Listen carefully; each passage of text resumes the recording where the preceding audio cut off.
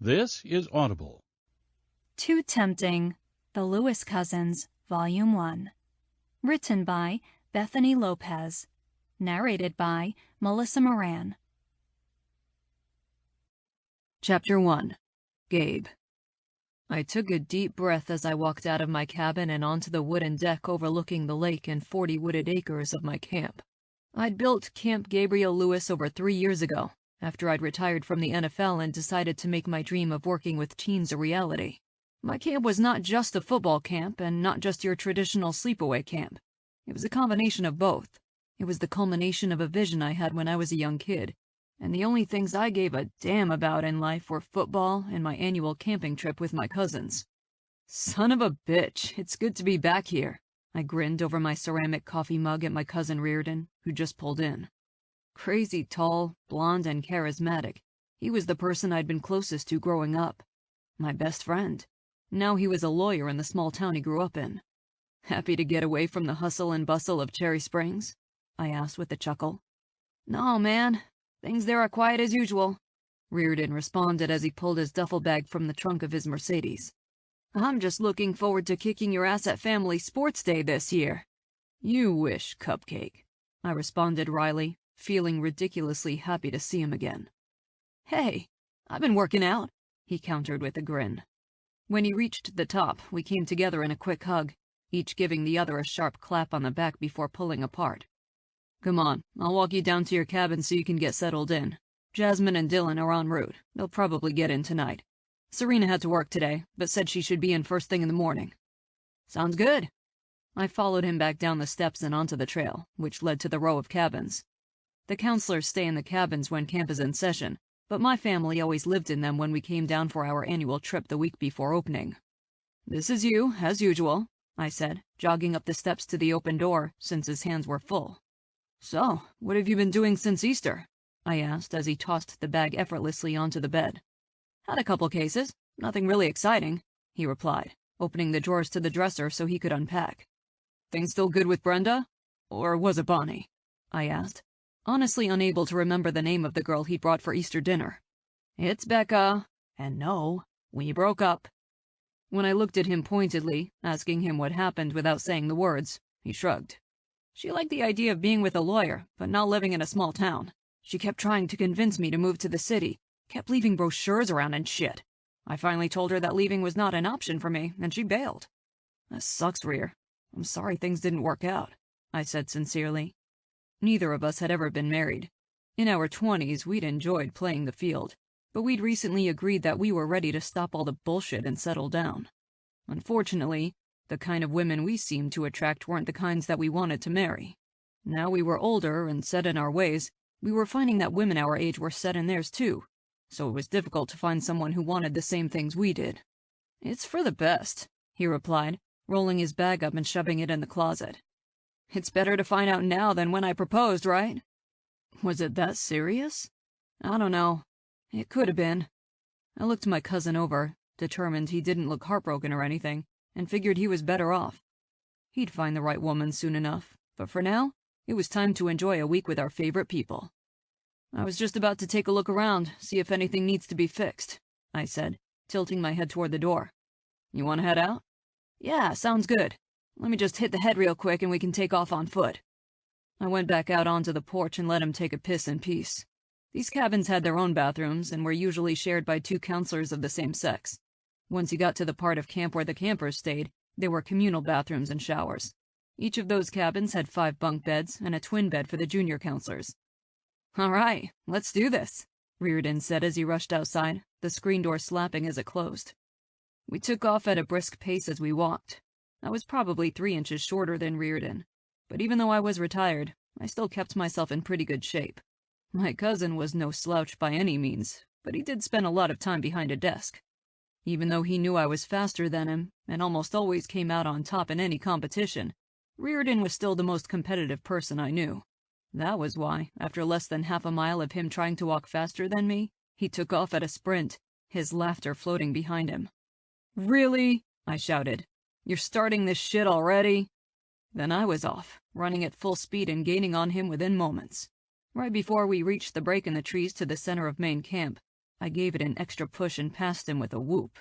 I stopped at the flagpole, hands on my knees as I looked up at him, laughing at his red-faced scowl.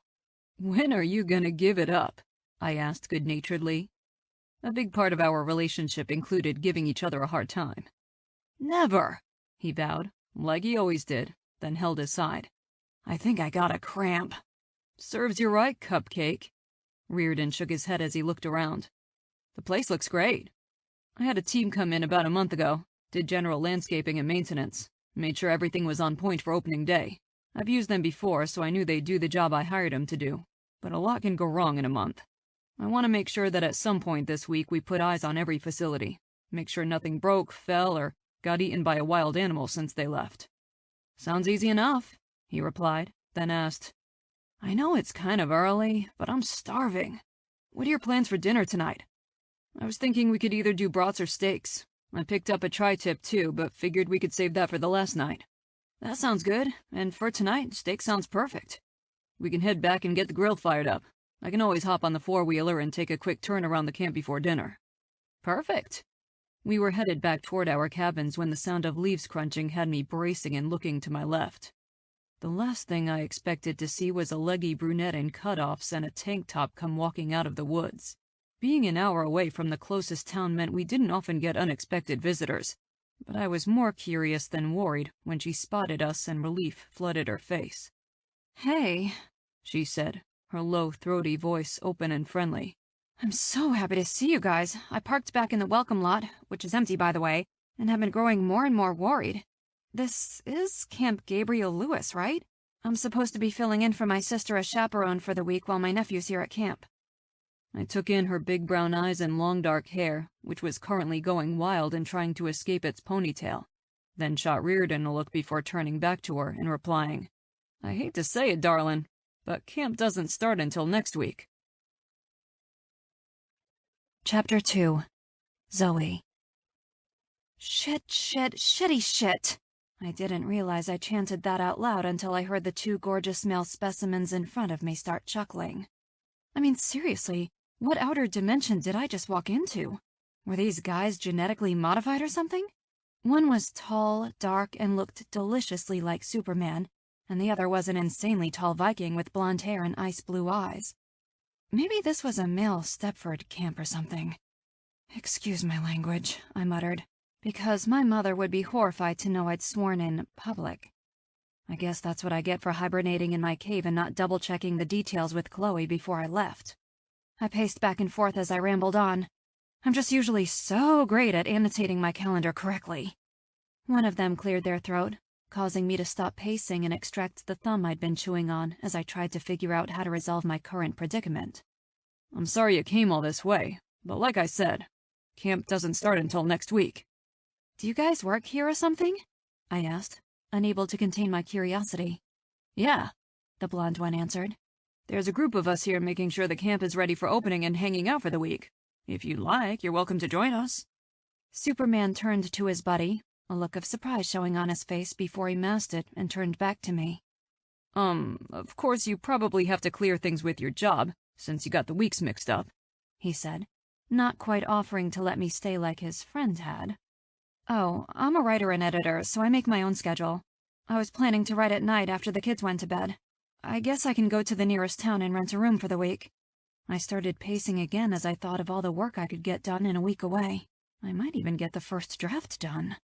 A throat cleared again, putting a halt to my musings. "The nearest town's an hour away, and the only nice place they have would cost a mint. Reardon's right," Superman said, and I assumed he was referring to the Viking. "Since you're already here, there's no reason you can't stay on. That'll save you some money, and you can still get some work done." "That's very generous, but..." I tried to think of a good reason why I couldn't stay here with two random dudes that wouldn't sound rude. I don't want to be a burden. What would we eat? Are you the only two here, or are there more Adonises wandering around? Is ravaging a possibility? "Don't worry," Superman said, reading the questions on my face. "Two of our cousins are women, so you wouldn't be alone with us. It's just the five of us and we have plenty of food. One more mouth won't hurt. Although we don't have internet, so if you need it for your work, that may cause a problem." A week of writing with no internet to distract me? I was talking to myself again, and began to worry that they'd think I was mental and take back their offer. I couldn't let that happen. I needed to lock this down right now. Thank you so much, that would be great. I can help out however you need. With cooking or getting the camp ready. I don't want to take advantage, but a week away with no internet would actually help me out a tremendous amount.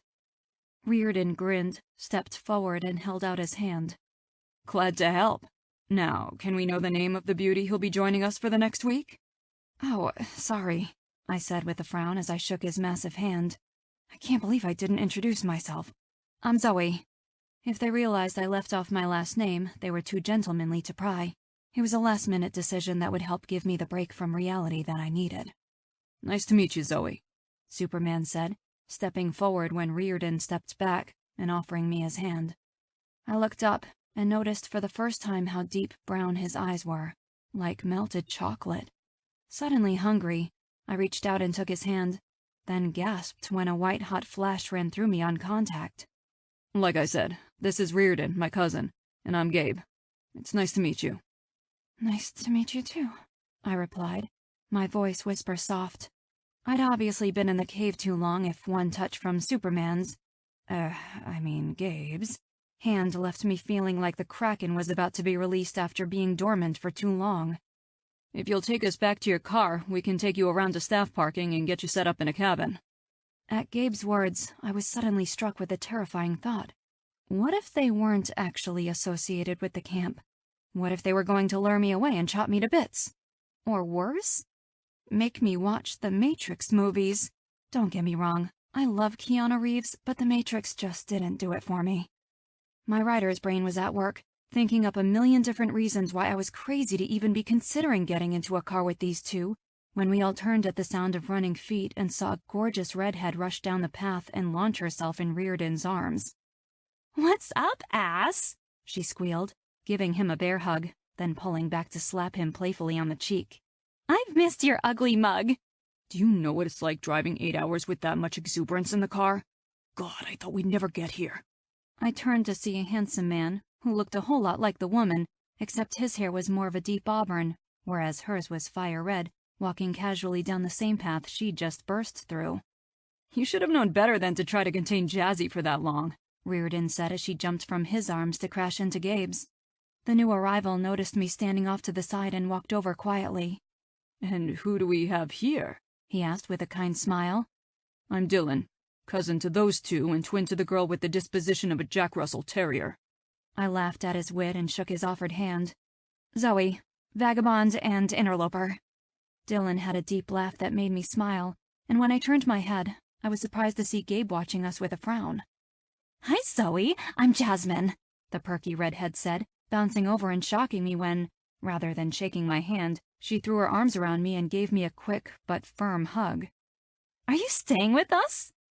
I looked around at the group of freakishly gorgeous but really nice people and decided that my earlier worries were due to my wild imagination. I decided to trust that these people were who they said they were and stay the week to get some work done. But just in case, I texted my sister to let her know where I was and that if I didn't check in every night at 9, to send the police. Yep, I'm staying. Chapter 3. Gabe. I fell behind the group as we made our way back to the cabins. Jasmine was talking Zoe's ear off as they trailed after Reardon and Dylan, who were chatting and laughing as they led the pack.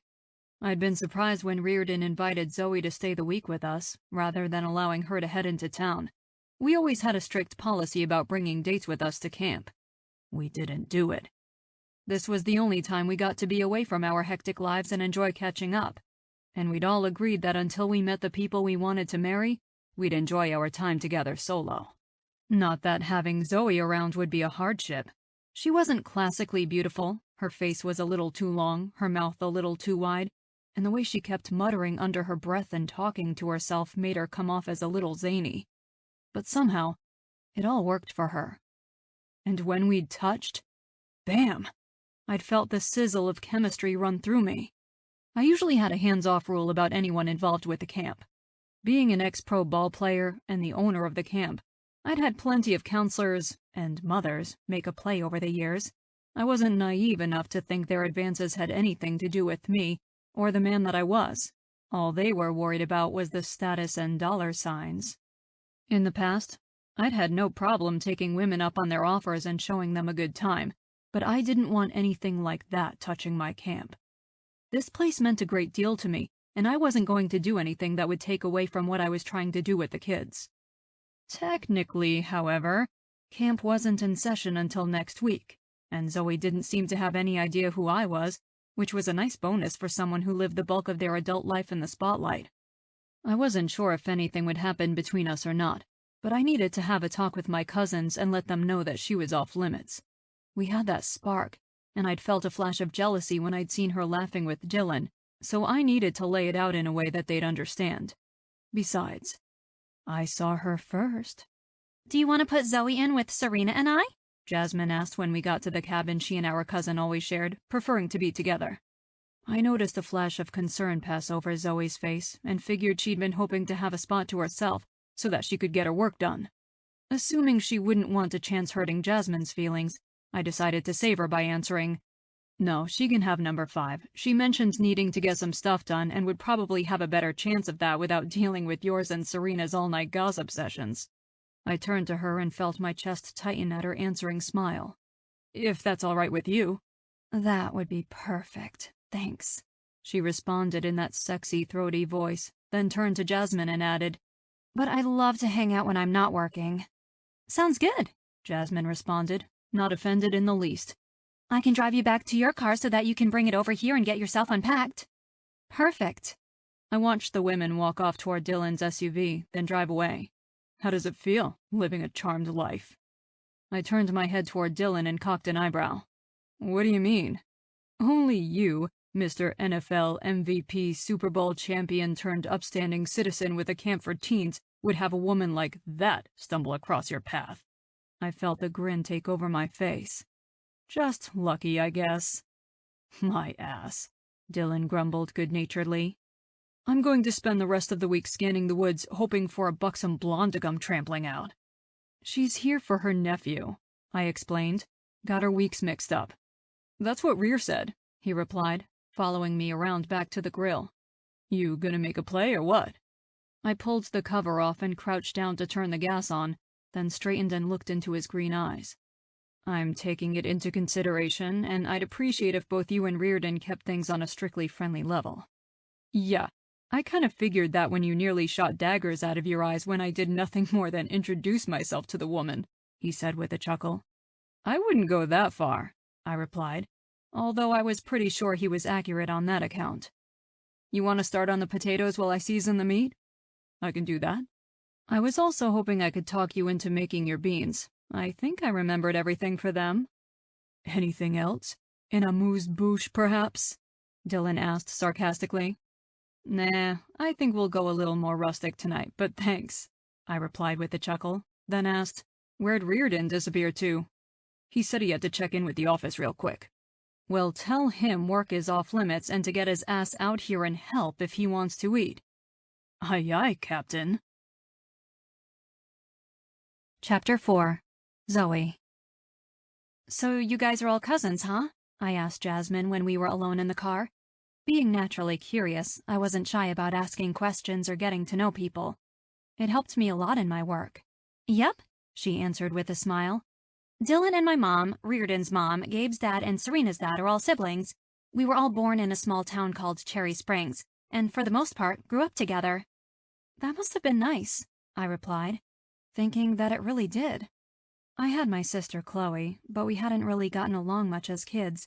She'd been a girly girl, loving to dress up and be social, whereas I tended to keep my head in a book and stay more to myself.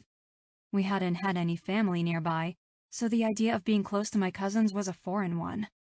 It was. Serena moved away when she was in middle school, but every summer we all went camping together. "And you still do," I muttered, thinking it more to myself than meaning to say it out loud. "That's really wonderful." "Yeah, it is. There were many years where we were all so caught up in our own lives that we were lucky to see each other every year at Christmas. But a few years ago, Gabe had the idea for us to meet here every summer, to reconnect, and we've been making it a priority ever since." "Wow, that's really cool. I envy you that closeness with your family," I admitted, without really meaning to. Jasmine was just such an open and receptive person that it was almost impossible not to share with her. "Aren't you close with your family?" she asked, swerving to miss a fallen branch. "I'm pretty close with my sister now, but we weren't growing up, and I love my nephew to pieces. Other than that, I don't really have anyone." My lips turned down at the realization. Had I gotten so used to being alone with my words that I lost the friendships I'd formed over the years? Jasmine didn't say anything, but I could feel her pity. Okay, maybe pity was a strong word, but I could definitely feel her sadness at the thought of not having a tight-knit family. I'm sure it was hard for her to comprehend, what with her being part of the Swiss Family Robinson and all, but I didn't want her to feel sorry for me. I had a great life. "As a writer, I guess I tend to keep to myself," I explained, for some reason needing her to understand. "Not that I'm a hermit or anything. I love people, watching them, talking to them, studying their characteristics. But I spend most of my time alone writing, so I guess I haven't made the efforts to be close to anyone other than my sister and her son." "That makes sense," Jasmine replied, her tone gentle. "Dylan and I work in the family business, retail, so I'm surrounded by people constantly. I feel like I'm always on display and have to present a positive and enthusiastic image at all times. It can get exhausting. Working in solitude sounds nice." I smiled at her attempt to make me feel better. She was obviously a very sweet person, and I was beginning to feel happy about getting the dates of camp wrong. Maybe I'd have the opportunity to have meaningful conversations and make friends with these people. Maybe it would be good for me to get out of my cave and interact with real live people. "Well, working in a family business sounds nice too. Do all of you work there?" Jasmine shook her head as she pulled up next to my car and parked, then turned to me. "No, just Dylan and I. Gabe was always interested in sports, and Serena was more creative. She's an artist and creates the most beautiful pieces. Ass followed his father's footsteps and studied law. He's the only one, along with Dylan and I, who are still in Cherry Springs full-time." Curious, I asked her the question that had been on my mind since she first burst onto the scene. "Why do you call Reardon Ass? Is he a real jerk or something?" Jasmine's laugh was soft and sweet. "No, Reardon's the nicest guy I know, certainly more so than Gabe or even Dylan. It started when we were kids. We gave him the nickname Rear. Once we got a little older, it morphed into Ass. I'm sure that one of the guys started it, but it caught on and we've been teasing him with it ever since." I laughed as she told the story, picturing them all as kids, running around and teasing each other affectionately. It made a nice picture.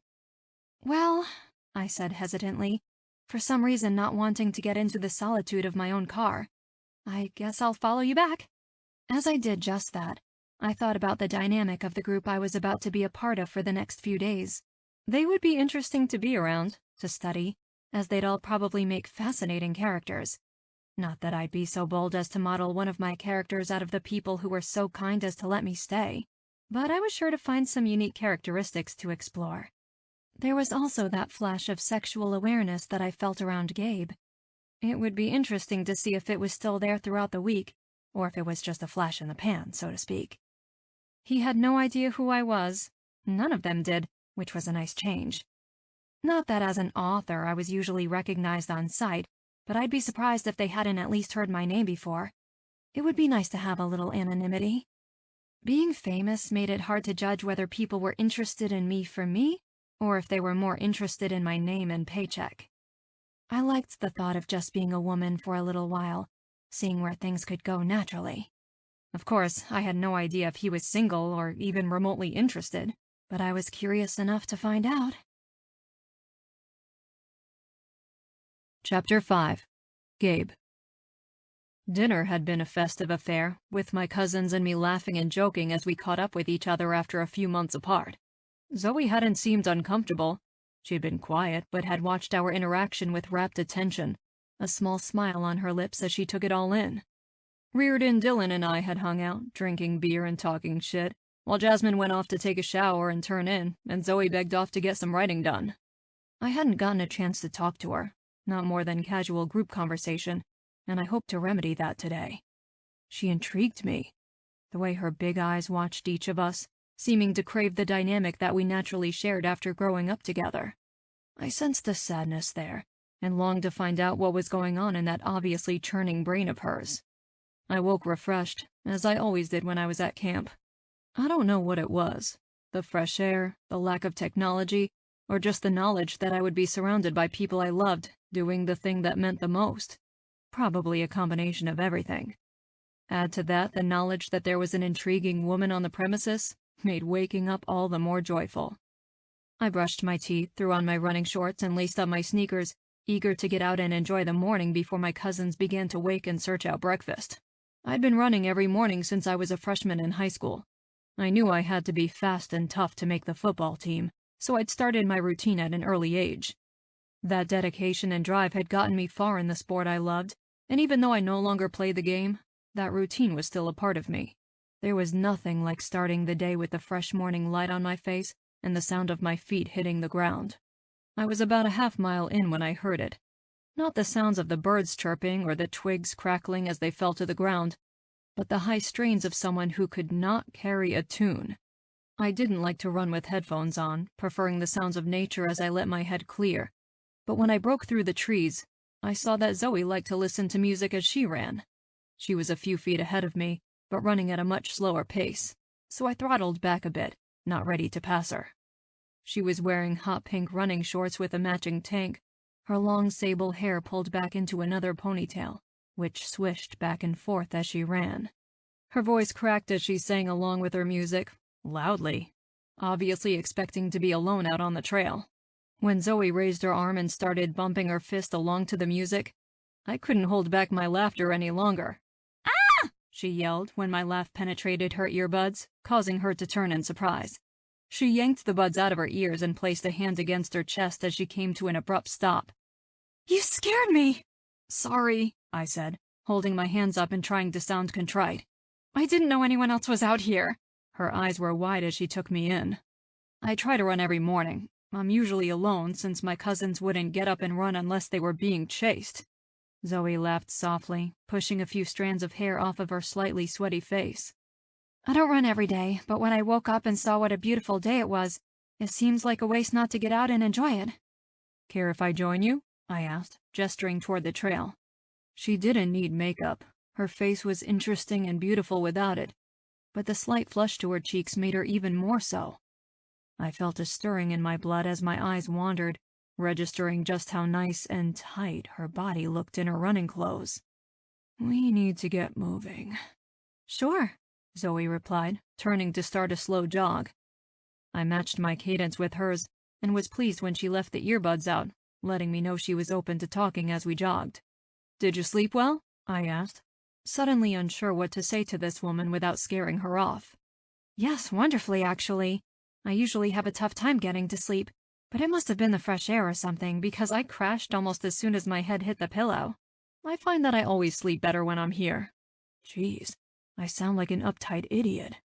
"Get it together, Gabe." I cleared my throat. "What are your plans for today?" "I have some writing to do," she said, then paused before adding, "But if you need help with anything for the camp opening, just let me know. I want to repay you for your hospitality." "Don't worry about it," I assured her, not wanting her to feel like she owed me anything.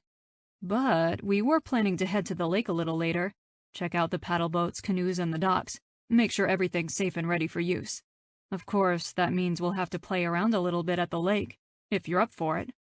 Zoe turned her head toward me, her teeth flashing as she smiled. "That sounds perfect." "Great, I'll come by and get you, let you know when we're ready to go." We jogged the rest of the way in silence, both of us lost in our own thoughts as the morning sounds filled the air. It was nice, easy, and I found myself looking forward to the sight of Zoe in her bathing suit. Chapter 6. Zoe.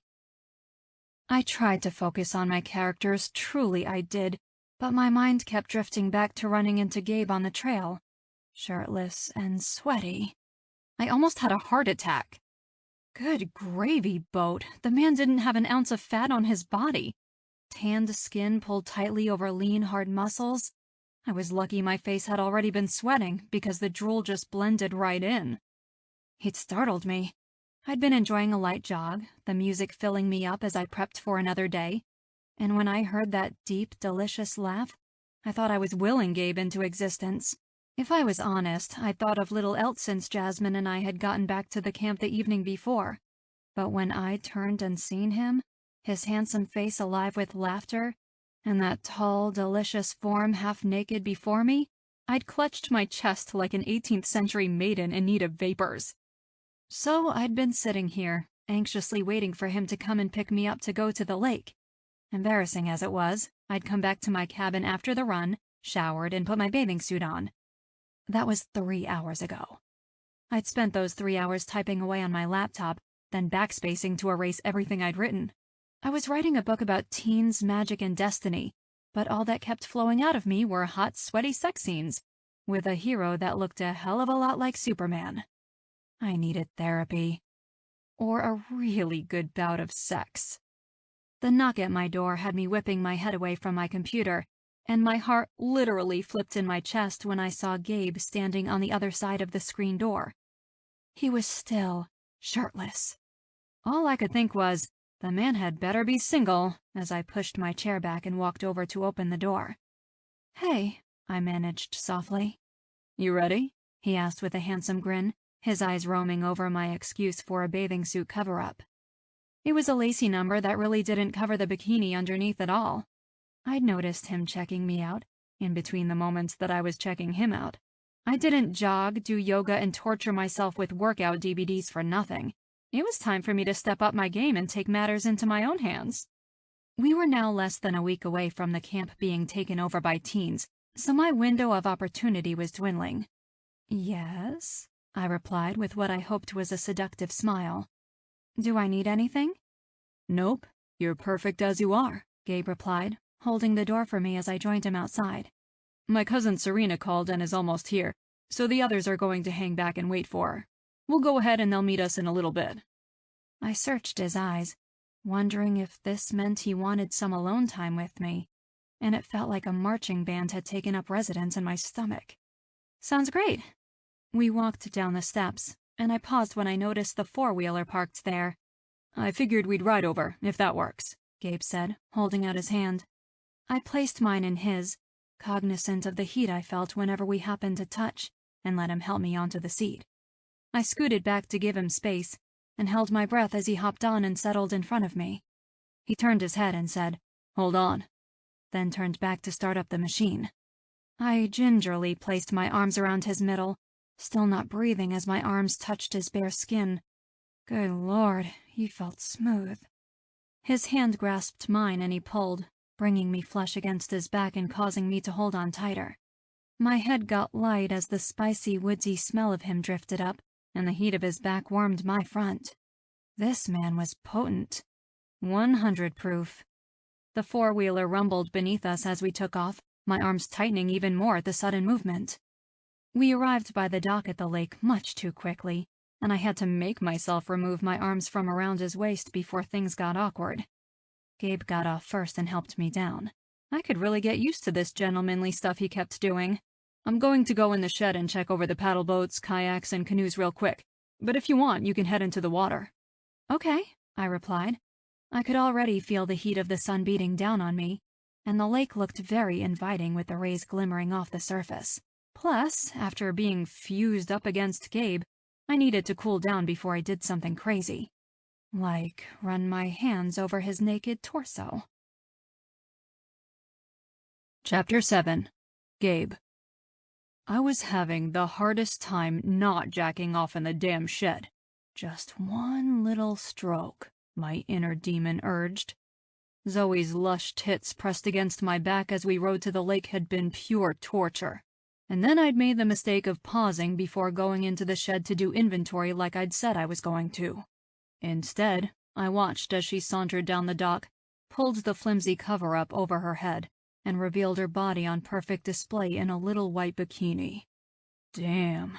First the sweaty jog, then the four-wheeler ride, and then... I watched as she dove off the dock into the water and held my breath until she surfaced and ran her hands over her slicked back hair. That was when I disappeared into the shed. The girl was driving me to the brink of crazy. That long dark hair, those big eyes, and that body? Shit. Get it together, Gabe.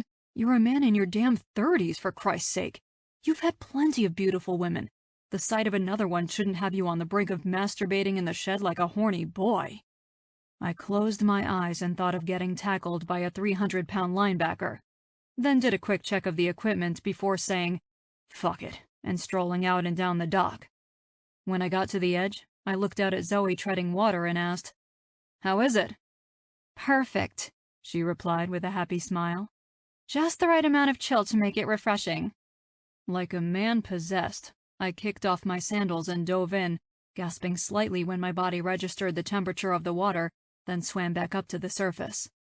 I wiped the water out of my eyes and saw that Zoe was only a few feet away, her face cautious but curious, and a little bit of something else.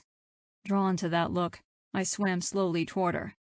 Not saying a word, I reached my hand out and gently wiped a droplet of water off of her cheek. I saw her shiver, and, hoping it was from my touch rather than the water, I eased closer.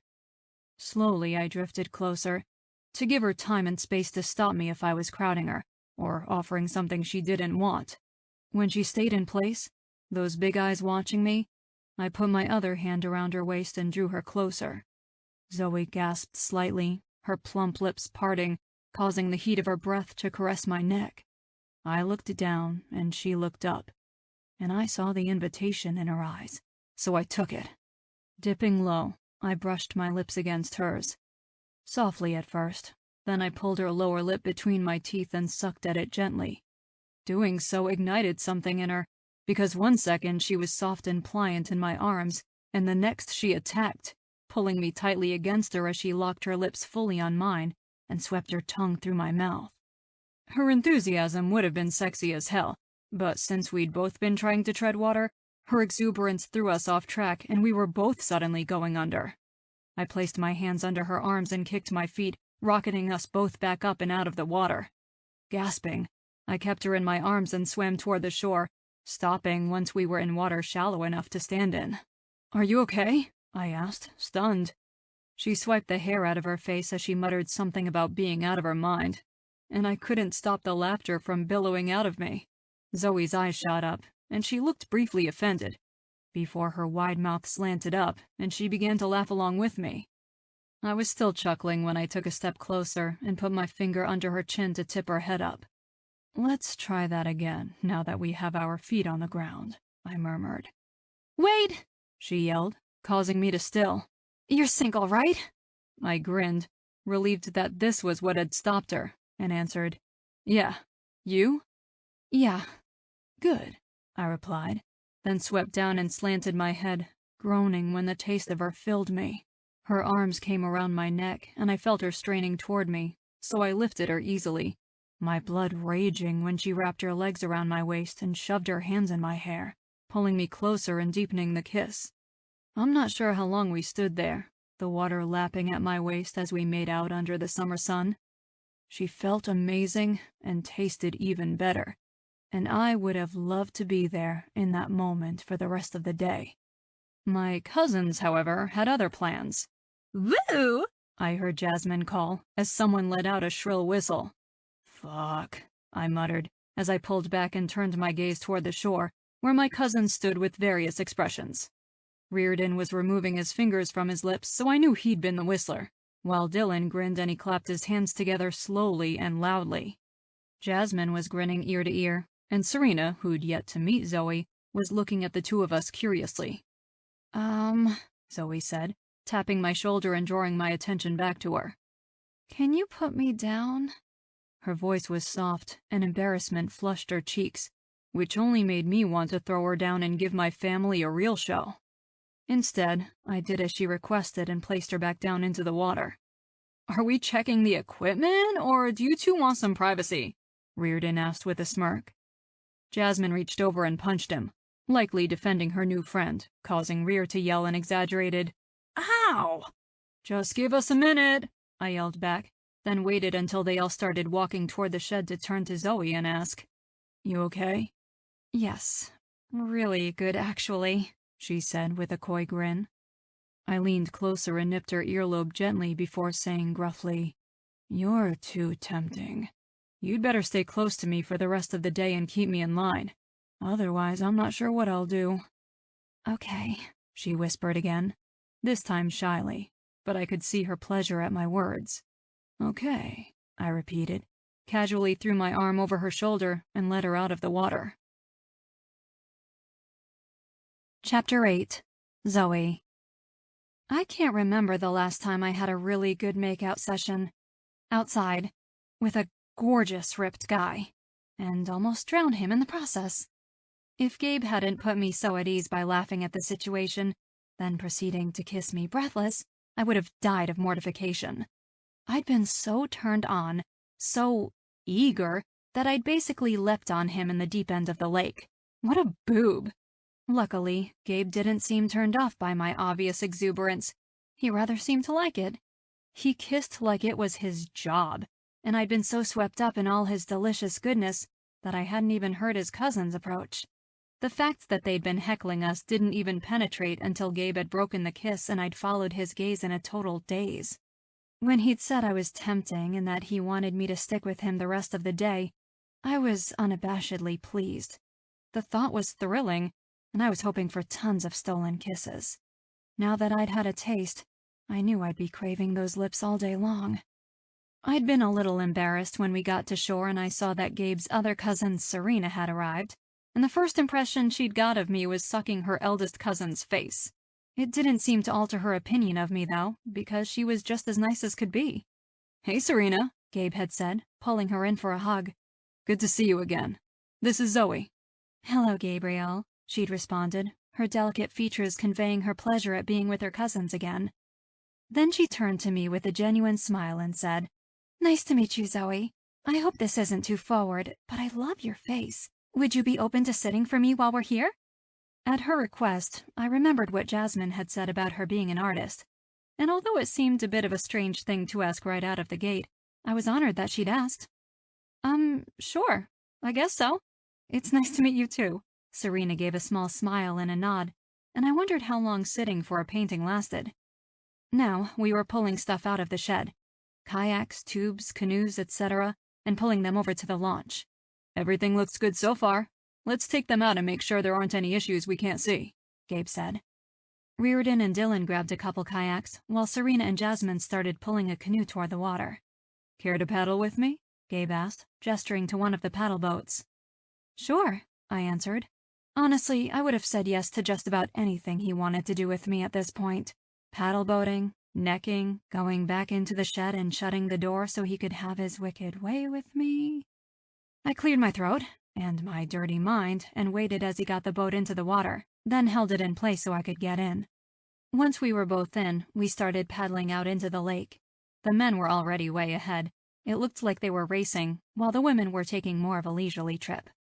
"So," Gabe began, "tell me all about Zoe." I was enjoying the easy camaraderie we shared, but wanted to be as truthful as possible with him. I wasn't sure if what we were starting was a fling or could possibly lead to more, but the idea of lying didn't sit well with me either way. I still wanted my anonymity, at least for a while longer, so I decided to focus on telling him about my personal life rather than my professional one. Well, I have a sister, which you already know, and a nephew, Christopher. I grew up in Michigan and went to school in Boston, which is where I was planning on staying, but when my sister found out she was pregnant, I moved to North Carolina to help her out. I've been there ever since. "What about your parents?" I bit back a groan when my thighs began to burn. Who knew paddle boating was so hard? They're around, off and on. Once Chloe and I were both out of the house, they moved down to Florida and spend a lot of their time either golfing or traveling. Chloe was too embarrassed at first, being alone and pregnant, to say anything to them, so she called me. I shrugged as I remembered how easy it was to pack up and move when my sister needed me. Being a writer meant I could work anywhere, and even though I didn't make as much money when I first started out, I'd had no problem packing up my meager belongings and being there for my sister. I lived with her after she had him, but as time went on, they didn't need me as much, so I got my own place. My parents roll through town once in a while, and we'll go there to visit them when they're in town, for holidays and stuff. But now, we're all pretty much caught up in our own lives. Chris is 12, going on 20, and he's always busy with sports and his friends. And both Chloe and I work a lot, but we get together when we can. "They sound lucky to have you." I don't know about that. Gabe placed his hand on my thigh and squeezed it gently. Not a lot of people would have packed up their lives and moved to a different state in order to help their sister. Then you stayed and helped raise your nephew. You sound pretty amazing to me. I flushed, pleased at his compliment, and placed my hand over his. I think the relationship you have with your cousins is pretty great too. I love that you all grew up together and you take the time to get together like this every year. You've got a pretty amazing family. Gabe looked out over the lake at his cousins and laughed as Reardon shouted in glee that he'd won. Yeah, they're pretty terrific. Reardon and Dylan were always like brothers to me, and Jasmine and Serena, sisters. I guess I was pretty fortunate that our parents all stayed in the same small town when they started their families, so that we had the chance to grow up together. It sucked when Serena moved, but they came back a few times a year to visit. It makes a difference, I said softly. What? He asked, his chocolatey eyes searching my face. Having strong family ties, I replied.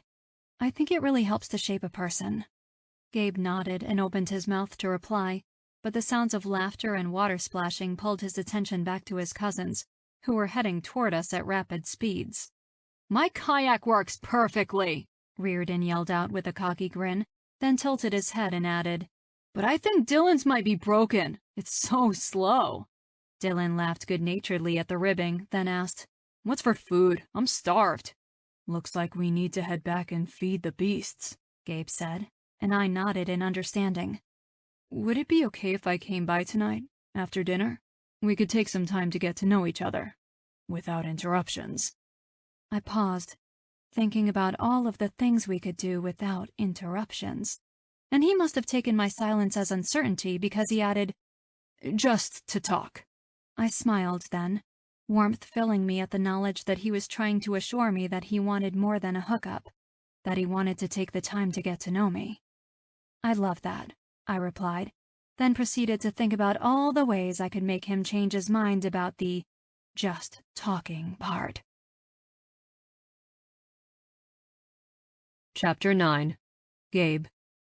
So, this seems kind of sudden. I turned from the grill to see Serena walking toward me, a couple of cold beers in her hands. She offered me one, and I took it gratefully. Thanks, I said, turning back to flip the burgers. I assume you're talking about Zoe and not the brats? Yeah, she said, stopping beside me, a worried expression on her face. She seems nice and all, but what do you know about her? I know that she's funny, quirky, a writer. I know she dropped everything and moved to help her sister when she needed her, so she has a strong sense of family, of loyalty. I know she came here to be there for her nephew, but is a little scatterbrained and got the dates mixed up. I know that everything I've learned about her so far, I really like. Serena muttered, tipping her head back to take a sip of her beer. Are you sure she's who she says? Rena, I began, putting the tongs down and turning to my overprotective cousin. She held her hand up, stopping my protest. Just hear me out. You know nothing about her other than what she's told you. You're a rich and powerful man, Gabe, and it wouldn't be the first time that a woman has pulled out all the stops to try and capture you. Yes, I agree that if that's what she's doing, Zoe's using a much different approach than the others, and I give her props for style. But, Gabe, I just want you to know what you're getting into before it goes too far and you're seriously attached to this woman. I looked her in the eye and admitted, it may already be too late for that. Come on, you just met. I know, but there's something about her, Rena. She makes me laugh. She's sexy as hell without even trying. She brings out this side of me that wants to take care of her. I'm not totally off my rocker and saying I'm in love, but, Serena, I haven't been this intrigued by a woman in a long time. I want to see where it goes. I put my hand on her shoulder and squeezed. I love that you're looking out for me, but I think Zoe's legit. I don't think she came here with a secret plan to make me fall for her so she could take all my money. Okay, Serena said with a frown. I trust your instincts, but I'll be watching her. I chuckled at her and pulled her in for a hug, feeling utterly content when her small arms came around me. I love you. I love you too. Thanks for the beer, I said, pulling back and dropping a kiss on her forehead. As she was walking back around the front of the cabin, Reardon turned the corner and headed my way. It'll be done in a few minutes, I called before he could ask. Reardon patted his flat stomach and grinned. Not trying to be a pain, but I need to fill this sucker up. Being the tallest of us by far, Reardon had always eaten more than your average man. When he'd hit puberty and began the first of 3 growth spurts, my aunt used to complain that she had to take out a second job just to keep him fed.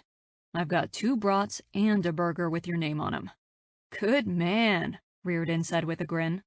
So, things seem to be progressing with Zoe, huh? Jesus, what is this? Are you all taking turns? It's fine. She's a nice woman and I like her, that's all. Reardon held up his hands in surrender and said, Whoa.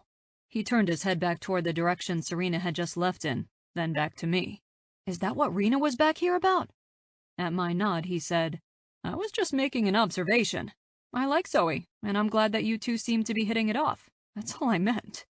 Sorry, didn't mean to bite your head off, I said sheepishly. No worries, and don't worry about Rena. You know what a mother hen she is. She's just looking out for you. I'm sure she and Zoe will hit it off. She just needs to get to know her a bit. Yeah, I'm sure you're right, I replied as I placed the meat on a platter and turned off the grill.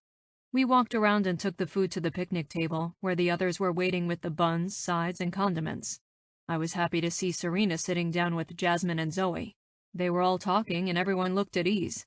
When Serena looked up, I gave her a grateful smile and said, Dinner is served. Everyone busied themselves making their plates, then sat around the table, talking in between bites.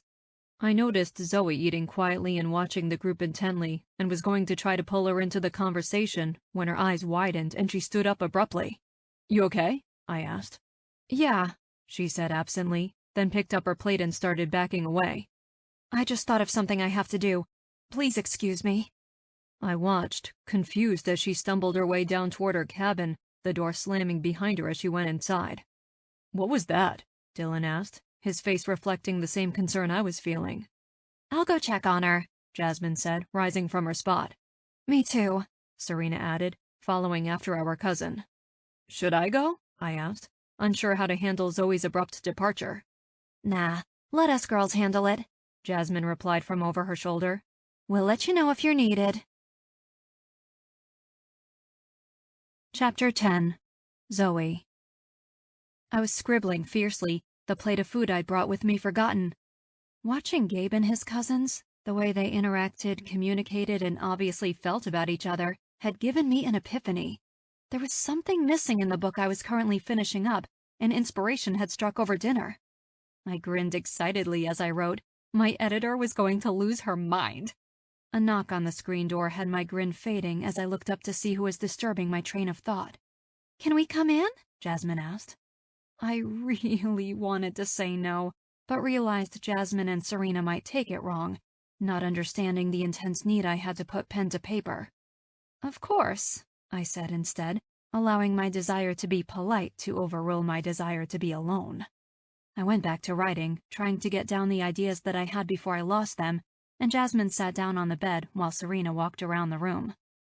So, I was just telling Serena that she needn't be worried that you have some sordid underlying plan to trap our cousin and use him for your own gain.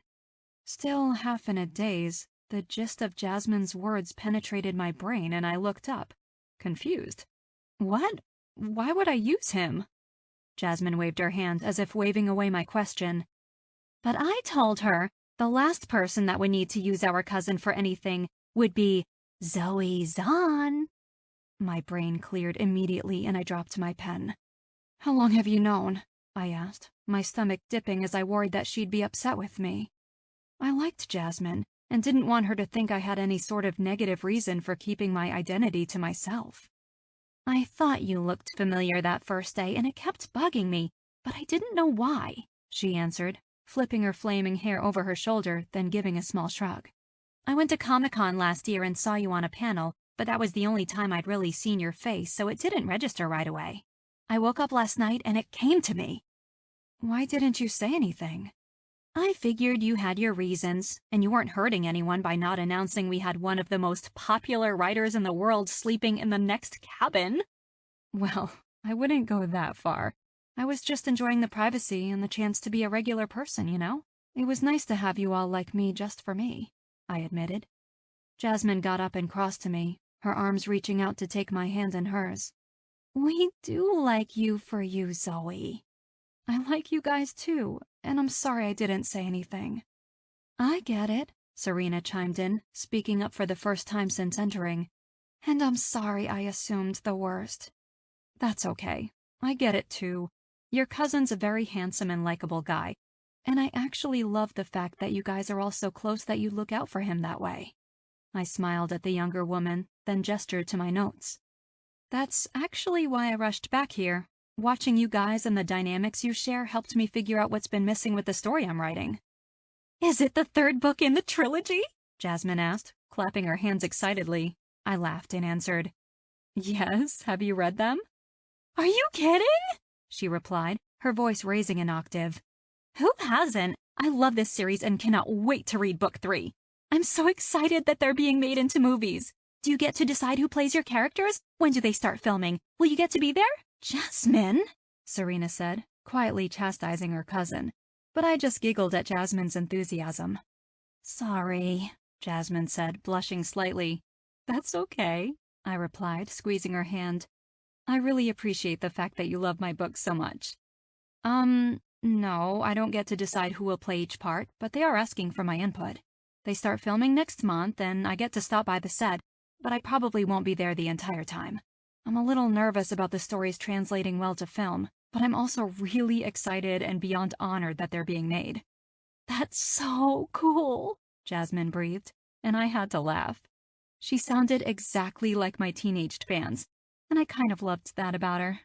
"It is pretty cool," I agreed, then added, "I'm sorry if my running off came off as strange. You didn't have to come check up on me. There's nothing wrong, I just got an idea that I had to get down." "I totally get that," Serena said, surprising me. "When I get inspiration for a painting, I have to start working on it right away. One time we were all together for Thanksgiving, and I was suddenly struck with the burning need to paint. I left before dinner and drove 6 hours back to my studio." Jasmine chuckled and said, "Your mom was so mad." She turned to me and added, "She'd invited this guy over. He was new in town and didn't have any friends or family. She was hoping he and Serena would hit it off and give her lots of grandbabies." Another knock on the door had all of our heads swiveling. "Am I interrupting?" Gabe said as he eased the door open, revealing a bottle of wine and 2 glasses in his hand. "Nope, we were just leaving," Serena replied, jumping off the bed and walking toward her cousin. Jasmine crossed over to me and leaned in, whispering, "You don't have to worry. We won't tell anyone your secret. It should be up to you." "Thanks," I replied, smiling back at her. "I really appreciate that." "You two be good," she said loudly, then kissed Gabe on the cheek before following Serena out of my cabin and leaving Gabe and me alone. Chapter 11. Gabe. "You sure I'm not interrupting?" I asked when Zoe stood unmoving, her eyes wide as she watched me come in. "I can come back another time." My words seemed to shake her out of her reverie, because she shook her head and answered, "No, please, come in." I grinned at her stilted movements, wondering if my being in her space made her nervous, and hoping, just a little bit, that it did. "I'm sorry if I seemed strange running off from dinner like that, but I had an idea for the book that I'm working on, and I had to get it down while it was still fresh." Zoe brushed stray strands off her face, and I noticed her hand was trembling slightly. "Not strange," I replied, with what I hoped was a reassuring grin. "I was just worried that something was wrong. I'm glad it had to do with your work and not something one of us said or did." No, not at all," she replied, bringing her wide eyes up to mine. Finally looking at me. "Good," I said softly, as I poured the wine I'd already uncorked into the goblets. Handing her one, I asked, "Want to sit, or do you want to go back out and join the group?" "We can sit," she said softly, holding the goblet in 2 hands as if it were a lifeline. "So," I began, once we were settled a slight distance apart, knees touching. "What are you working on?" Zoe's face flushed as she replied, "Just the 3rd book in a series I'm doing. No big deal." "Okay," I replied, taking the hint that she didn't want to talk about work and changing the subject. "What made you decide to come here, to camp with your nephew?" Zoe visibly relaxed, so I knew the redirect had been a good idea. If she didn't want to talk about her writing, I certainly wasn't going to force her to. I hoped we had time enough to get to that at a later date. Chloe was originally going to come but said that something came up with work at the last minute, she replied with a half shrug. That's not uncommon for her. She works hard to provide for Christopher. But she didn't want him to come to camp alone. He's never been away from home for that long before. And although I'm sure he would have done just fine, she's a bit of a worrywart. Chris called me, pleading for me to come along so that he didn't have to cancel. Of course I said yes. It's only a week, and with my job, it's easy for me to work from anywhere. Of course, then I had to go and get the dates wrong. I'm glad you did, I admitted, smiling when she grinned at me over her glass. Me too. I took a sip, then eased back, getting more comfortable before saying, So, tell me about Christopher. Zoe's expression grew animated, and I could see the love she felt for her nephew written there. Chris is great. Smart, funny, and a huge football fan, she began. He's been talking about coming to this camp since it opened. This is the first year he's old enough, so that's another reason why I agreed to come right away. I know how much it means to him. She took another sip of wine, her tongue darting out to catch a stray drop, causing my focus to waver. I know next to nothing about football, but Christopher has loved watching it since before he could talk. It's something that he and Chloe share, and if there's a game happening, you can bet they're watching it. But you don't watch them? I prodded, thinking that would explain why she had no idea who I was. No, she admitted with another shrug. If there's a game on while I'm there, I'll usually pick up a book and read. I've tried to get into the game for their sake, but I just don't get it. I don't know why. I usually pick things up quickly, but I cannot get a grasp on the rules of football. What about you? Do you like it? I didn't want to lie, but I wasn't ready to lose my anonymity yet. So I replied honestly. Yes, I love football. I played in high school and college. Reardon, Dylan, and I take in games whenever we can. I'll have to introduce you to Chris, she said. I'd love that. Unable to hold back any longer, I brought my hand up to her face, running my fingers along her soft skin before playing with a strand of her hair. Zoe closed her eyes and held her breath. I leaned over and brushed my lips gently across the place my fingers had just touched. I leaned back slightly, looking into her upturned face, before placing my glass, then hers, on the end table, and coming back to see her watching me. All trace of nerves gone, she surprised me by placing her hand behind my head and pulling me back toward her. She met my lips with a fervor, opening her mouth and sweeping her tongue along my lower lip, pulling a groan from me before I took over. I leaned her back slightly, loving the feel of her soft breasts against my chest, her hand tightly grasping the hair at the nape of my neck as I teased her with my mouth. I broke away from her lips, kissing down her exposed neck and flicking my tongue along the base. She tasted sweet and salty, like a decadent dessert, and I wondered if I'd ever get my fill. Realizing that my body was drawn tight, I was reaching the point where necking on the couch wouldn't be enough. I pulled away and sat down a foot farther than I'd been moments before. I'd told her I was coming over just to talk, and didn't want to overstep my bounds or take more than she was willing to give so soon in our budding relationship. She looked unbelievably sexy, her chest heaving as she watched me with eyes half-lidded with desire. Her lips were swollen from my kiss, and I had to dig my fingernails into my hands to stop from reaching out and pulling her to me. I was mentally telling myself all the reasons we needed to take things slow, when Zoe shocked me by straddling me swiftly, bringing her lips back to mine as she ground against the desire that I had no hope of disguising. It looked like taking it slow wasn't on Zoe's agenda, and who was I to deny this woman anything? Chapter 12. Zoe. I'm not sure what came over me. I was like some sort of hot and bothered vixen who was going to take what she wanted. I wasn't usually so forward, leaving the guy in my life to make the first move, but when it looked like Gabe was going to stick to his guns on taking it slow, my libido took over. I was tired of taking it slow. For once, I wanted to go after what I wanted, and right now, what I wanted was writhing beneath me. I pulled the rubber band out of my hair and let my long hair loose around us, covering our faces like a thick curtain in what I hoped was a sexy move. Gabe's large hands immediately came up and sunk into the dark strands, so I figured I was on the right track. I rocked slowly, my eyes nearly rolling back in my head as I felt his hard length rubbing just where I needed him. My lips were roaming of their own free will, memorizing every inch of his face, forehead, cheekbones, and finally, those full, luscious lips. I could write an entire book about his lips. I reached down and grasped the hem of his tank top, lifting it, then pulling, frustrated when his arms were in my way. "Thanks," I breathed, when he took the shirt all the way off, and I was finally able to put my hands on all of that delicious skin. I started with his shoulders, enjoying the feel of his hard muscles beneath my soft palms. Down his biceps, then crossing over to pay homage to his defined chest. I bent lower and touched the tip of my tongue to his nipple. Softly at first, but when his groan rumbled against my lips, the fire in me caught and I began to suck and bite. First one nipple, then the other, before kissing and licking a trail to his perfectly sculpted abs. I'd never been with a man whose body was a work of art, and I didn't want to waste this opportunity, so I used my hands and lips to worship every inch of him. My head came up when I heard him chuckle, eyes heavy with desire and lips swollen.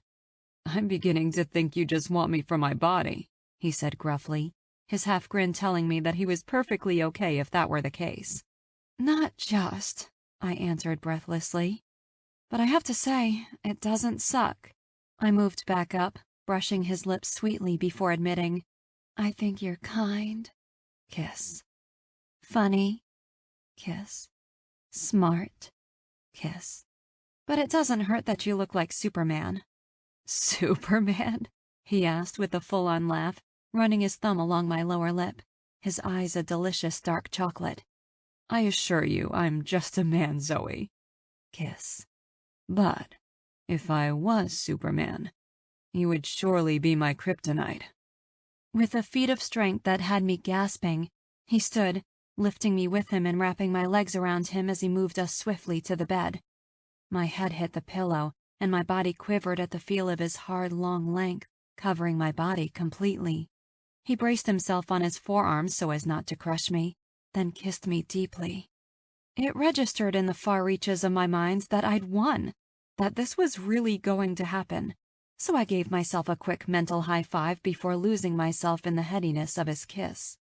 With impressive speed and agility, Gabe took off my shirt and bra, and before I could have a moment of embarrassment or modesty, his dark head lowered and he took my nipple into his mouth.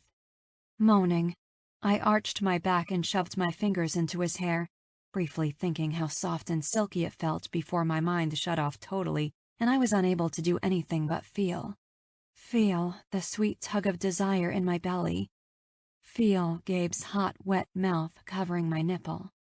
Feel the gentle scrape of his teeth as he bit me softly. Feel the rage of emotion unfurl in me as my need for him grew into a frenzy. I bucked my hips, not wanting him to stop what he was doing, but trying to move my hands lower so that I could touch him in all the ways I wanted to. I cried out with loss when the cold air hit my breast, and his mouth moved lower, kissing along my stomach as his fingers began to ease my shorts down my thighs. My heart rate quickened as I watched Gabe's focus as he finished undressing me, then dropped his own shorts before joining me back on the bed. He opened my legs swiftly, kneeling between them as his eyes devoured me in a way I prayed his mouth would next. Gabe looked up suddenly, keeping his hot eyes locked on mine as he lowered his head. The sight of his mouth kissing me sweetly, right as I felt his tongue flick out and hit my clit, had me clenching the bedspread beneath my hands. It was the most erotic thing I'd ever experienced, until he sucked my clit into his mouth and my hips launched up. I couldn't help but moan. "That's new," Gabe chuckled against me, and I swear that rumble was nearly my undoing. He swept his tongue deftly up and down, and I nearly blacked out at the enormous sensations running through me. I wanted him in me, wanted to come when he was moving over me, so I sat up and put my hands under his arms, urging him up. "Let me," he urged, but I shook my head fervently. "I want you inside," I begged, unashamed, just needy. His eyes darkened to pitch at my plea, and I fell back with a happy sigh when he rose above me. I don't know when he got out a condom or where he pulled it from just then, and I didn't care. All I cared about was watching as he sheathed his rock-hard cock. Oh yeah, I thought. I just said cock in my head. If anything deserved that sexy, erotic-sounding moniker, it's that beautiful thing Gabe is currently stroking as he brushed the tip against me. I urged my inner voice to shut up and let me enjoy the moment, and as Gabe eased himself slowly inside of me, inch by inch by inch, I laid my head back once again and did just that. Oh my God, I breathed softly as he filled me up, his hard chest brushing against my soft breasts as he moved in and out of me, stopping to tease me with the head of his cock before pushing deeply back inside. "You're amazing," he groaned, and I opened my eyes to see his on me, watching the pleasure flit across my face. I brought my knees up, and he placed his arms underneath and lifted, tilting my hips and causing himself to delve even deeper.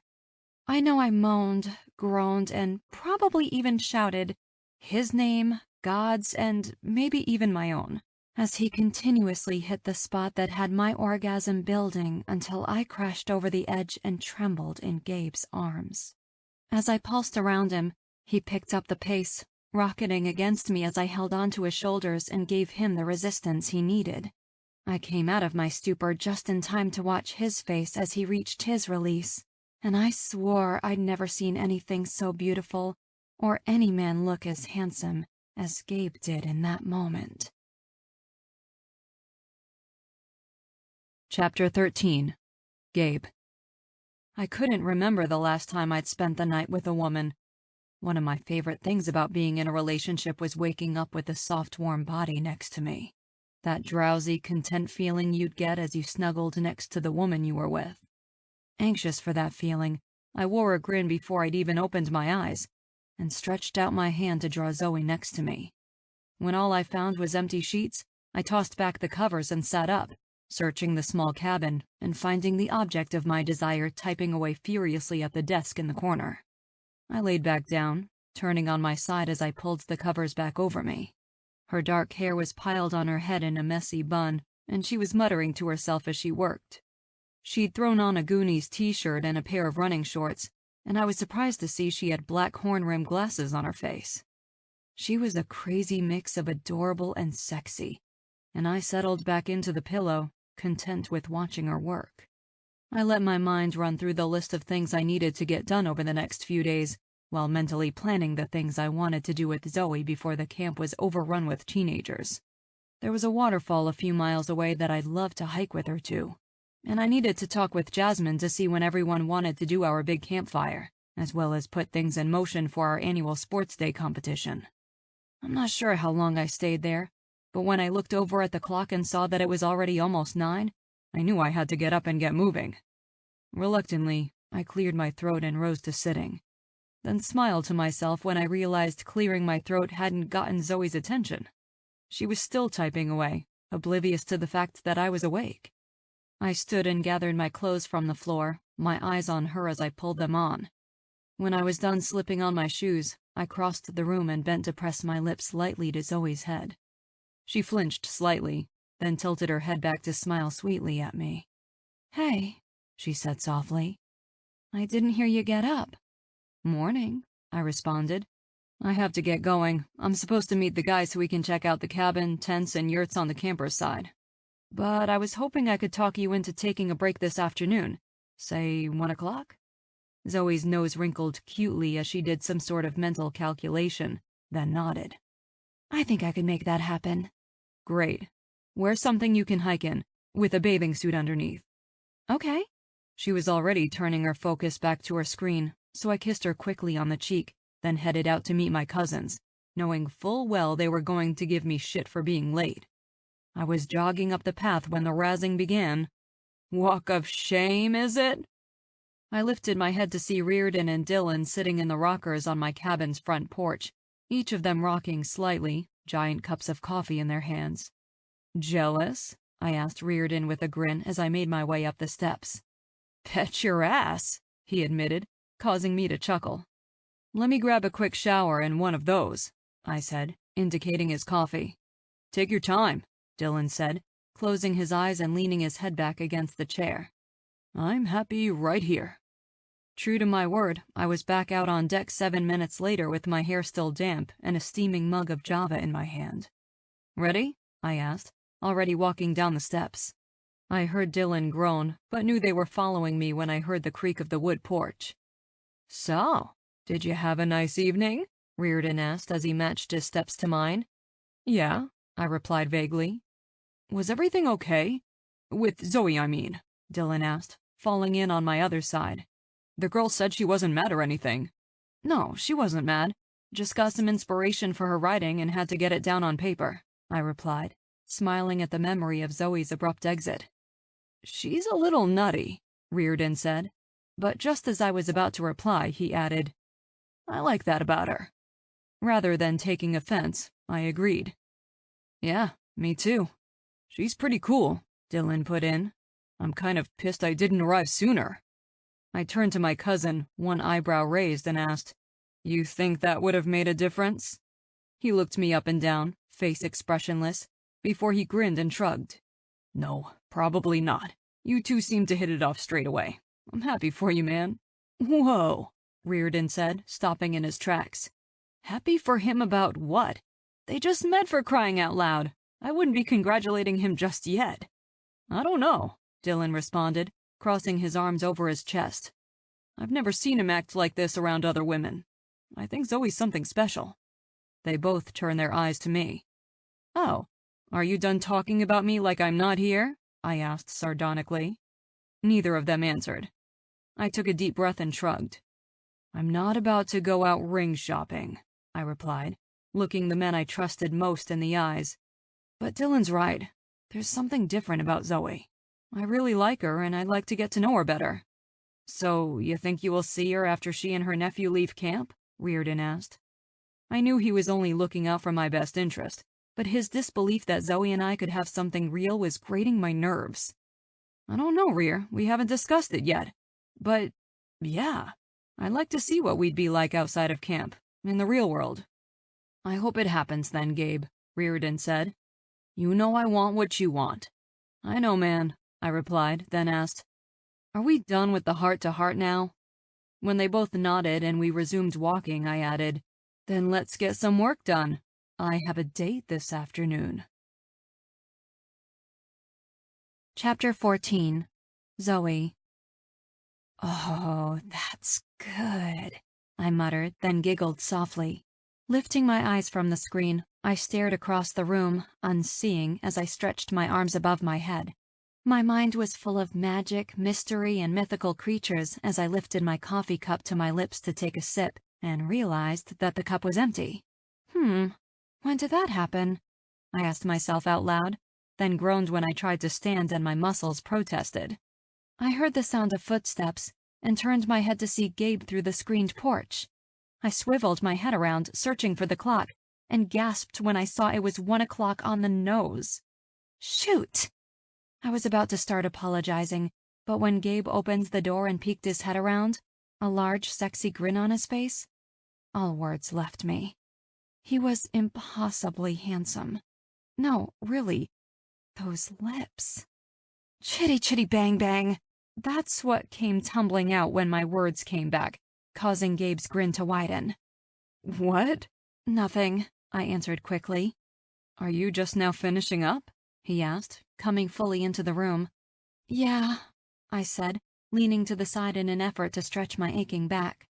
"I got caught up, but I can be ready in 2 minutes." "If you aren't done, we can reschedule." "No!" I said in a louder than necessary voice. "I'm looking forward to it." Gabe's face softened at my admission, and he took a few steps toward me, pausing to brush the back of his hand against my cheek. "Have you eaten anything?" "Coffee?" Gabe chuckled. "Coffee isn't food." "It should be," I replied softly, mesmerized by his gentle touch. He brushed a loose tendril back and said, "Get ready, Zoe. It'll do you good to stretch your legs and get some food in you." "Okay." I rifled through my things until I found a bathing suit, running shorts, and a tank top. then hurried into the bathroom to get changed. I felt bad about not being ready when he arrived, but was relieved that it didn't seem to bother him in the least. In fact, I hadn't seen him get riled up about anything in the admittedly short amount of time that we knew each other. I really liked that about him. "Ready," I said as I rushed out. I crossed to the room as he opened the door for me and then followed me outside. "Here, a little something to tide you over," Gabe said, handing me a granola bar. I stilled, my hand out, each of us holding an end of the bar, and lifted my eyes to his. "That's so thoughtful." And it was. As silly as it may sound, it was the most thoughtful thing I could remember a guy doing for me. Gabe released his end of the bar and swung to the side, showing me the backpack he was carrying. "Don't worry, I have a full lunch in here. Once we make it to the waterfall, we can set it up and take our time." He leaned down and brushed his lips against mine, then raised his head and said, "Let's go." We started off in the opposite direction of the camp, so we passed his cousins, who were all sitting on Jasmine's porch eating their lunch and talking. When she noticed us, she raised her hand and said, "Have fun, you two," causing everyone to turn and wave. I couldn't hear what Reardon said, but I heard Dylan laugh in response. So I figured they were ribbing Gabe, even though he wasn't there to hear it. As we walked through the woods, the sweet smell of wildflowers and budding bushes filled the air, and I could feel my mind and body loosen with each step. It was a beautiful day, and I was excited to see where Gabe was taking me. "It's funny," I began, my thoughts jumbling out of my mouth. "I never imagined I'd be here when I told my sister I'd take her place at camp. I mean, obviously I knew I'd be here, as in at the camp, but the thought of meeting someone and having the connection that I have with you, it never even crossed my mind." When I realized what I'd said out loud, I stumbled. Literally. Gabe's hand reached out to catch me and we stopped, turning toward each other. I kept my head down, afraid that I'd been presumptuous and said too much. Our connection. What if he didn't see it that way? Gosh, sometimes I wondered how it was possible I was in my 30s when I often felt like an awkward teen. "Hey," Gabe prodded, bringing his finger under my chin and lifting, so I was forced to face him. "I feel the same way." I felt the smile bloom across my face at his words, and the tension in my gut eased. Gabe lowered his head and kissed me again, but this time it was more than a simple brush of the lips. He was firm, insistent, so I opened my mouth to him and allowed us both to be swept away by the budding emotions we were feeling. I clutched his hips as he deepened the kiss, worried my knees were going to buckle and I'd tumble to the ground. He groaned deliciously as he pulled away. He made sure I was steady, then took my hand and asked, "All good?" I nodded, still a little dazed by the effective lip lock, and we turned to continue down the path, my hand still secured in his. Chapter 15. Gabe. I was in uncharted territory. There was a warmth in my chest, a fire in my belly, and I couldn't stop smiling. If the guys were here with us, I knew they'd be eating this shit up. But after Zoe's admission, I doubt even they could ruin this feeling. Was it contentment? Happiness? Hope? I wasn't sure. Maybe it was a combination of all three.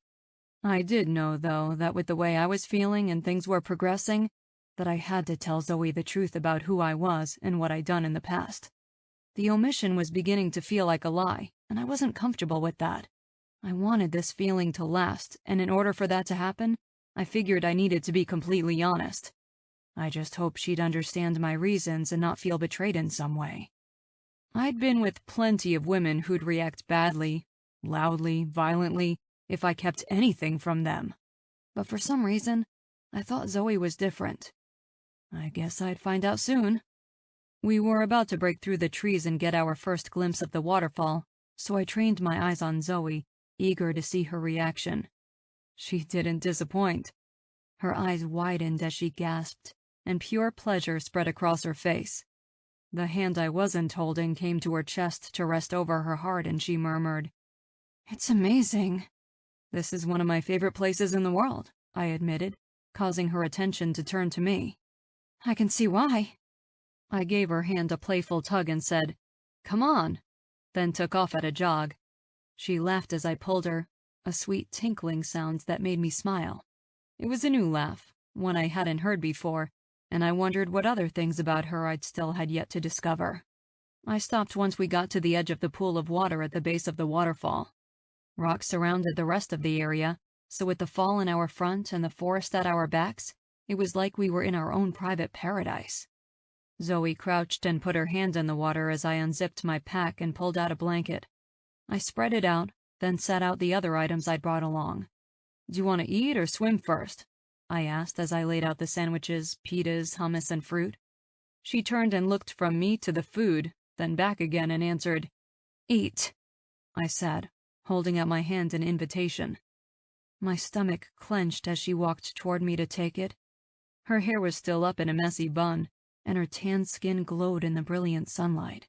She looked fresh, sweet, and I suddenly wanted to taste her more than I wanted to breathe. When she placed her hand in mine, I tugged, causing her to fall into my lap with a laugh. Unable to wait, I dipped my head, capturing her happiness as I got my taste. Her laugh turned to a moan and her hands came around my neck, holding me closer. When we were both breathless, I pulled back slightly and looked down at her. "You taste good." "So do you," she replied, her voice low and throaty. I wanted to lay her down and sink into her, but I knew she hadn't eaten all day, so I controlled the beast inside me and placed her next to me on the blanket. "Let's eat." I laughed when she didn't hesitate, grabbing the closest sandwich, opening it quickly and taking a big bite. Mmm, she said, eyes half closed. "So good." The sounds she was making, coupled with the look on her face, were about to make me lose control, so I turned my head and looked at the water, trying to concentrate on every drop as it cascaded over the rocks. Once I had myself in check, I turned back and chuckled when I saw that half of her sandwich was already gone. I grabbed mine and leaned back, watching her as I opened the sandwich bag. "So, what did you guys do today?" Zoe asked in between bites. "We got a lot done, actually," I replied. "After 3 years, we've got a good system going on. All of the cabins are ready for the kids to start arriving, and the counselors, of course, who will start arriving Saturday morning. We have a lot of returning counselors, so the final preparations will take no time at all. Everything's on track." "That's cool that you all come here every year. It must be nice to get that time together with your family, especially in a place like this," she said, her gaze sweeping the beautiful view. That was the opening I needed, so I sucked it up and said, "Zoe, there's something I need to tell you." Her head swiveled and her eyes looked worried as she said tentatively, "Well, that's never good." I grinned in spite of myself, then sat up and admitted, "I may not have been completely forthcoming about who I am." Zoe lowered her hand, the last bit of uneaten sandwich forgotten. "Oh crap. You're married?" "What? No." "Wanted for murder?" I just looked at her. "Gay?" "Seriously?" I asked, a laugh escaping me. "We've had sex." "Bisexual?" I bit my cheek to keep from laughing. I wanted her to know that I was being serious, but she was making it difficult. "How about you let me finish?" Zoe nodded her head slowly. "My full name is Gabriel Lewis." She didn't say anything for a moment. Then I saw the light dawn over her face. "As in, Camp Gabriel Lewis?" "Yes." I held back a chuckle as she smacked herself in the head. "So, you're a football player and this is your camp?" "I'm a retired football player, and yes, this is my camp." "Wow," she said, picking up a grape and popping it in her mouth. "Chris is going to lose his mind. He loves you." I smiled, pleased at her reaction, and said, "I'm sorry I didn't tell you right away. I didn't know you, and I've had women come here before in hopes of sleeping with an NFL player, or hell, getting married to one." Zoe's eyes widened and she leaned forward. "Really?" "Yeah," I replied with a laugh. "You'd be surprised how many women want that. Then again, some of them just want my money." I kept my eyes on her face, looking for any sort of negative reaction, and was relieved when I found none. "I get it," she said, reaching a hand out and placing it on my knee. "You kept your true identity a secret just in case I was a gold digger or a groupie." I'm not offended. I mean, really, we've only known each other a few days. It was the smart thing to do. Zoe smiled sweetly, then nodded again and said, That explains Serena's initial reaction to me. It also explains why you and your cousins come here every year to set up. I was wondering. I just figured you were the caretaker or something. I shook my head, my smile a permanent fixture. No, we all come up every year to see each other, like I said. Everyone but Reardon will leave on Sunday before camp starts. If they have the time, they'll come back at the end of summer. Reardon usually takes 2 weeks off. He likes to stay for the first session of camp, get some time with the kids, and blow off some steam before heading back home. Plus, it gives us a little extra time together. He'll be leaving at the same time that you and Chris do. Zoe scooted closer and pushed me slightly, causing me to lie back on the blanket, and then she lay next to me and placed her head on my chest. What made you decide to tell me now? What you said on the way over here, about our connection, I replied, hugging her closer to me. Like I said, I feel the same way, and it didn't feel right to keep part of who I am away from you. It's a very big part and can come with some complications. I wanted you to know everything so we can move forward and see where this thing goes. Zoe's arm tightened around my waist, but she didn't say anything, so I pushed on. I don't know the logistics yet, and I do have 7 more weeks of camp left after you leave, but I'd like to keep seeing each other. Long distance until we can figure something out. I'd like that too, she replied, and I closed my eyes, letting that feeling of warmth and contentment envelop me. Chapter 16. Zoe. I'm so happy he told you, Jasmine said as she watched me put makeup on from the corner of my bed. I'd been barefaced and au naturel for the entire time I'd been at camp so far, and since we were about to join the gang for a big bonfire, and I planned to sneak off with Gabe afterwards, I thought it would be nice to do myself up a bit and let Gabe see another side of me. I understood his reasons, but didn't like feeling like we were all keeping this big secret from you. My eyes came to hers in the mirror, and I knew what she was going to ask next. Did you tell him who you are? She didn't look accusatory, just curious, but I was saved from answering when Serena came to the door. Hello, she called. Come on in, I answered, giving her a smile when she pushed open the door. She looked cute in a pair of cut-off shorts and a lightweight long-sleeved top with the Roxy emblem on it. Her hair was long and loose, the entire ensemble making her look sweet and fresh. Did I miss anything? Serena asked Jasmine as she sat next to her on the bed. No, we were just getting to it, she told her cousin. Then they both turned their attention on me. I tried to think of a way to change the subject, but the look on their faces told me there was no getting out of this one. No, I admitted after taking a deep breath and turning to lean back against the dresser. I didn't tell him. Why not? Jasmine asked gently as she wound her long red locks up into a bun. You know he's not going to care. In fact, he'll understand more than most people would.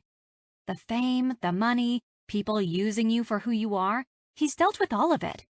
I bit my lip and tilted my head down. I know you're right, and I thought about telling him right then, I really did. But all I kept thinking about is how different we are, how different our pasts are and our lives out there. I lifted my hand and swept it, indicating the outside world. So what? Serena asked. So you're different. That's a good thing. Haven't you heard the old adage, opposites attract? Of course, I answered, lifting my head to face them. But he's a football player, a big one. He said he played in high school, college, and the NFL. Now, I don't watch or understand the game, but I've seen stuff about the players. He's been a big deal his whole life. Could have his pick of women and probably has. He's had women work hard to get in his bed and to get him to marry them. He said so himself. Jasmine stood up and took a few steps toward me as she explained. Yes, that's all true. Gabe has never had a hard time finding a date, and women have gone to crazy lengths to be with him. But Zoe, that's in his past. When he was a teenager, at college, and in his early 20s, he was swept up in it, I'll admit. But he's not like that now. He's a grown-up, a man. I'd say in the last 5 years he's dated only a couple women. He's done with all that playboy stuff. I believe that. Believe you, I said, pushing off the dresser to stand in front of her, trying to make her see where I was coming from. But my life was nothing like that. I was the quiet girl in school, helped with sets in the drama department in high school, and studied hard in college. I'm a total geek, a nerd. I started out writing Star Wars fan fiction and can count the number of guys I've been with on one hand. If I only had 3 fingers on it. The football players never looked at me, and I gave them a wide berth. "This isn't high school," Serena said from her perch on the bed. "You're both adults, and I can tell he really likes you." "Yeah, here!" I shouted, then realized I was yelling and lowered my voice. "But this is like a fantasy world. It isn't real. He said he wants to keep seeing me after camp, but how is that even possible? I spend my days in my house, usually in my pajamas, writing and talking to my virtual friends online. I only go out when I get low on coffee and my supply of red vines is gone. I have no social life, and the only people I interact with are my sister and nephew. I doubt that's the kind of thing he's into." "Have you talked to him about it? Not the fact that you're a famous writer, but the rest of it, the day-to-day stuff that you're worried about?" Jasmine asked softly. "No, I didn't really start freaking out until after we came back here and I was left alone with my crazy brain," I replied. "He said he wanted to see me after, and I said that I did too." "And do you?" Serena asked. I met her eyes and nodded, causing a beautiful smile to cross her face. "Then that's all that matters. The rest will work itself out." "Do you think so?" "Yes," Jasmine answered, then surprised me by pulling me in for a hug. "Just talk to him." "Okay." "Now hurry up and finish getting ready. Those guys will eat all the s'mores and drink all the beer if we're late." I finished by putting a shimmery gloss on my lips, then grabbed my sweater off the back of the chair, just in case. "Ready," I announced, and we all headed out of my cabin. It was already dark as we made our way through the woods to the bonfire site. Jasmine was telling us a story about Dylan getting in trouble for stealing a freshly frosted lemon cake out of their kitchen when he was 7. His mother had found him sitting under the porch, half the pan empty with bits of yellow cake all over his face. He'd tried to blame Jasmine for putting him up to it, but their mother didn't believe him. I totally did put him up to it too. I knew how much he loved lemon cake and told him that Mom had made it just for him. She'd made it for a business dinner our father was having that night. He got in so much trouble. Jasmine was laughing at the memory as we neared the site, and when I noticed Dylan glaring at us, I knew he'd heard the whole thing. "I was grounded from my Nintendo for a week," he said, scowling at his twin. "Aw, I'm sorry, bro," Jasmine said with a jaunty smile as she leaned down to kiss him on the cheek. "Get away from me," he replied, his voice rough, but the quirking of his lips giving him away. "Dad still blames me for losing that account, and it was over 25 years ago." I was grinning as I walked over to where Gabe was sitting, watching his cousins bicker around him. He patted the log next to him and I sat down, leaving a space between us. I was still a little freaked out over my earlier mental freak-out about the differences between us. Of course, he had no idea about any of it. When he left me with a kiss and a promise to see me at the bonfire, everything had been hunky-dory. Gabe put his hand around my waist, putting slight pressure there so I would scoot over until our sides were pressed up against each other. When I looked up at him shyly, all I saw were his luscious lips as they descended and greeted my own. Sigh. Maybe I needed to stop worrying about what happened out in the real world and just enjoy my time in fantasy land. Chapter 17. Gabe. "You good?" I asked Zoe. She was lying on top of me. We were both naked, and my hand was drawing circles on her back. After we had our fill of beer, s'mores, and the company of my cousins, we'd come back to her place. And this time, I took the lead. She'd been sweet, responsive, and sexy as hell, and now we were both working on evening out our breathing as we laid in the dark. She responded drowsily. "Yeah, why?" "You seemed a little bit off when you first got to the bonfire. I just wanted to make sure nothing happened." Zoe pushed against my chest with her hands, tucking her thick hair back so it flowed in a mass around her. Damn, but she was beautiful. "I had a minor freak out after we got back from the waterfall," she admitted. "What about?" She chewed on her lip nervously and averted her eyes, then said to the wall, "I started thinking about how different we are. Not just in our career paths, but in our relationships. I realized that you've probably been with a lot of women." She flinched when she said it, and my stomach clenched at her words.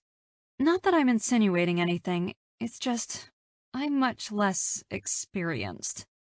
I grasped her chin gently and brought her face back to me. I'm not going to lie to you, but I'm not going into great detail either. Yes, I've been with my share of women. The first few years I was in the NFL, I was a little out of control. It was a lot to handle all at once. The money, the fame, the women. But after a while I realized I wasn't living the life that I wanted, so I stopped.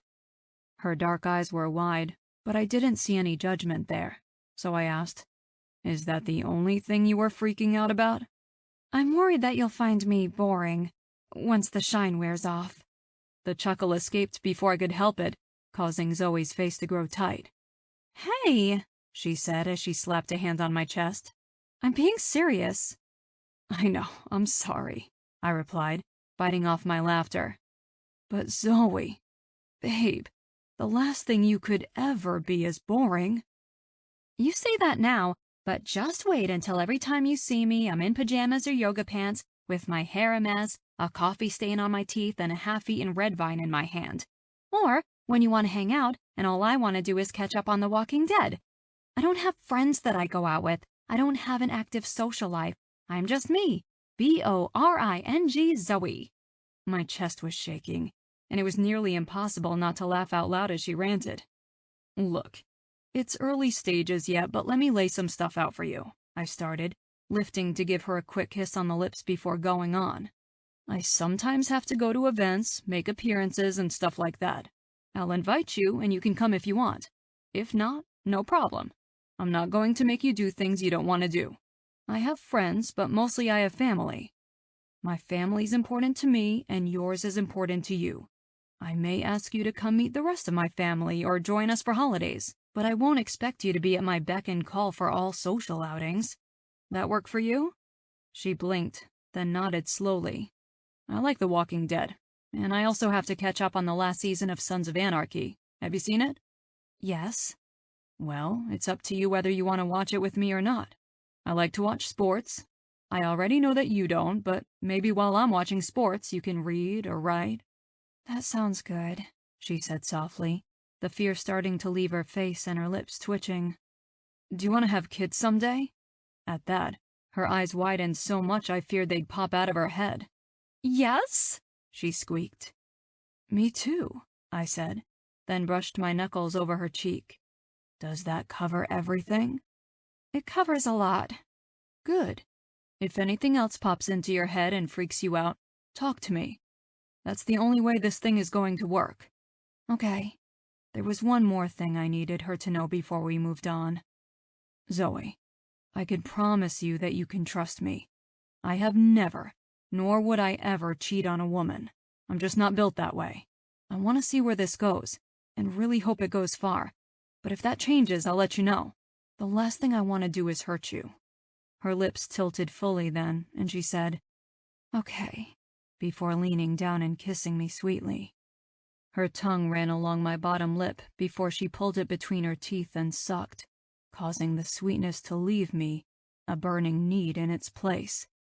Taking control of the kiss, I tilted my head and shoved my hands in her hair, holding her to me as I ravaged her mouth with mine.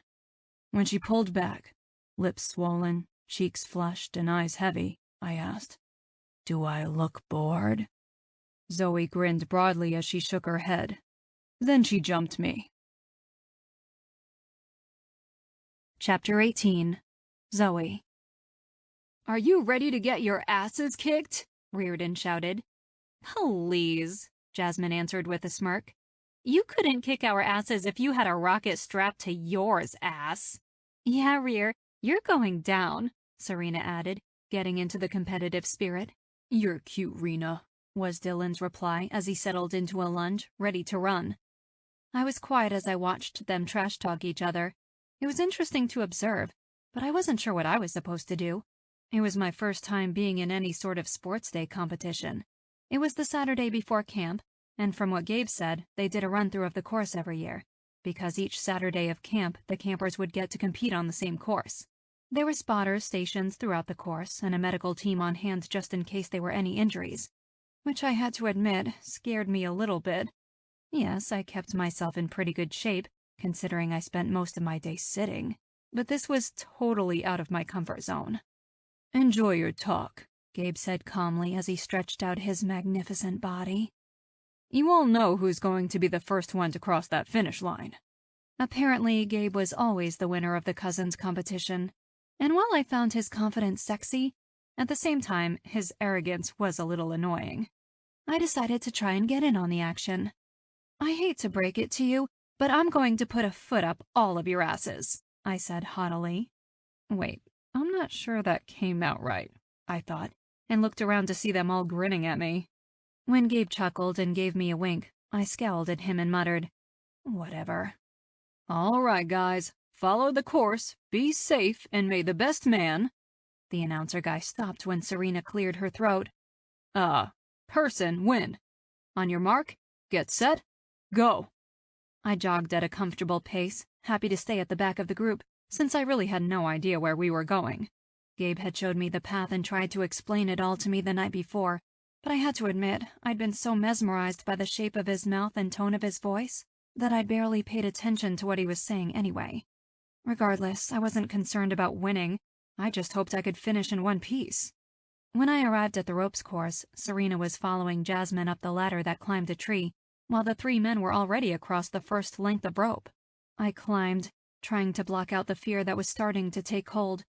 When I got to the top of the platform, Jasmine was almost across and Serena was just stepping onto the rope. One of the helper guys told me to step into the harness and buckled me up, then clasped a rope to my belt and handed it to me. "Just focus on balance on the other side. Don't look down and don't worry. If you fall off, the harness will hold and will pull you across." "Son of a bee-sting, are you serious?" I asked, after I made the mistake of glancing over the platform. "Kids do this?" The man chuckled and replied, "All the time. They love it. Now off you go." I looked up and across, just in time to see Serena give me a thumbs up and yell, "You've got this!" I tried to smile, but my lips were trembling just as much as my legs. I took a deep breath and stepped gingerly onto the rope. After what felt like a lifetime, but was only moments, I made it safely to the other side. I sidestepped around the platform to get to the other side of the tree, even though I was scared to see what was next. I almost peed in my running shorts when I saw the zip line disappearing into the trees. "What kind of camp is this?" I asked under my breath, then looked up when the next safety guy started to chuckle. He walked through what I would need to do once I neared the other side in order to stop, and I watched his every movement as if my life depended on it. "Because it did. You'll be fine," he assured me. "Once you get to the other side, you'll rappel down the wall and be back on solid ground. Then you'll jog to the next leg of the course." "Oh, sure. No big deal," I replied, a bit nastier than was necessary. But when Gabe said they were doing a sports competition, I'd imagined more of a triathlon than a freaking death course. I guess that would teach me to pay attention to what my boyfriend was saying, rather than imagining what his lips could do to me. Whoa. Boyfriend? Slow down, sister. Before I could chastise myself any further, I was hurtling across the sky, screaming my head off, with no end in sight. I finally saw the platform, with another big guy waiting for me. He waved his hand, indicating I should follow the directions to slow down and stop. Once I was safely in his arms, he walked me over to the side where I would rappel down and indicated what I should do.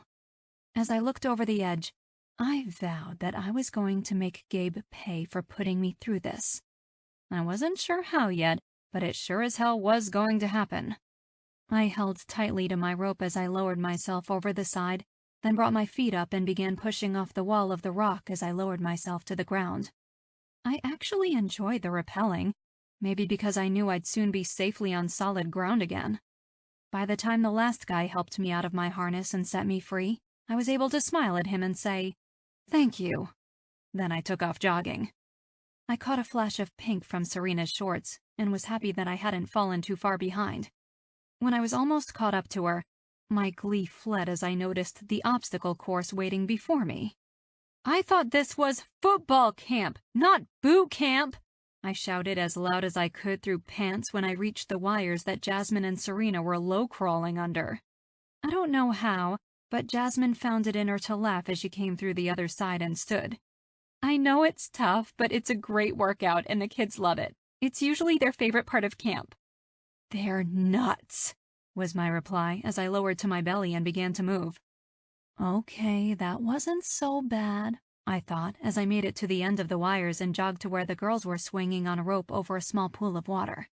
Maybe it was because I wasn't up in the trees, or maybe it was because I could see the guys, neck and neck, going over the last couple obstacles while I caught up to the girls. But as I swung on the rope and landed on the other side of the pool, I had a grin firmly in place as I jumped through the tires and past Serena. Jasmine was struggling to pull her body over and under the ladder of logs when I passed her, taking off at a sprint when I saw the guys going over the wall. Gabe hopped down and ran, the path leading him back around so he passed me as I got to the base of the wall. I looked up at it, groaning at the thought of having to scale another high obstacle. I grabbed the rope and tried to climb, but my already sore arms shook with protest. I don't think I can do it, I moaned as I tried to brace myself against the wall with my feet and pull myself up. You can. I looked over, startled at Gabe's words, and saw him running over to me. He grabbed the rope next to me, his position mirroring mine. Pull, he yelled, and I dug deep and listened, walking my feet upward as I used every ounce of energy I had left to pull myself up the rope. Pull! Pull! Pull! Gabe reached to the top and swung his leg over, then offered his hand to me. I grasped it gratefully, and he helped pull me up enough so I could swing my leg over. When we were both seated, facing the opposite, he turned to me and said, "We jump on 3. I was too winded to answer, so I simply nodded. 1, 2, 3. We pushed off and landed in the dirt below. Then he held out his hand to get me on my feet, and we started running. I heard Jasmine, then Serena hit the ground behind us, and that fueled me on. We're almost at the finish, Gabe stated, then asked, Finish strong? Rather than answer verbally, I kicked up my heels and gave it my all. When we reached the finish line, Dylan was drinking water, and Reardon was grinning so broadly that I knew he'd won. I kept walking, even though all I wanted to do was collapse, and accepted the water bottle that someone offered me. Congratulations, Gabe said as he clapped Reardon on the back, then walked toward me with his hands on his hips. You okay? I hate you, I answered, causing him to chuckle. He wrapped his sweaty arms around my equally sweaty body and dipped his head low. No, you don't, he said, then brushed his lips softly against mine and added, I'm proud of you. Me too, I admitted. Thanks for coming back for me. Always, he said sweetly, causing my stomach to turn to goo and my heart to pound happily in my chest. Then I thought about the ropes course and promised myself, I'm still going to get him back, as I smiled sweetly and leaned in to kiss him more thoroughly. Chapter 19. Gabe. It seemed like all of a sudden we'd entered warped speed. Time was going by too quickly. We'd already had the sports day, my counselors had all arrived, and we'd been working all day on finishing touches for tomorrow's opening day. I hadn't seen much of Zoe. She'd spent the day with Jasmine and Serena in the general store, stocking shelves and making sure there weren't any last-minute items that needed to be ordered for the first wave of kids. Now we were getting ready to meet up for a game of two-hand touch, before having a big barbecue to welcome the counselors and say goodbye to Dylan, Jasmine, and Serena. It was always bittersweet for me when my cousins left and the campers arrived, but at least I still had Reardon for another week. And Zoe. She'd be with me for one more week as well. My camp was co-ed, but unfortunately there weren't a lot of girls in the 12 to 18 age range who still played football, which meant there was only one cabin dedicated to the females, and the rest were for the males. I had one female counselor on staff, and she, as well as the women like Zoe, who came to chaperone, would stay in cabins together with the female campers. Zoe had decided to just move her stuff to the cabin at the main site where she'd be staying for the rest of her trip. That way, the counselor who'd be staying in the one she had been sleeping in could move his stuff in right away. That meant she wasn't just a few doors down from me, and she'd have roommates for the duration of her stay here. I'd tried to talk her into moving into my cabin for the rest of her trip, but she'd turned me down right away. No, I couldn't do that, Zoe had insisted when I'd made the suggestion. Why not? We don't know each other well enough to live together, she'd hissed, causing me to chuckle. It's not like we'd really be moving in together, Zoe. Think of it more like going on vacation together. Her face had softened, but before I could celebrate winning the argument, she shook her head and said, Christopher gets here tomorrow. It'll be weird enough to him that I hooked up with you while I was here. He'd flip if he showed up and we were essentially living together. I understood her point, so I placed my arms over her shoulders and leaned my head down, resting my forehead on hers. But you are going to tell him about us, right? We're not going to try to keep it a secret, because I don't want that. Zoe's lips tipped up as she replied, Yes, we'll tell him, but I'm sleeping in the female cabin. I'll agree to that, if you'll agree that tonight, you're with me. She flushed at the insinuation of my words, then nodded and replied softly, Okay. Now, although I was excited to kick the asses of the college-aged counselors at football, I was more than ready for the evening to be over so I could spend the night showing Zoe what she'd be missing down in the other cabin. Are you ready to get your ass handed to you, old man? One of my counselors, Antoine, asked as I strolled onto the field. I didn't respond. I simply smirked at him as I passed and walked toward my cousins. The football field was the place where I felt absolutely at home. I'd grown up on fields just like this one. I'd won, I'd lost, I'd gotten in fights and been injured, made great friends and great enemies. If there was one place where I had 100% confidence in my abilities, this was it. Hey, I said as I reached the huddle. Hey, Gabe, Dylan said, thrusting his chin out toward the huddle of 20-something guys. The tweens are talking all kinds of smack already, say they've been practicing for this all year. I grinned and replied, Well, hopefully they at least give us a challenge this time. I looked around at my cousins, dressed out in their athletic gear, ready to throw down. Serena and Jasmine had tied back their hair and put black marks under their eyes. We'd been playing the game together since we were old enough to throw a ball, and our girls were always ready to play. The first year the kids had underestimated them, and the girls wiped the field with their asses. The guys never made that mistake again. Where's Zoe? I asked when I realized she wasn't in the group. Over there, Jasmine replied, pointing to the bleachers. She's not going to play. I started to jog over, just as I saw Jeremy, one of my counselors, stop and start stretching right next to where Zoe was sitting. She looked hot in her tank top and short running shorts, her hair pulled back and her face sun-kissed. I knew exactly what Jeremy was up to, and as I got closer, I knew I was going to have to make a statement to let my hormone-driven counselors know what was up. It's nice to meet you, Zoe, Jeremy was saying. He leaned to the side as he stretched, then put his hands to the hem of his shirt and lifted it off in one quick move. You want to play on our team? No thanks, Zoe answered quietly, looking over and up at me as I stepped up. Easy, killer, I said, my voice teasing as I clapped a hand on Jeremy's shoulder. You aren't putting the moves on my woman, are you? Jeremy shot a look between me and Zoe and started backing away, his hands up in surrender and a big grin on his face. Definitely not, Coach. Just testing the waters. I didn't know she was spoken for. Spread it, was my reply. Then I turned to see Zoe looking up at me, confusion spread over her face. What was that about? I'm letting the boys know that you're with me so they can stop flirting and trying to get in your pants. What? Zoe asked, her eyes disbelieving. They aren't flirting with me. Just then, Antoine yelled out, Hey, Miss Zoe, you gonna play? I looked over my shoulder and saw Jeremy run over to Antoine and say something.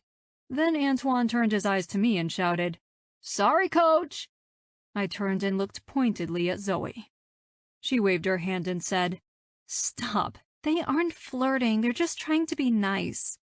Babe, I said, leaning down to keep her eyes on me as I spoke. They're young, horny college football players. They're used to having any girl they want, and right now, you sitting here looking sexy as hell, you're what they want. But I'm 10 years older than they are. Even better. Ask Rena and Jazzy. They're constantly having to turn these guys down. Doesn't stop the guys from trying every year, though. Gabe, she said, still disbelieving. College guys didn't want me when I was in college. Why would they want me when I'm old? I ran my finger down her cheek, stopping to brush the pad across her full lower lip. Babe, I can guarantee you that guys did want you in college. With those glasses, that hair, and your body, no question.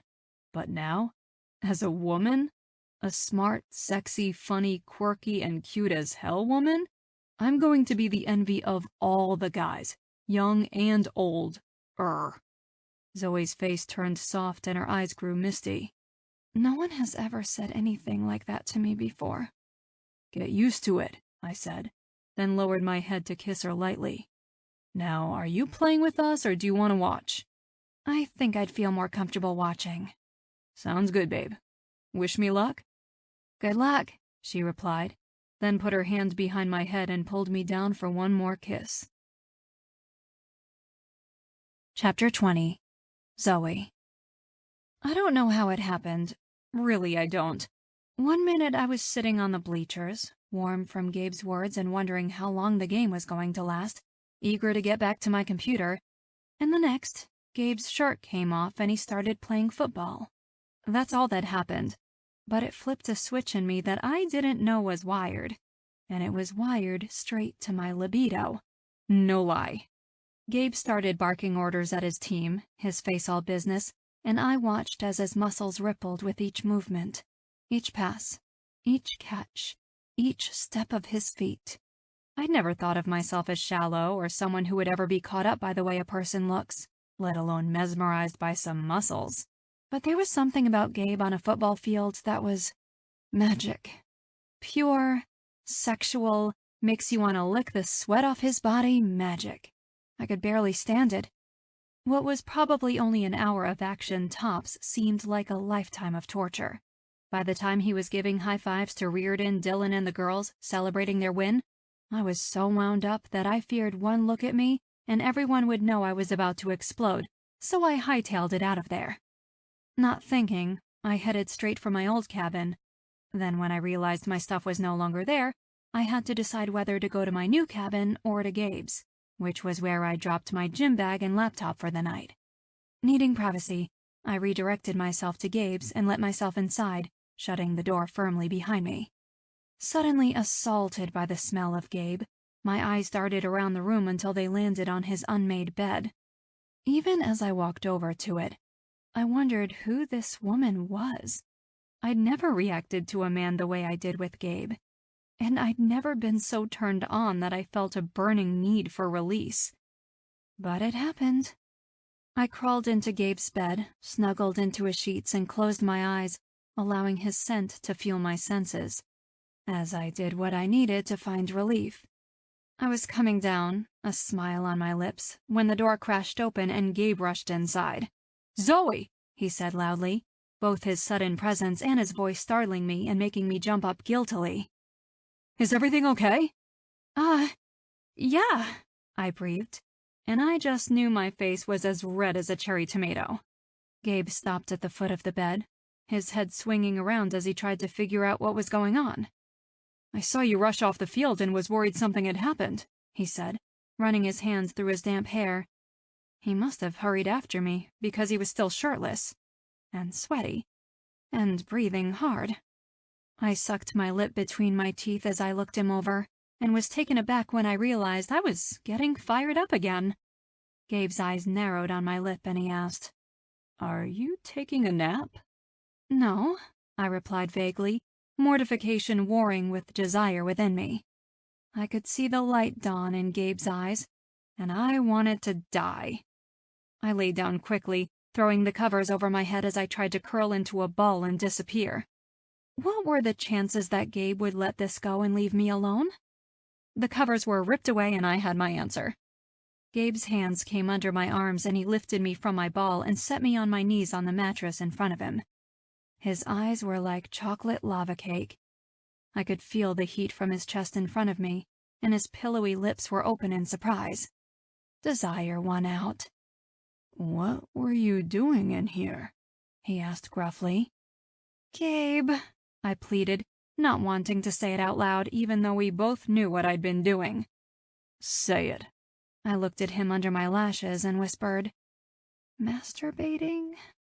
Even though he'd guessed it, He sucked in a breath at my admission, and his eyes turned molten. Why? My gaze darted away, and my brain scrambled. Tell me, Zoe, Gabe said, moving even closer. What made you so hot that you had to leave the field?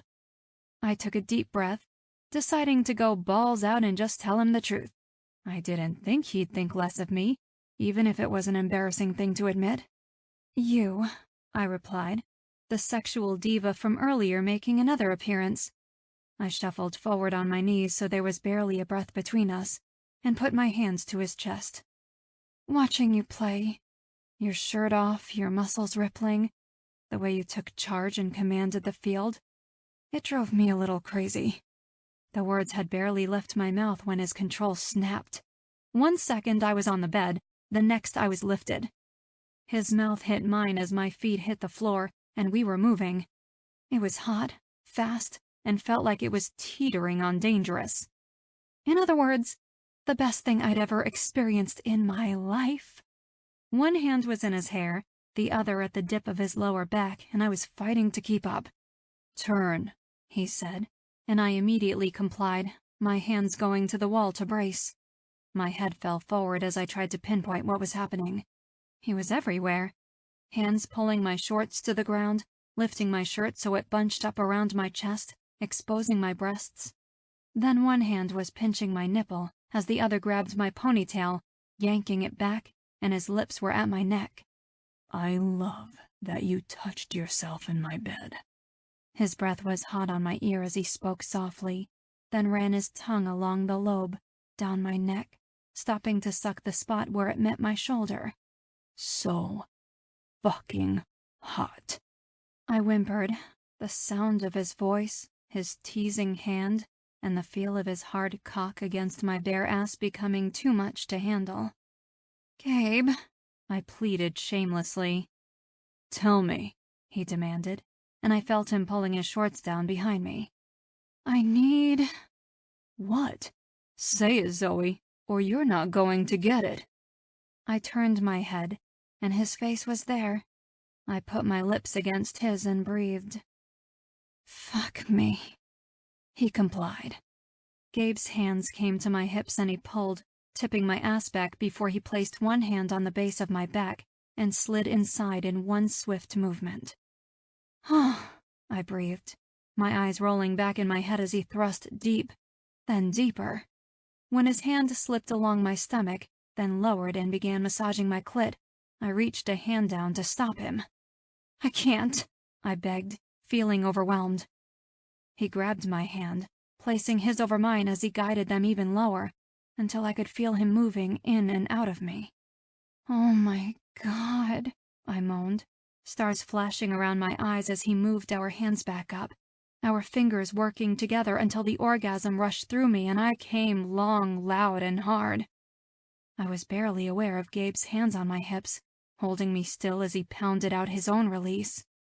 His arm caught me around the waist before I slipped boneless to the floor, and I vaguely registered that he moved us to the bed. When I was curled into him, head on his chest, legs wrapped around his, he pulled the blankets up over us and whispered, "You can watch me play football anytime." And even though I don't know how he had the energy, we laughed as he held me in his arms. Chapter 21. Gabe. I woke with a slight jumble of nerves, something I always had on opening day, so I left Zoe sleeping soundly in my bed and went for a run. By the time I returned, Zoe was gone, a note left where her head had lain. I want to be there when Chris's bus arrives, so I'll see you later. Good luck today. XO, Zoe. Now, a few hours later, camp was in full swing. The nerves had turned to adrenaline, and I was watching with a smile as kids milled around, talking with other kids they knew, meeting new ones, and moving their stuff into their cabins. Dylan, Jasmine, and Serena had all taken off this morning, and although it was a bummer to see them leave, we made plans to get together over Labor Day weekend in Cherry Springs. "Looks like a good group," Reardon said.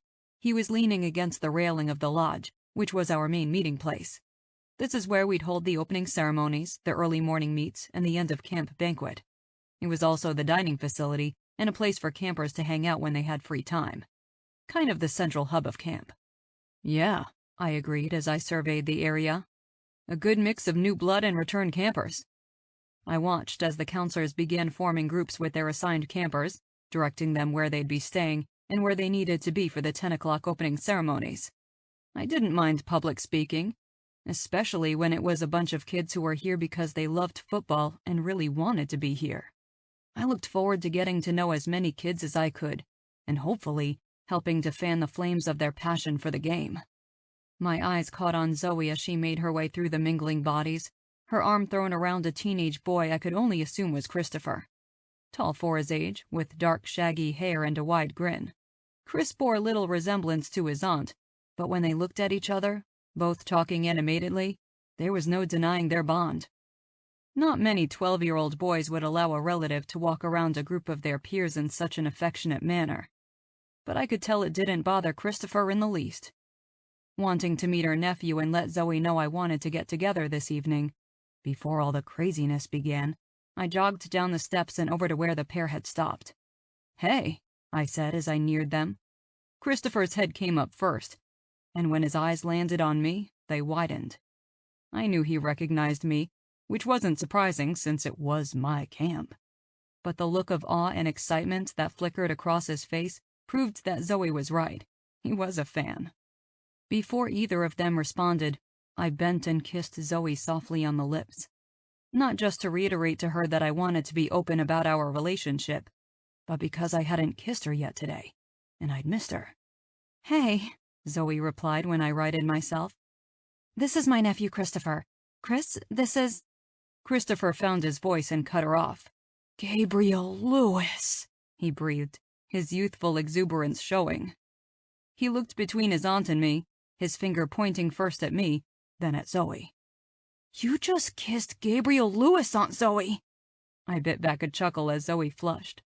"We're kind of dating," she admitted, then elbowed him in the side when he exclaimed, "No shit!"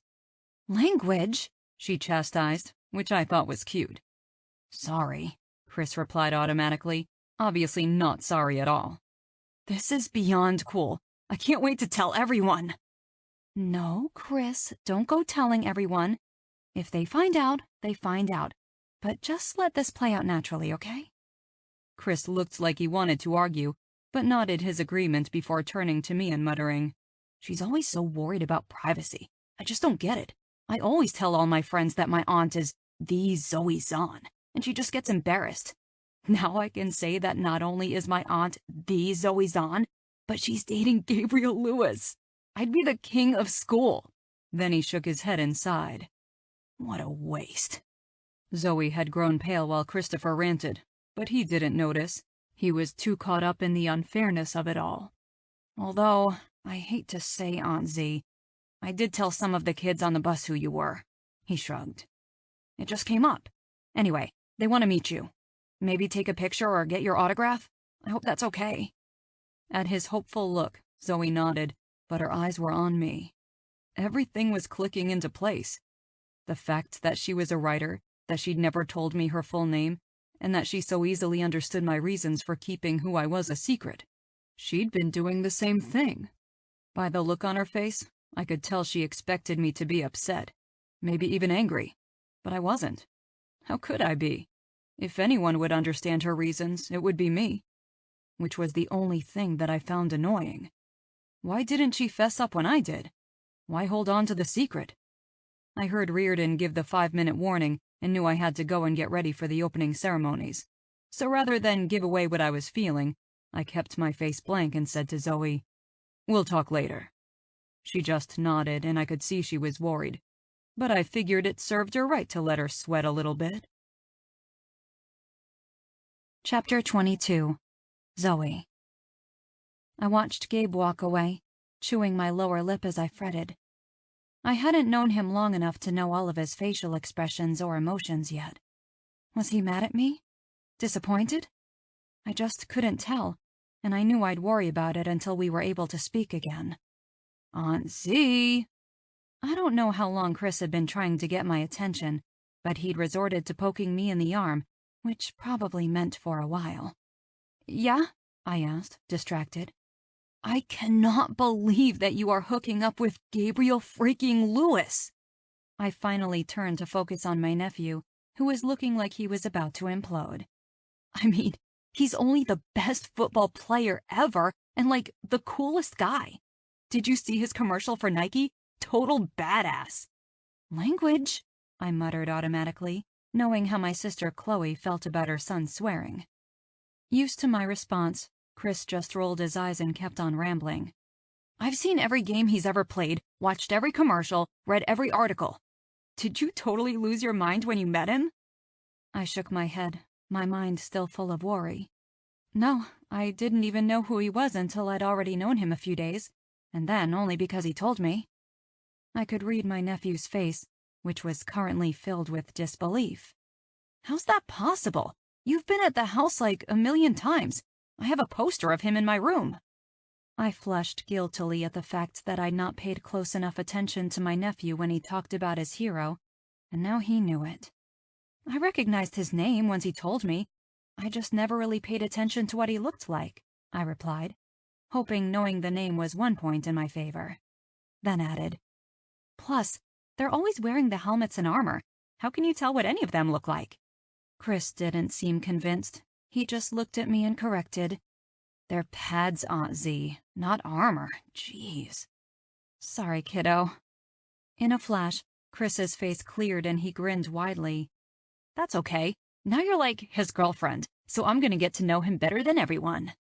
We looked up when the campers were all told the opening ceremony was about to begin and walked inside to join Chris's group.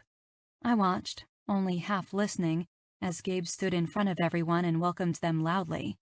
He obviously loved this camp. He was excited and a really excellent speaker. The kids were watching him with rapt attention as he went over what they could expect throughout the week. Training, fundamentals, downtime, swimming, bonfires, the ropes course, and the end of camp banquet. I had no doubt the week was going to fly by, which filled me with unexpected regret. I didn't want this time with Gabe to end. I knew he'd said we'd see each other once summer was over, but I still wondered what we'd look like in the real world, and I worried that we wouldn't make it.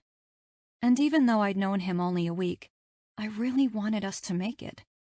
Once the briefing was over, I followed Chris to his cabin to see where he was staying and to make sure he didn't need anything, before going to mine to meet the girls and get ready for our first session of the day, fundamentals. I walked in to see Jenny, the counselor I'd met the day before, and the 3 female campers who were currently putting away their clothes.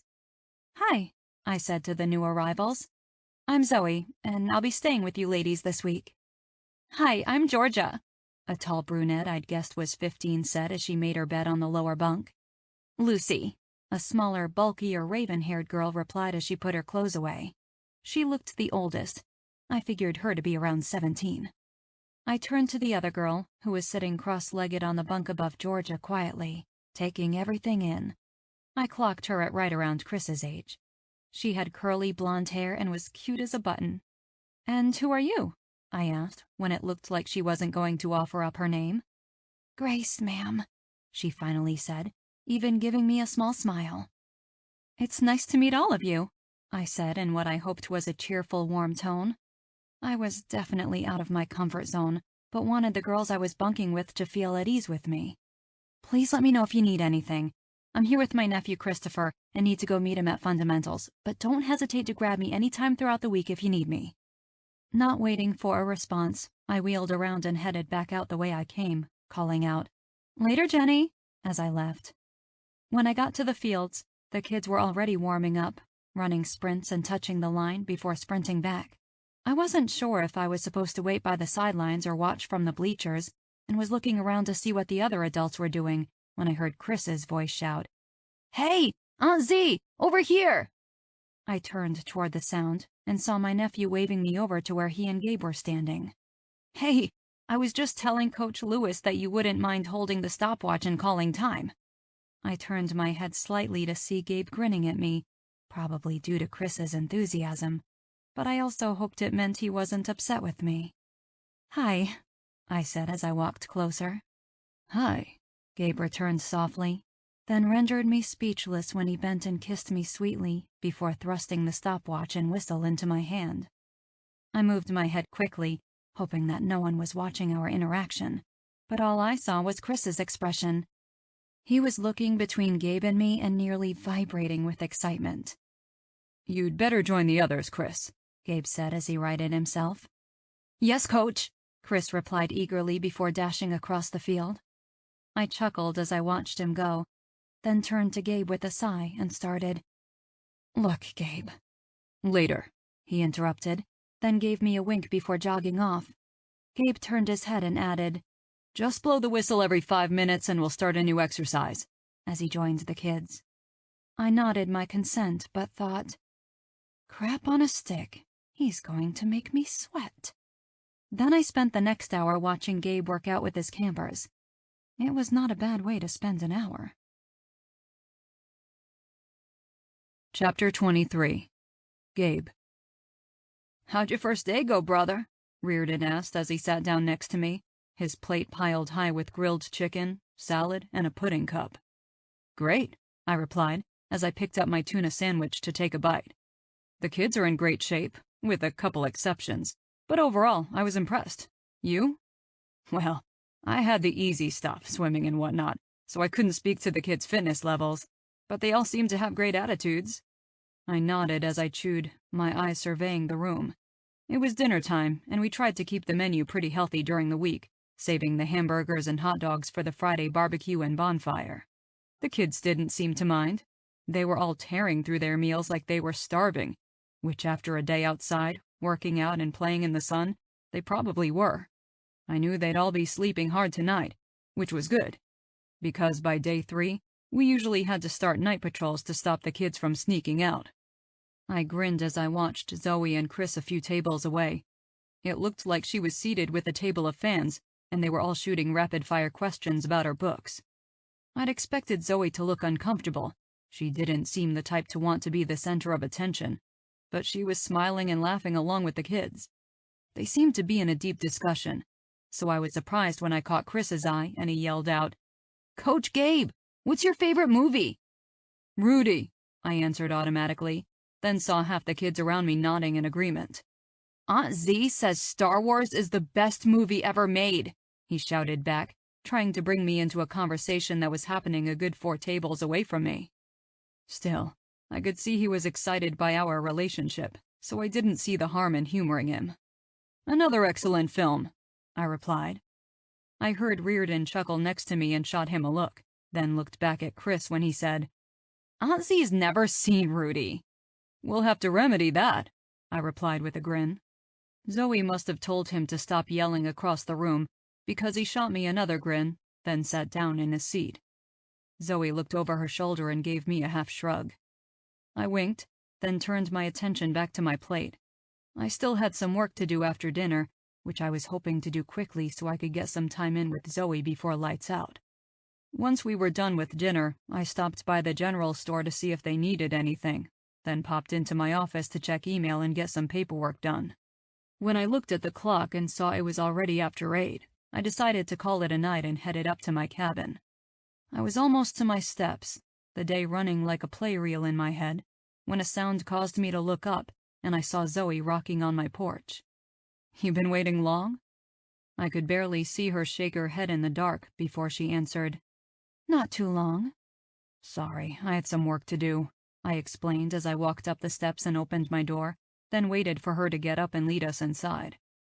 "It's no problem, really," she assured me. "After dinner I hung around while Chris called Chloe, then I went back to my room to get some work done. I was able to get a chapter in before everyone started coming in, then I came here to see you." "Well, I'm glad you did," I replied, shutting the door behind me, then turning to her. "Did you come by to watch Rudy?" Zoe laughed. "No." I crossed the room to her and wrapped my arms around her, pulling her close and bringing my face close enough that our noses touched. "That's too bad. It's a good flick," I said, then dipped lower to kiss her parted lips. She opened for me immediately, her tongue meeting mine as they danced. I tilted my head and took the kiss deeper, my hand pulling the rubber band out of her hair as I did, so I could free her long locks and tangle my hand in them. When I tugged lightly, she groaned in my mouth and leaned in, trying to get even closer. When I pulled back, we were both breathing heavily, and I admitted, "I missed you today." I felt her lips tip up as she breathed. "I missed you too." When she pushed back, leaving her hands on my chest as she looked up at me, her face holding a trace of worry, and asked, "Are you mad at me?" I decided to let her off the hook. My hand at her hip flexed in emphasis, and I said, "No, Zoe, I'm not." I could see the relief in her eyes as I continued. "I get it, I do. I can't say I'm not disappointed that you didn't come clean when I did, but I understand your reasons for wanting to be incognito for a while." "I just felt silly," she replied, and I wondered what she was talking about. "When you came clean, it made so much sense, the stuff that you've been through and the fact that you've had women use you for your money and status. I've never experienced that. I've had people want to get close to me to try and get a leg up in the business or see what I could do for them. But for the most part, I just wanted you to see me as Zoe, not as Zoe Zahn. I just wanted to be a woman who was falling for a man, not Zoe Zahn and Gabriel Lewis." At her confession, I grinned and asked, "You're falling for me?" All trepidation cleared from her expression, replaced by a sweet, joyful smile. "Yes," she admitted softly. I brought my fingers to her chin to keep her eyes on me when she would have ducked her head and replied, "That's the best news I've heard all day. I'm falling for you too, Zoe." Swiftly, I lifted her in my arms, causing her to laugh loudly and happily as her arms came around my neck. Then I walked her to the bed and proceeded to show her just how far I'd fallen. Chapter 24. Zoe. I'd gotten up early, unaccustomed to the sounds that come from sharing a small space with 4 other girls, and decided to go for a run. It felt nice to be out in the crisp morning air, and I couldn't help but think of that first morning Gabe and I went running together. I'd hoped maybe I'd run into him, but no luck. I had breakfast with Chris and caught just a glimpse of Gabe and Reardon as they rushed out of the dining hall, then parted ways with my nephew when he went to join his new friends in the weight room and then go hang out at the lake before they had to be at their first scrimmage. So now I was back in my cabin, typing furiously away at a new idea that just wouldn't go away. It was completely out of my style and genre, but I couldn't get the vision of a tall, gorgeous, pillow-lipped hero out of my head. I didn't know if it would amount to anything, or if I would ever even let anyone else see it, but I had to get it out. My very Gabe-like hero had just discovered he has the power to time travel, and was about to go on an adventure unlike anything he'd ever imagined. I knew the heroine would be an old English romance writer, similar to Jane Austen in the early 1800s, but I'd yet to figure out the best way to get the pair together. I was daydreaming visions of bonnets and flushed cheeks when I heard the giggling of girls. At first, I thought it was coming out of my daydream. Then I heard the door clap against the jamb and I jumped in my seat. They hadn't heard me yet, Georgia and Grace, because their heads were down as they talked, their focus on each other. "Just talk to him," Georgia was saying to Grace. Grace shook her head, her blonde ringlets swinging about her face, and I made a quick note to give my heroine blonde ringlets. They were just too cute. "I can't," Grace replied miserably. "He's so cute and funny, plus his aunt is—" I figured it was time to make myself known once I realized who they were talking about, so I cleared my throat and bit back a laugh when they both jumped.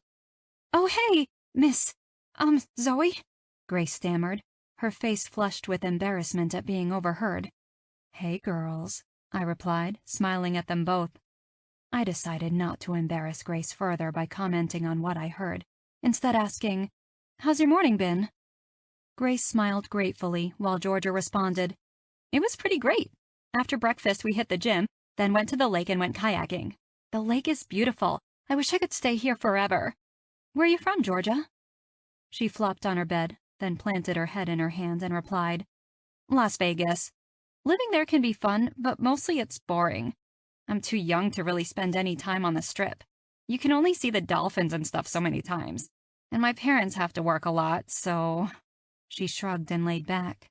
"Well, it was nice of them to send you here. Do you play football back home?"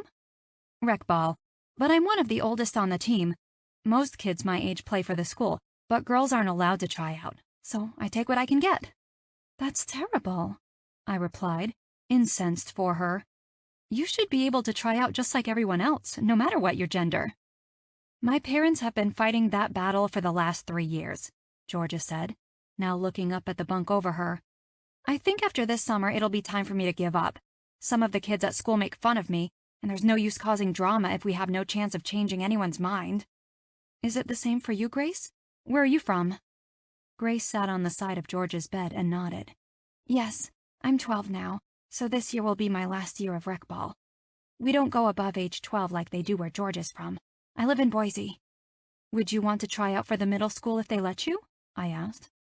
"Not really," Grace replied, then looked at Georgia and explained. "Right now we play two-hand touch. The middle school is tackle. I don't think I could try out against the boys and win.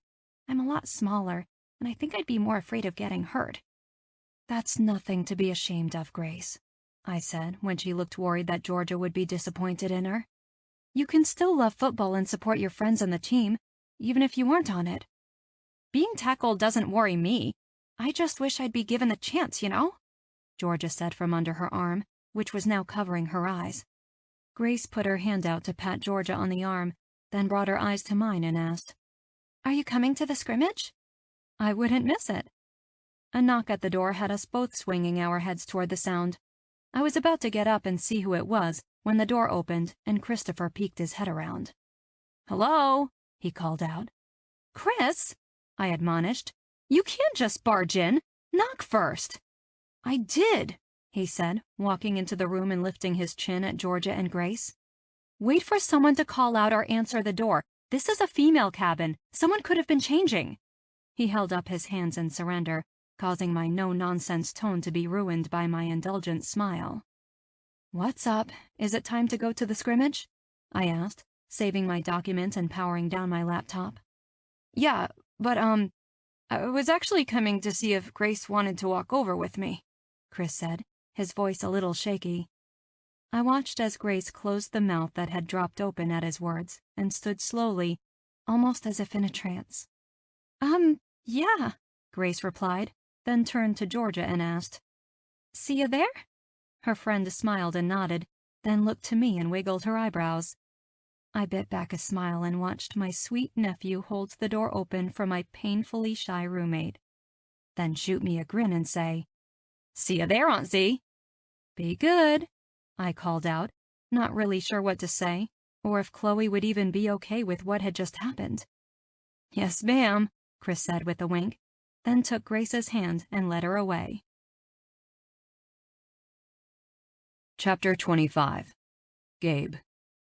I snuck up behind Zoe, who is currently talking with Jenny, our female counselor. I put a finger to my lips so Jenny wouldn't give me away, then wrapped my arms around Zoe's middle and hugged her close. She started for a second, then turned to me with a happy smile and said, "Hey." Unable to resist, I dropped a kiss on her nose and replied, "Hi," then added, "How's it going, Jenny?" "Great, Coach," Jenny replied, beaming as she watched Zoe and me. "I'll catch up with you later, Zoe." "Okay, see you, Jenny," Zoe answered, then swiveled her head back to me and asked, "What are you up to? Want to have lunch?" "Actually, that's what I'm here for," I replied, turning her in my arms so she was flush against me. "I'm stealing you away for lunch." "Oh, really?" Zoe asked, her eyes twinkling. "Yup, let's go." She laughed as I pulled her away. The campers and counselors started going into the dining hall for lunch, while I led Zoe back to my cabin. It felt fun and silly, as if we were doing something we shouldn't be doing, so that by the time we hit the path to my cabin, we were almost jogging. It was nice to feel this way, almost like we were the teenagers at the camp instead of the adults. When we reached the stairs, I pulled her to me once more, waiting until her face was tipped up and her eyes were on mine, before admitting, "I missed you last night." Her face warmed and she replied, "I missed you too. I just felt like I needed to chaperone Chris and Grace's late-night lake excursion." "You could have come over after." "It was late and I was tired. I figured after the last few days you'd be pretty wiped too." I nodded, bent to kiss her cheek and said softly in her ear, Just putting it out there. But it's never too late for you to stop by. I would have loved to feel you slip into bed with me and hold you throughout the night. But I understand if you were tired and needed some space. Thanks, Zoe replied, then breathed. God, are you real? I chuckled and assured her, 100%. Then I squeezed her hand gently and asked, Hungry?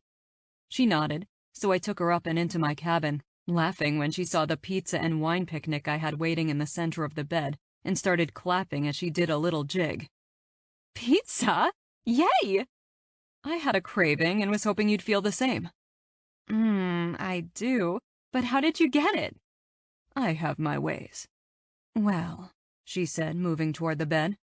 I don't care how you did it, just that you did, and invited me.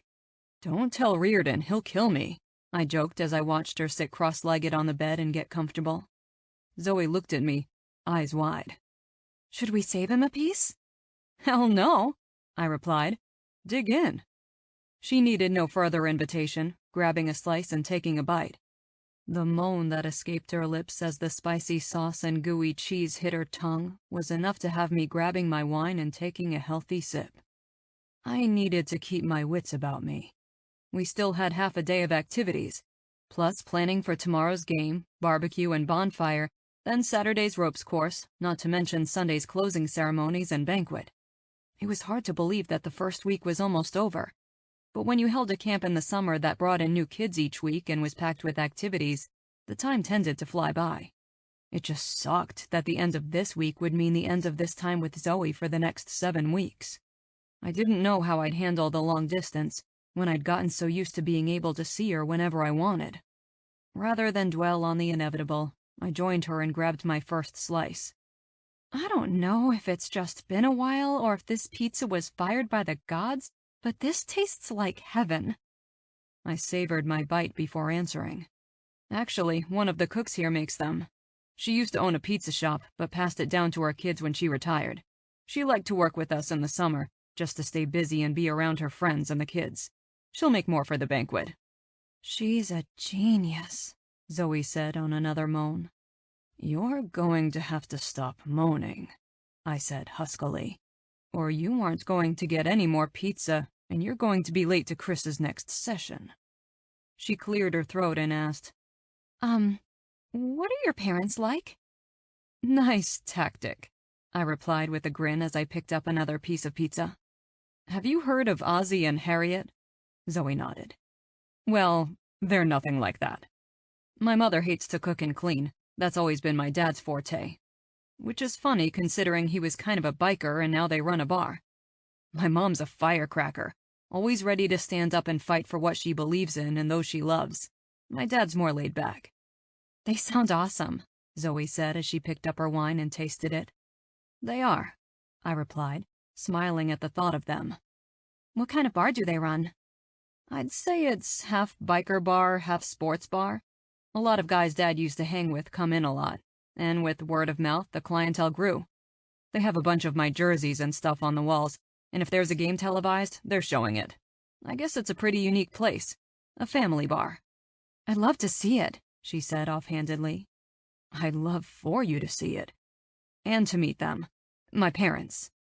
Her eyes sought mine and she asked, Really? I reached out and took her hand in mine, my thumb caressing her knuckles. Really? I decided to just go for it. We have a get-together over Labor Day weekend. Maybe you could come? I'll have to check my calendar, make sure I don't have anything going on or due to my publisher, but if I can, I'd love to. Yeah? I asked, feeling as if my heart was soaring and not even caring how mushy and sentimental that sounded. Yes, Zoe replied, leaning toward me over the pizza in invitation. I accepted and met her halfway, laying a kiss on her that I hoped conveyed the depths to which I had already fallen. Chapter 26. Zoe. It had been another long day. I'd felt nervous and unsure, even though Gabe had pretty much laid it out that he wanted me to spend the night with him, when I crept into his cabin and snuggled against his sleeping body. He'd rolled over, cuddled into me, and slipped deeper into sleep. I laid there, grinning like a loon, unable to find sleep for a while. I was crazy happy. Like, crazy. I'd never imagined I'd be at this point with Gabe so soon. We hadn't even known each other 2 weeks and were already making plans for me to go home with him and meet his family. It was inconceivable. This didn't happen in real life, did it? Can a geeky, awkward woman child like me really end up with a guy like Gabe? Everything that I knew about him so far was perfect.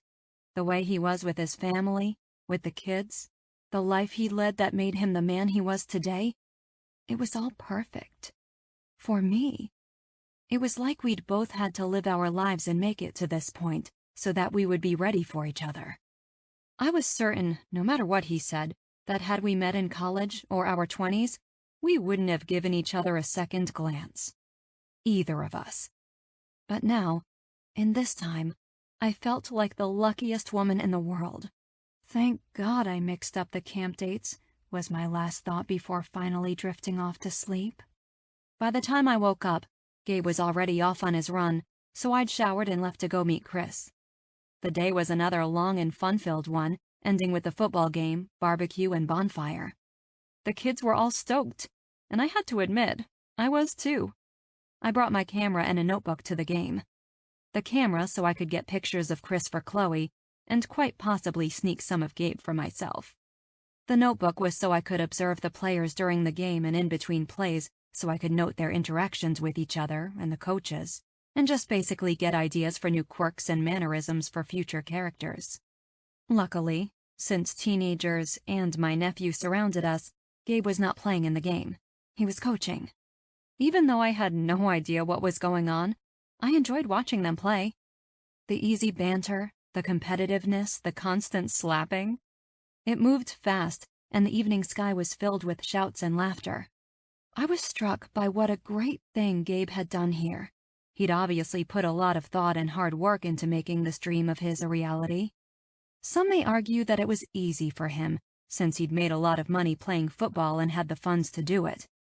Although I would agree that was definitely an advantage, the fact that he had chosen to do something that was positive and fulfilling, not just for him, but for teenage kids who shared his passion, was a beautiful thing.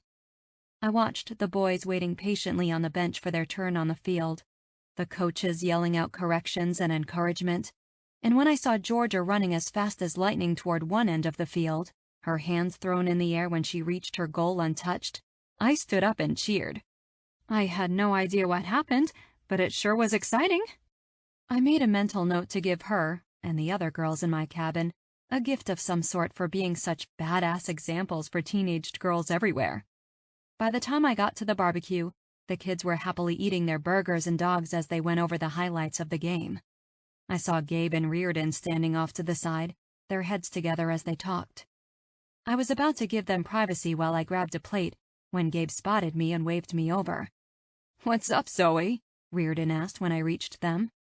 "We were just going over tomorrow's ropes course. Will you be joining us again?" I gave a dry laugh in response and shook my head. "I think I'll pass." "You sure?" Gabe asked with a grin, then threw his arm over my shoulder when I gave him a dirty look. "Just kidding. We'll be busy with the kids for most of the day. It should give you a lot of alone time to get some work done." "I'm looking forward to that, actually." Chris asked if I wanted to come watch him on the course, but I think I'd be more nervous watching him up there than when I was up there myself. "I trust you guys to take care of him," I added with a meaningful look for both of them. "Of course," Gabe replied. "Your boy is safe with us," Reardon promised, then looked around and said, "I'll be sad to leave day after tomorrow." "Me too," I said, trying to keep the sadness out of my voice so Reardon didn't think I was some crazy clingy woman who'd attached myself to his cousin.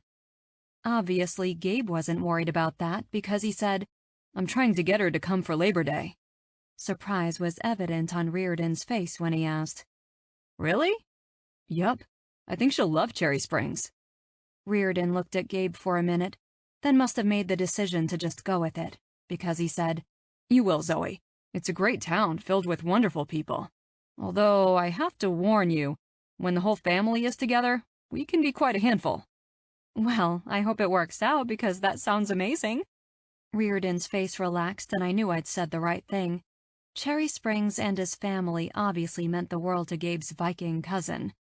His initial reaction made me wonder if he'd had a problem getting the women he dated to embrace small-town life. We grabbed some plates and food, the men piling theirs high, while I stuck with the cheeseburger, potato salad, and baked beans. Reardon and Gabe talked about Cherry Springs while we ate.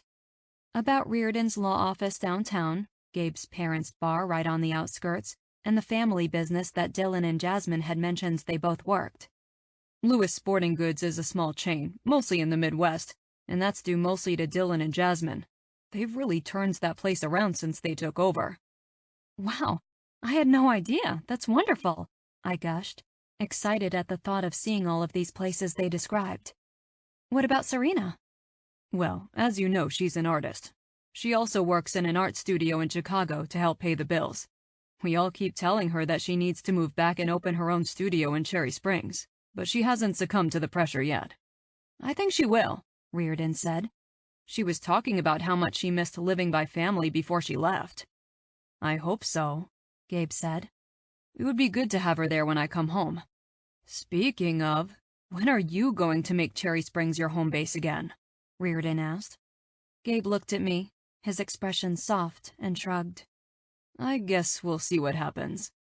Suddenly, feeling the pressure and uncertainty of our lightning-speed relationship, I hopped up, gathered my trash, and said, I'll see you both at the bonfire. Gabe grabbed my wrist before I could dart off and asked, You okay?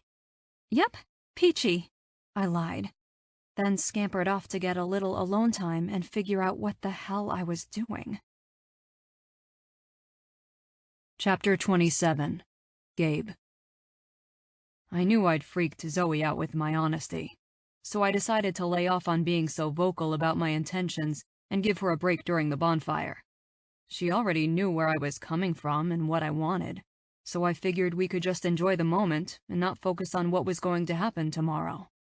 At first, I was worried that she may go into hiding and not come to the bonfire, but rather than chase after her, I waited and felt a rush of pleasure when I saw her moving through the darkness toward the orange flames. Choosing to be optimistic, I'd saved her a spot. Zoe looked around, searching through the crowd of bodies, so I lifted my hand. When her eyes found me and she started in my direction, the knot of worry that I hadn't realized I was holding loosened in my belly. She sat next to me, and I reached my arm out to pull her just a little closer. When I had her tucked in, I leaned in and asked, You ready for s'mores and ghost stories? Her smile was timid when she replied, Always. And I knew she was still in her head, freaking out. Hoping to throw her off balance and get her to stop fretting, I lowered my voice so only she could hear me. Have I ever told you how much I like your legs? Zoe blinked, my words taking her off guard. Then her lip curved a bit in a purely feminine response. No. She was wearing shorts, a tank top, and flip-flops. I placed a hand on her thigh and began to caress it lightly with my thumb. They're really sexy, I murmured. Long, lean, toned. Every time I see them, I imagine them wrapped around me. Zoe gasped and looked around her anxiously. Gabe, there are children present, she admonished. They aren't paying attention to us, I replied, and they really weren't. I'd gotten us a seat outside of the pack, and the campers were all chattering happily as they passed the makings for s'mores around, and the fire roared in the center of us all. I like your hands, too. My hands? The way they look typing away as you're writing, the strength in them, and the way those long fingers look when they're wrapped around my cock. I noticed Zoe's breaths getting shorter, deeper, so I brought my lips to her ears and kept going, my eyes on our surroundings so I would be aware of anyone's approach. I like that spot where your neck meets your shoulder. I kissed her briefly there, flicking my tongue out quickly. She emitted a soft moan that made my hardening cock jump in anticipation. I decided to back off a bit. I didn't want to take it so far that we gave ourselves away, knowing that would embarrass the hell out of Zoe. And embarrassment was definitely not my goal. Shh, I breathed in her ear, then put a little distance between us, leaving my hand on her thigh. "Look at me," I commanded. When I had her gaze, I added, "I love your eyes, the way they convey your thoughts and feelings, and show the sweetness and intelligence within." Gabe, she said, almost like my name was a plea. "And your voice." This time, I had to bite back a groan. "So sexy, Zoe." I love your lips, she said throatily, causing me to grin. Before I could respond, Reardon's voice broke in. "What are you two up to?" Zoe jumped in her seat and moved an inch away, her face flushing guiltily as she turned to him and insisted. Nothing. Reardon's eyes crinkled as he chuckled. "I can see that," he replied, his voice full of laughter. I took a deep breath, then turned to my cousin and said, "Just waiting to enjoy some s'mores." "Me too," Reardon replied, then gestured to the seat next to me and asked, "Mind if I join you?" I was going to kill him. Of course not, Zoe answered. While Reardon got situated, I leaned into Zoe and whispered, "We'll finish this later," then sat up in my seat and returned my focus to what was happening around us. Reardon was talking about all the stuff he had to do when he got home, when the marshmallows, graham crackers, and chocolate made it our way. I went to pass them to Zoe, and noticed she was staring off toward the other side of the fire. "Zoe?" I asked, trying to get her attention. Aren't they sweet? she asked. I followed her gaze to see Chris and the curly-haired blonde, Grace, sitting next to each other, holding hands and talking, totally captivated by each other. "Is she the first girl he's been interested in?"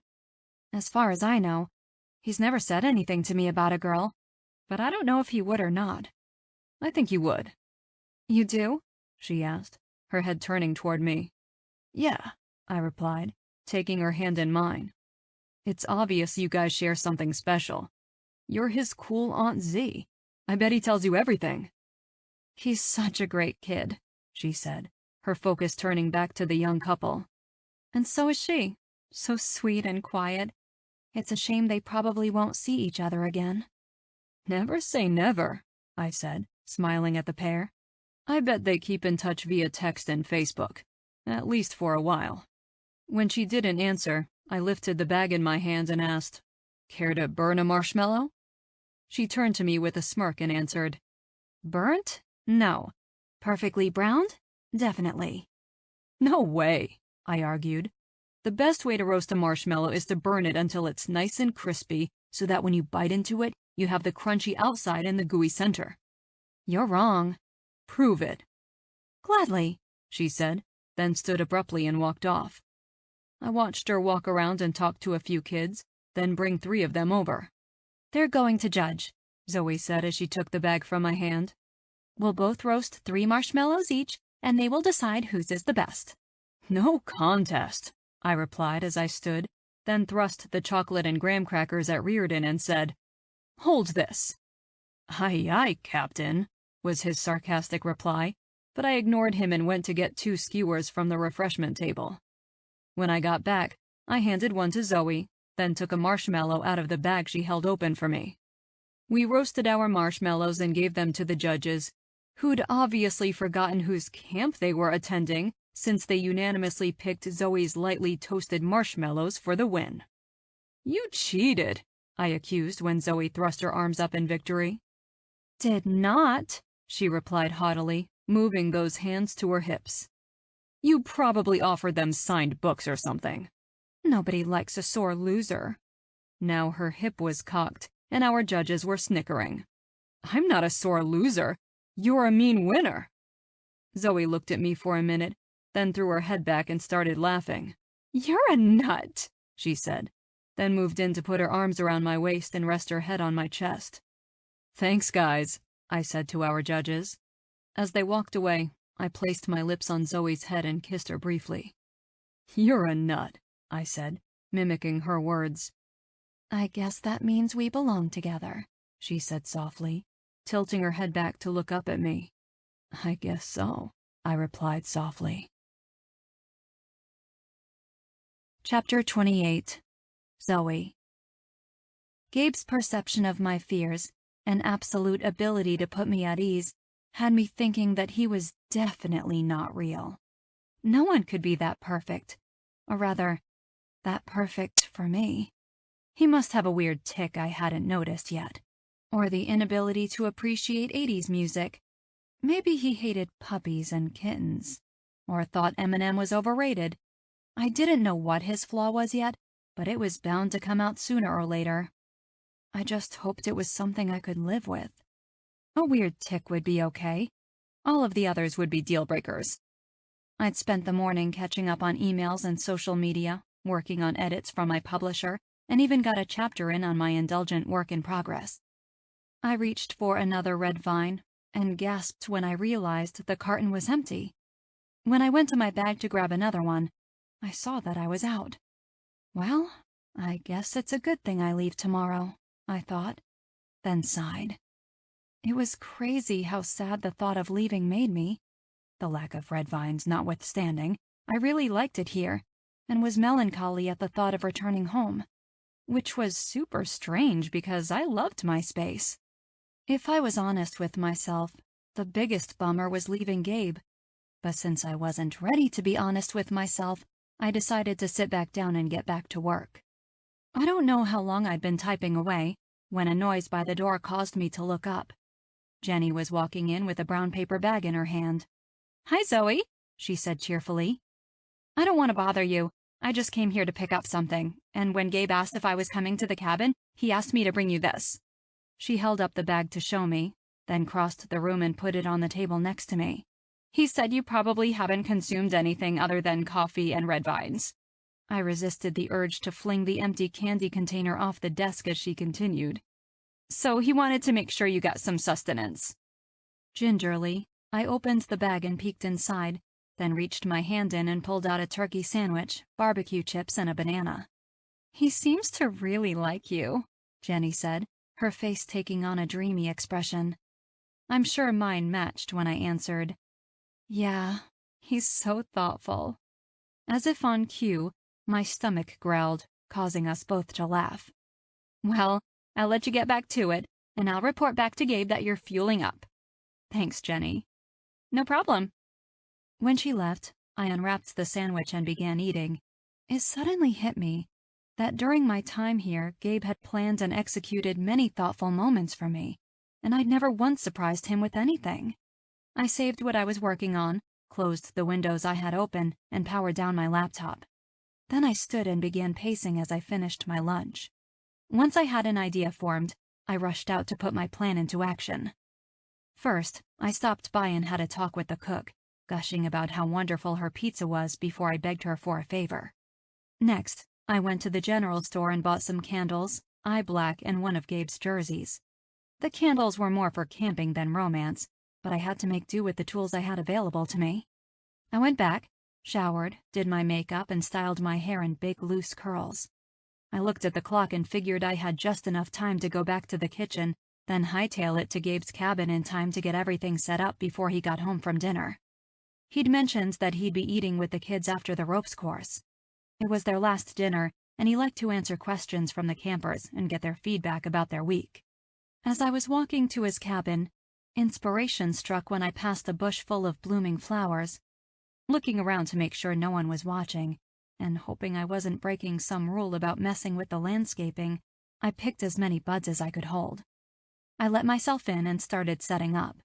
After I made his bed, I scattered the flowers around, putting some on the bed and some around the room. Then I found a smooth jazz station on Pandora and hooked it up to his Bluetooth speaker. I ran to his bathroom, took off the clothes I was wearing, and put on his jersey so that I was wearing only that with a pair of boy shorts underneath. I fluffed out my hair and put the eye black on under my eyes, then lit the candles. After I turned off all the lights, I placed the cherry pie in the middle of the bed and situated myself around it, lying on my side with my head propped up on my hand and my hair fanned out around me. Then I locked my eyes on the door and waited. I'm not sure how long I waited, but I was stuck with the thought that I probably should have gone to the bathroom before draping myself across the bed, so I scooted over and off and ran to the bathroom. I was washing my hands when I heard the sound of footsteps on the stairs, so I rushed out of the bathroom and launched myself onto the bed, getting in position and trying to look sexy, when the door opened. Gabe's eyes came straight to me. They widened a bit, and his lips tilted up. Then his face changed, causing me to worry that somehow I'd made a mistake trying to surprise him. Then Reardon stepped around him, eyes on me, and muttered, "You always were a lucky son of a bitch." Gabe turned, put his hands on Reardon's chest, and pushed. "Out." Reardon shot me a big smile, winked, and said, "Later, Zoe." "Later," I replied, at a loss for what to do. Once he'd shoved Reardon out the door, Gabe shut and locked it, then turned to me with dark eyes. Stunned by the turn of events, I was still on the bed, but I'd drawn up my knees in an attempt to hide my underwear. I watched as Gabe stalked toward me, reaching behind his head, pulling his t-shirt up and over his head. When he reached the side of the bed, he said, "I love seeing you in my jersey."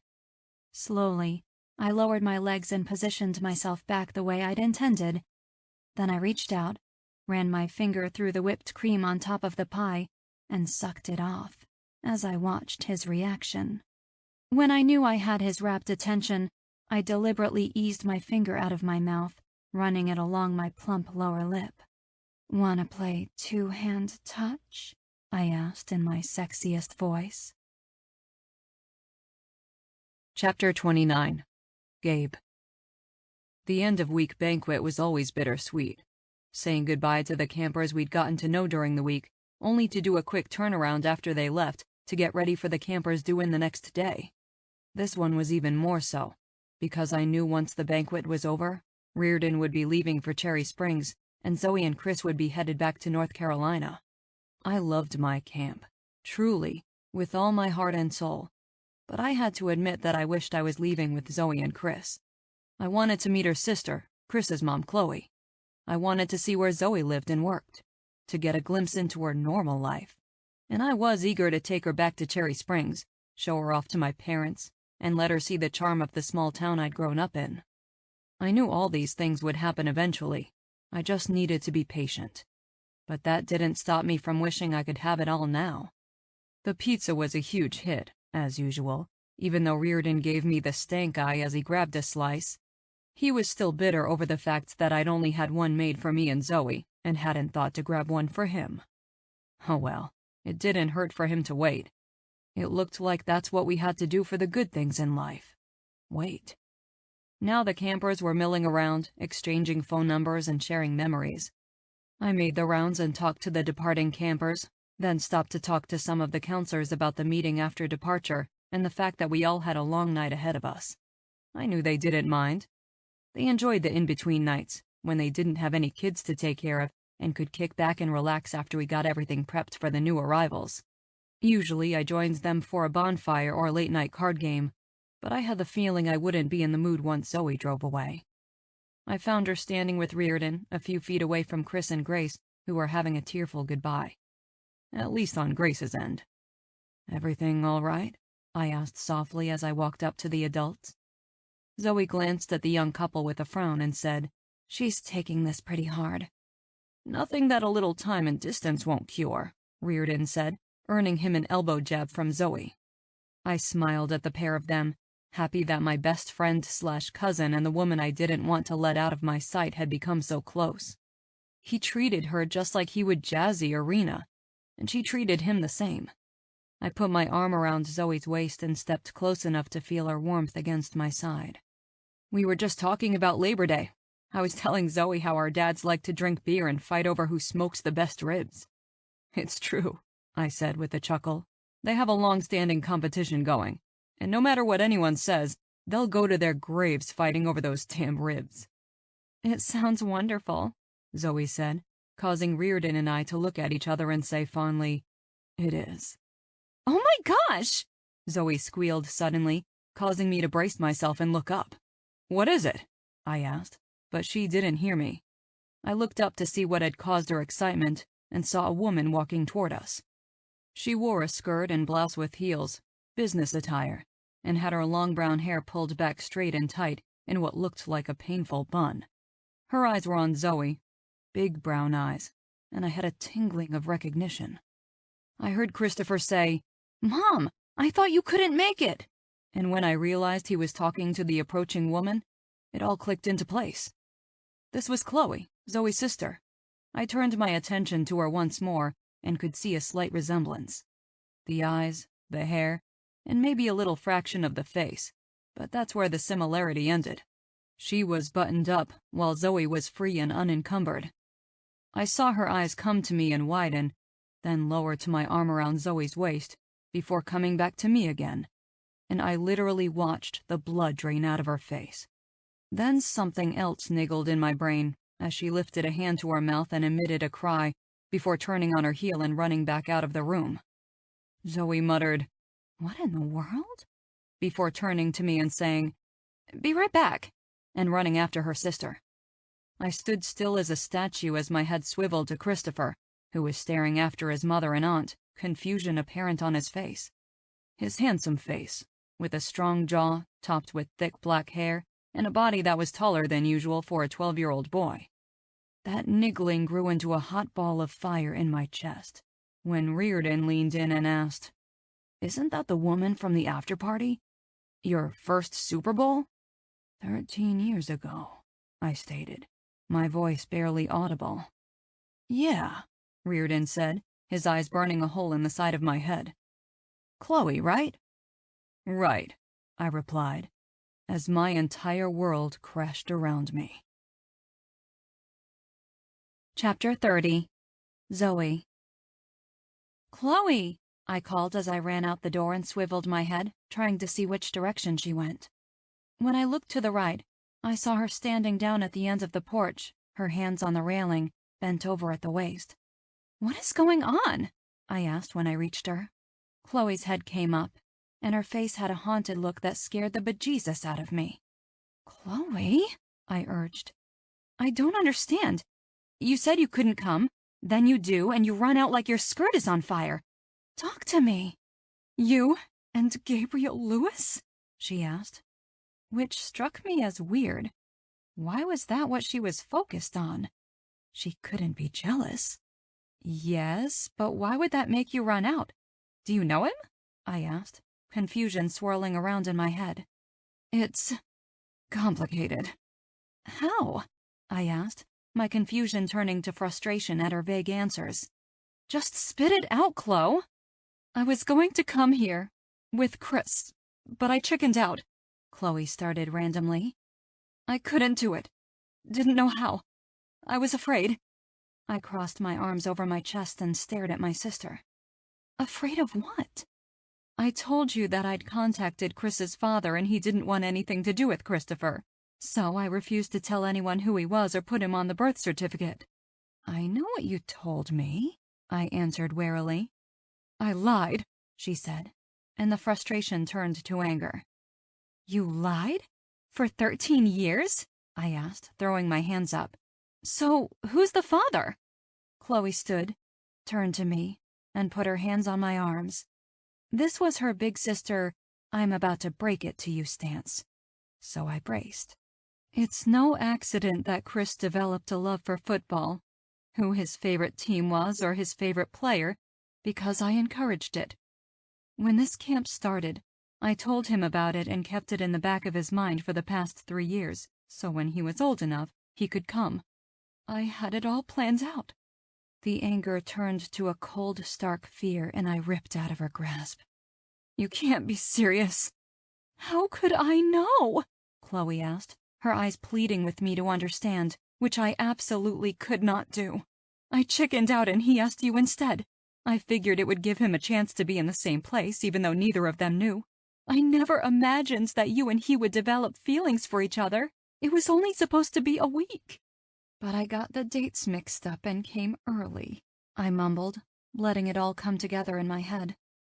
"And still, when I told you I was staying and who was here, you didn't say anything." "I couldn't," she insisted. "I lied to you for all of those years. You'd given up everything for us and moved to help, and I'd repaid you with lies. I couldn't tell you that over the phone. And you never told him? Chloe shook her head. The weight of everything came crashing down on my shoulders. Gabe was a father to a 12-year-old boy, a child he never knew existed. My nephew. It was all too much. I half fell to my knees, then slid the rest of the way to the floor, my hands coming to my head as pain overtook the fear. Go away! Zoe, please. Go! I heard her heels clicking away from me, then Gabe's voice. Don't go anywhere, he said, his tone harsher than I'd ever heard it. I need to talk to your sister. I'll meet you in my office. Reardon will show you the way. This way, I heard Reardon say, then the sound of Gabe's footsteps getting closer. I felt movement behind me, then his arms enfolded me, my back hitting his chest as his chin rested on my shoulder. It's true, he said, and I couldn't tell if it was a statement or a question. She never told you? I shook my head, my heart aching. I have so many questions, he murmured. Yeah, I managed, leaning back into him. There was nothing between us, Gabe said, causing the first tear to escape down my cheek. We shared a moment, nothing more. What happened? I asked, not wanting to know but needing to. I was 22, 23. It was my first year in the NFL and my team won the Super Bowl. I didn't have much to do with it, but I was still part of the team, and we did a lot of celebrating. Reardon was with me and we were partying and going a little nuts with it all. We were at one of the parties and were quite a few drinks in. I hate to say it, but during that time, I had no trouble picking up women, and I used that to my advantage. That night, it happened to be Chloe. It was meaningless, a mutually satisfying encounter that I didn't think of again until I recognized her face 10 minutes ago. It wasn't even a night. No one went home with each other. We had sex right in the club we were in. I made a strangled sound. Sorry, Gabe said, his arms contracting around me. I know you don't want the details. I just wanted you to know that it was only sex. One time. And I never saw or heard from her again. I pushed out of his arms and stood, leaning on the rail for strength as I looked up into his beautiful face. I don't blame you. And I'm sorry.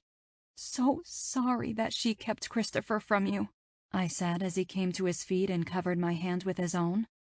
But it's too much. She lied to me too for all of these years, and I'm angry with her. I'm also so sad for you that you've missed out on so much. And I don't know what you're thinking or feeling, but I have to say, I'm over the moon that Christopher gets to find out that not only does he have a father, but that it's you. Zoe, Gabe started, his face full of the myriad of emotions he was feeling. I held up my hand to stop him, needing to get my words out and get out of here as fast as I could. I felt like my insides were boiling lava, and I was about to erupt any moment. I need some time to process and to figure out what I want. What you want? Zoe? Please, Gabe, just give me time. Gabe ran his hand over his face in frustration, and probably to give himself a moment to calm down. You know I can't come after you. I know, I replied. That's the only thing that makes this easier. I'll give you 7 weeks, but Zoe, after the camp is closed for the season, I'll be in North Carolina. I nodded, then started to ease myself away from him. I'll call, text, email, whatever, every day. I can't promise I'll answer.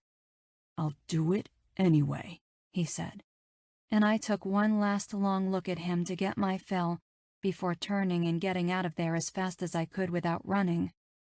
When I reached the tree line, I looked back and saw Gabe still standing on the porch, his forearms leaning on the railing, his head in his hands. The need to go back and comfort him was great. I knew his whole world had changed in a single second, but so had mine. And I just didn't think my heart could take another second. I needed solace and time to think. I needed my own space, my own things. I needed to figure out if I was strong enough to handle the fact that the man I'd fallen for was the father of my sister's child. Chapter 31. Gabe. I stayed there for a while after Zoe left, trying to cipher through all of the thoughts, feelings, and questions that were running through me. When I felt like I was in control enough to talk to Chloe civilly, I started on the path to my office. "Coach Lewis?" A now familiar voice called from behind me, causing my chest to tighten as I turned. "Hey, Chris. What can I do for you?" My eyes roamed over him, as if seeing him for the first time, while simultaneously memorizing every inch of him. Heart pounding, a mixture of fear and dread filled my stomach as I wondered what the hell I was going to do about this unbelievable situation. "Have you seen my mom or Aunt Z?" he asked as he walked closer, his head coming up to my shoulder. "Zoe had to go," I began, not quite sure what to say, but not wanting to upset him. Your mom is waiting to talk to me in my office. She'll be taking you home." "Oh, okay," he replied with the easy acceptance that only a child could have. "Can you tell her I'll be down by the lake with Grace and her folks?" "Sure thing," I replied, turning to go, needing to put a little distance between us. "Oh, and Coach?" "Yeah?" "It really was so great to meet you. I had the best time and can't wait till you come to Aunt Zoe's. Maybe we can hang out, throw the ball or something." Christopher looked up at me, his face so eager and full of innocence, and I wondered how much of that innocence would be lost after all of this. "Yeah, sure, kid." "Cool. See you later, Coach." I watched him walk away, my nerves on edge as I thought about him, his mother, and what this may do to my relationship with Zoe. She was obviously, understandably, freaked, and I was worried that the great thing we'd been building was about to be shattered. When I got to my office, Reardon was waiting for me outside. "Everything okay?" "Not really, but it will be." Reardon nodded and was about to say something when I asked, "How did you remember her?" "Chloe, from that night at the bar. It actually didn't click for me right away, but it did for you." Reardon rubbed his hand behind his neck, then looked up at me sheepishly. "I actually saw her first that night, but I chickened out. If you'll remember, I didn't have much game back then, and at those parties, the women were usually there hoping to land a football player." "I remember you did all right." He chuckled and said, "Yeah, I did. But she intimidated me. When I finally worked up the courage, I saw her making her way over, then beelining right to you. I figured there wasn't much point after that, so I went along with it, and never saw her again." I put my hand on his shoulder and said, "I wish you'd have said something. You know I never would have made a play if I'd known." "Water under the bridge, man," Reardon said, his face serious as he switched from cousin mode to lawyer mode. "All right. When you go in there, I don't want any mention of compensation, parental rights, or anything of that nature. The first thing we'll do is order a paternity test." "I think he's mine, Rear. I mean, just look at him," I began, but he held up his hand to cut me off. "Thinking isn't good enough. We need proof." Reardon's face softened. "Look, Chris is a good kid, he is, and if the DNA tests come back positive, we'll welcome him into the family with open arms. But we have to be smart about this. You're a very wealthy, high-profile person, and my job is to make sure that you're being taken care of. Let me do my job." "Got it," I replied, agreeing with everything he said. "Let's do this then," he said and opened the door. I walked around to my desk, sitting and getting comfortable before bringing my gaze to the woman sitting before me. I could tell she'd been crying, which had my demeanor softening. Then Reardon cleared his throat and gave me a sharp nod to begin. I sat tall in the chair and tried to think rationally, but what popped out of my mouth was, "Why didn't you tell me?" Reardon sighed, but didn't object, his eyes looking to Chloe for her answer. Chloe took a deep breath and brought her large dark eyes, which were so much like Zoe's, to mine. "I tried at first," she said, her voice rough from crying. "I tried to reach you through the team, your agent, even a PR firm, but they all thought I was some groupie trying to get close to you." "Did you say you were pregnant?" Her face flushed and she shook her head. "No, I didn't want you to find out that way." "So you just gave up?" "After a while, yes. I saw stuff about you in the media, and you were always going out and traveling. I didn't think you'd have room in your life." "Don't do that," I cut her off. my anger rising. Don't presume you know me based off what you've read or seen on TV. That isn't me, and it isn't fair. I had a right to know, and you took that choice away from me. Allegedly, Reardon put in, causing Chloe to turn to him in confusion and ask, "What?" "We'll need a paternity test ran before Mr. Lewis claims any responsibility or parental rights for the child." I saw Chloe start to bluster, then think better of it, instead saying sadly, "I understand." Not satisfied with her answers so far, I asked, "What about later, when he started asking about his dad? Zoe said you told them that his father didn't want anything to do with him." Well, I worded it quite differently to Christopher. I told him that his father loved him, but wasn't in a place in his life where he could be a father. So it was just the two of us. "And that worked?" For a while. I introduced you to him at an early age, and he's always known who you are, as a football player. We watched all of your games, and he's followed your career." "It's not the same, Chloe." "I know that," she insisted, her tone pleading. "If I could go back and change things, I would. I planned to bring him to camp as soon as he was old enough, knowing that you'd be here, and I could talk to you about it in person. He's almost a teenager, and he's becoming a man. I knew that having you in his life would help him in that transition." "What about me? What about all of the things I missed out on?" I stood, both Chloe and Reardon standing with me. "Okay," Reardon said, stepping in between Chloe and my desk. "I think we've done all we can here today. I'll be in contact about the tests, and once we get the results, Gabe and I will be in touch to talk about what happens next." "Okay," Chloe said, her voice small. "Chloe," I said, walking around my desk to stand next to Reardon. "I have obligations to be at this camp for the next 7 weeks. There's nothing I can do about that. But once the campers leave, I'll be coming to North Carolina. Whether the results are positive or negative, I'll be going to see Zoe. I just wanted to make sure you understood that. Your sister and I began a relationship here, and I plan to fight to keep it." "I understand." "Can you please wait to say anything to Christopher about this until we know for sure, and I can be there for him?" Chloe gave me a small smile then and answered, "Yes, I can do that." "Thanks," I said, as kindly as I could manage, needing to get out of there. "I have to get to work, but Reardon will get your information and we'll be in touch soon." That said, I walked out without a backwards glance. I headed straight for my cabin, threw on my running shorts, a t-shirt, and some Nikes, and took off to clear my head. Chapter 32. Zoe. "I'm thinking a pen name would be best. This book is so different from your others that I don't think the readers will cross with you, and it's probably best not to try and market it to your young fans. Don't you agree? Zoe?" I looked up from the doodle I'd been drawing on my napkin and flushed, embarrassed to be caught not paying attention by my agent. "Sorry, Jen," I replied, sitting up taller in my seat and moving my napkin under the table to hide it. I was sure she'd already seen it, but I still felt the need to act like a child caught in the act. Yeah, a pen name would probably be best." Jen sighed and took a sip of her dry martini.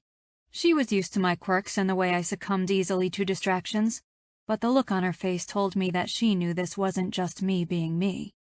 "Are you going to tell me what's been bothering you?" she asked, her voice holding compassion she usually kept hidden. "What? Nothing, I'm good," I lied through my teeth. "Maybe something to do with the Adonis in your new books?" she asked carefully. "You've certainly never written a man like that before, and even I have to admit, as jaded as I am, that those sex scenes are off the charts hot." I blushed at her words, worrying, not for the first time, that I'd put too much of Gabe, of our relationship in my latest book. Let's just say things are complicated right now. "I can accept that." When her phone buzzed, Jen looked down and said, "I need to take this. Just give me a moment." Then stood and walked to the far side of the patio dining area where we had just finished our working lunch. I was in New York. When Jen had called and said she wanted to discuss my latest manuscript, I jumped on the chance to get to her, rather than having a meeting over the phone or via video conference. I'd needed to get out of town for a while, away from my sister's attempts at reconciliations and my nephew's concern over the breach in his mother's and my relationship. Plus, I needed something to take my mind off Gabe, as if that were even possible. Hell, he wouldn't allow it. In the almost 7 weeks since I left him at camp, he texted me daily, left numerous voicemails, and sent me a gift every Friday. The first week, it had been a bucket of red vines, which made me smile. Then came the sunflowers, the Bluetooth earbuds, a Blu-ray copy of Man of Steel, a delivery from Papa John's Pizza, and a flotation device, which had me fall to the floor laughing when I opened it. I was trying hard to work through my thoughts and feelings about him and everything that had happened. I had hoped distance would cool my attraction to him and make the possibility of walking away easier, but he was doing his damnedest to make it impossible. I hadn't spoken to him since I left, and I'd barely spoken to my sister, but I'd spent time with Christopher, as usual, his questions getting harder and harder to deflect. I knew the paternity test came back positive. Gabe had left a voicemail and sent a text when he'd heard, and I'd gotten a call from Chloe confirming that Gabe was Chris's father. Chris didn't know yet. Gabe and Chloe had decided to wait until Gabe was there in person, which I could understand. But I felt awful keeping such a thing from my nephew. I didn't want to be a part of my sister's lie. "Sorry about that," Jen said as she sat back down at the table. We finished up our meeting, discussing the upcoming tour for the last book in my paranormal series, and we left it with her promise that she'd begin shopping my new manuscript right away. The driver took me back to the airport. The flight home was quick and painless, but all of my attempts at reading were dashed by thoughts of Gabe's impending visit. The 7 weeks were almost up, and with the news he had to share with Christopher, I knew he wouldn't waste any time in flying out. I wasn't ready to see him. I knew that any walls I'd put up, and claims I made to myself about pushing him away, would all crumble at the first sight of him. And I was afraid. Afraid that I wouldn't be able to handle the emotional upheaval that was about to commence. That I wouldn't be strong enough to stand by him when he needed me the most. Especially since my initial reaction was to run and hide in my writing cave for the next year. Pulling up the long drive of my over 2-acre home, I looked around at the large expanse of space and wondered if I should get a pet. Maybe a dog, pot-bellied pig, or even a pony. I'd always wanted one as a little girl, and I definitely had the space. Then I drove past the basketball hoop I'd had put up for Chris and into my garage, and talked myself out of it. When I was home, I was usually locked away. I barely even came outside and used the rocking chairs I had sitting on my wraparound porch. Any animal I got would probably die of starvation and loneliness if it didn't run away first. With that depressing thought lingering in my head, I walked to my mailbox and found my weekly package from Gabe waiting. I was ripping through the paper, even as I told myself I shouldn't open it, then stopped in the middle of my driveway, a gasp escaping my lips as I pulled out a long bronze chain with charms of a parchment and quill on it. It was so thoughtful and perfect for me, and without another thought, I clasped it around my neck. My hand was on the necklace as I took out the note folded inside. "See you Sunday. Love, Gabe." Shit, I thought. Guess I can't hide forever. It looked like I'd be facing the music the next day when Gabe came to town. If only I knew what I was going to do. Chapter 33. Gabe. I'd only meant to give her a kiss hello. As soon as the last camper left for the season, I'd given my cousin Dylan, who'd come down to take over the task of closing the camp for the season, a hug of thanks and a promise to call him as soon as I landed in North Carolina. Deciding to hold off on checking into my hotel until later, I drove my rental car straight to Zoe's house. I needed to see her, desperately.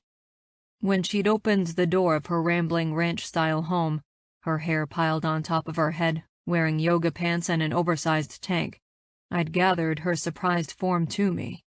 God, how I'd missed her face. I grabbed her by the waist with one hand, bringing her in close, while my other hand wrapped around her neck, and I brought my lips crashing down on hers. I'd taken her off guard. Her lips parted with unspoken words, so I took advantage and swooped inside. If she'd kissed me sweetly, then stepped aside, I would have waited to be welcomed in like the gentleman I had every intention of being. But when she kissed me back with a fervor that spoke volumes, I took the kiss deeper. I backed her up against the doorframe, and the next thing I knew, we were engulfed in each other. Her hands were everywhere, up my shirt, in my hair, clasping onto my hips, as our mouths relayed how much we'd missed each other over the last few weeks. When a breeze hit my bare back, I realized she was trying to lift my shirt off, which brought a few of my senses back. Bending slightly, I lifted her at the back of her thighs, and she gave a little hop, wrapping her legs around my waist as I moved us off of the front porch and into the house, kicking the door shut with my foot. The yoga pants fit her like a second skin, so that felt like there was no barrier between her supple ass and my hands. I roamed freely as I navigated toward her large plush sofa in the center of the room. She bucked against me, her breath a moan on my lips when I moved my hand lower to satisfy my barely contained hunger. By the time I was lowering her to the couch, I was tearing at her clothes. First the tank top, then her yoga pants. When I saw she was wearing a sports bra, I dipped my hand underneath it to caress her already pebbled nipple and ordered, "Off." While she was relieving herself of her sports bra, I undressed, then stopped to look down at her beautiful body. Her eyes were taking in the expanse of my naked chest, then went lower, my cock jumping under her hot gaze, happy to be on display. Zoe licked her plump lips and sat up, moving forward to the edge of the couch so she was seated before me. She looked up at me with those big brown eyes as her fingers wrapped around my cock and stroked the length slowly. She licked her lips again, leaning close enough so the tip of her tongue lightly grazed the head of my cock, causing me to groan. "Fuck me with your mouth," I demanded, reaching behind her to pull her hair out of its rubber band, then sinking my hand into the thick mass of her hair, tugging it tightly at the roots. She kept her eyes locked on mine as she eased her mouth around my cock, one hand coming behind me to grab my ass and pull me closer. I nearly lost it then. The need to thrust into her mouth great, but I kept a tight rein on my control and let her keep the lead. Zoe's tongue was whirling around my head as she simultaneously sucked and hummed, her head rocking back and forth as she slid my length in and out. When she closed her eyes and moaned, I knew I could take no more, and I wanted to get off inside of her, not come down her throat. So I tugged on the hair in my hand to hold her steady as I moved my hips back. She released me with a pop and looked up at me with a heavy-lidded gaze. Needing to feel her, I reached low and ran my fingers over her pussy. "You're so fucking wet for me," I nearly growled. "You liked sucking my cock, didn't you?" She barely had time to emit a groan at my words because my mouth was on hers again. I sat back against the cushions and grabbed her waist, lifting and flipping her until she sat astride me. When she was poised above me, I sucked the fingers that were still wet with her in between my lips and reached my other hand between us and thrust my fingers inside. Her head flew back and she began to move, my thumb flicking her clit with each rock of her hips. "Gabe," Zoe moaned. It was the first thing she'd said since I arrived, and it was music to my ears. "I want you inside," she pleaded, and I was more than happy to oblige. I moved my hands to her hips and let her tease me for a moment, her wet lips moving back and forth over my dick, then lowering slightly and lifting back off. Once I was through with her tease, I held her hips steady and thrust quickly up and inside. Her hands came to my shoulder and her eyes closed, so I lowered my hips and let Zoe take a ride. With every thrust, her clit hit my flesh, and I knew by the little breaths that were coming out of her parted lips and the rosy flush on her cheeks that she was close. I met her movements, grinding up as she pushed down, then lowered my head, eager to get a taste of her supple tits. She made a little squeak in the back of her throat when I sucked her into my mouth, then rode harder when I scraped my teeth over her hard nipple and bit down lightly. "Oh, My God. Gabe, she moaned loudly as I watched the beauty of her. Head thrown back, long hair cascading down her back, face alight with pleasure, I felt my own release begin to build and flipped her over onto her back. Her legs still wrapped around my waist, I thrust into her, harder and harder as her inner walls clenched around me, still feeling the effects of her orgasm. I pounded my way to my own release, then lowered my forehead to hers and we both struggled to catch our breath. I lifted my head to gaze down at her, and when she opened her velvety brown eyes, I said, "I missed you." Chapter 34. Zoe. Well, that didn't go as I had planned. My body lax and satisfied, I laid there in Gabe's arm, looking up at the face I'd been dreaming about for 7 weeks, my mind going a million miles a second. I was supposed to put the brakes on things when I saw him, not practically strip him down on my front porch. But when I'd opened the door and seen him standing there, all real and gorgeous, and so damn tempting, all thoughts of voicing my concerns flew the coop. I'd gone much, much longer than 7 weeks without having sex with another person before. Hell, I'd gone longer without having a self-induced orgasm. But after going 7 weeks without Gabe's touch, and then finally having him just a few feet away, and very touchable, I'd been like an addict faced with my addiction. Not jumping him would have been like not drinking from a puddle after being stuck in the desert with no water for weeks. I was helpless to the needs of my own body. That's my story, and I'm sticking to it. I realized the problem with allowing my baser instincts to dictate my actions when Gabe said he missed me in that sweet, tender tone, and all I wanted to do was curl into him and hold on for the rest of my life. Needing to put some distance between us and allow my brain to begin functioning again, I excused myself to go to the bathroom and crawled out from under him. I gave his naked back one last look before I ran through my bedroom, into my ensuite, and closed the bathroom door behind me. I leaned back against it, sighed, and hit my head against the door. Stupid. Bang. Horny. Bang. Zoe. "Is everything all right in there?" Gabe asked from the other side of the door, startling me since I didn't expect him to be in my room.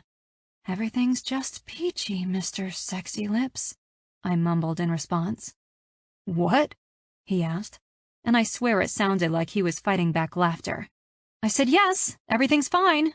Be right out, I replied, a little nastier than necessary.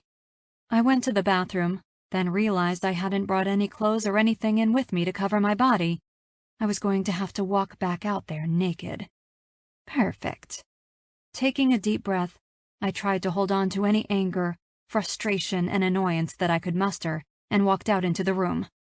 I stopped, losing that breath at the sight of Gabe in my bed, my minty green sheets pulled up to his waist as he leaned against my padded headboard, his eyes on me with a sexy smile on his face. Shit! I walked over and grabbed the robe that was flung over the back of the chair at my vanity, hoping I appeared confident in my skin and not like I was anxious to be covered and wrapped up in the safety of silk. I turned back to him, tying my robe tightly around me, and noticed his hair was mussed, probably from that time a few minutes ago when I'd been tugging and pulling at it like a woman possessed.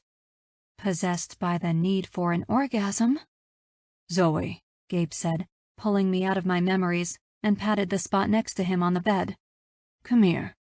I began, resisting the urge to crawl into that bed with everything I had.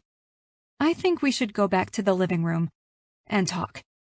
Rather than allow him to bewitch me with his sexy eyes, or wait for a response, I hurried out of my room and over to the coffee machine. I put a cup underneath, then hit the button to brew a single serving and busied myself with getting creamer and a spoon out. Would you like coffee?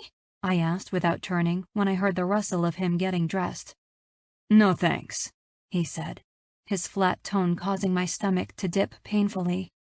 I turned with a frown, my eyes taking on a life of their own as I greedily watched his well-defined torso disappear as he pulled on his shirt.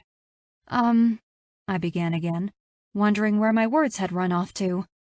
"Look, Zoe, you're obviously still having some issues with everything that's going on with your sister and I. And on one hand, I can totally understand that. He said and began pulling on his shoes, then brought his eyes to mine. On the other, you've had 7 weeks to sort it out, to talk it over with me and with Chloe, but you haven't.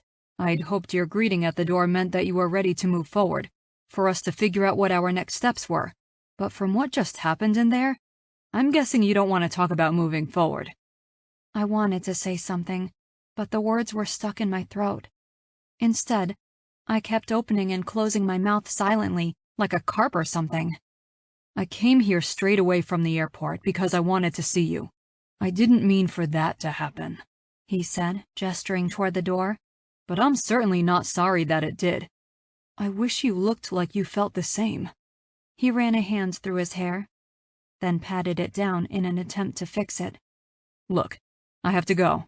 I told Chloe I'd meet her so we could talk to Chris, and I'm already running late.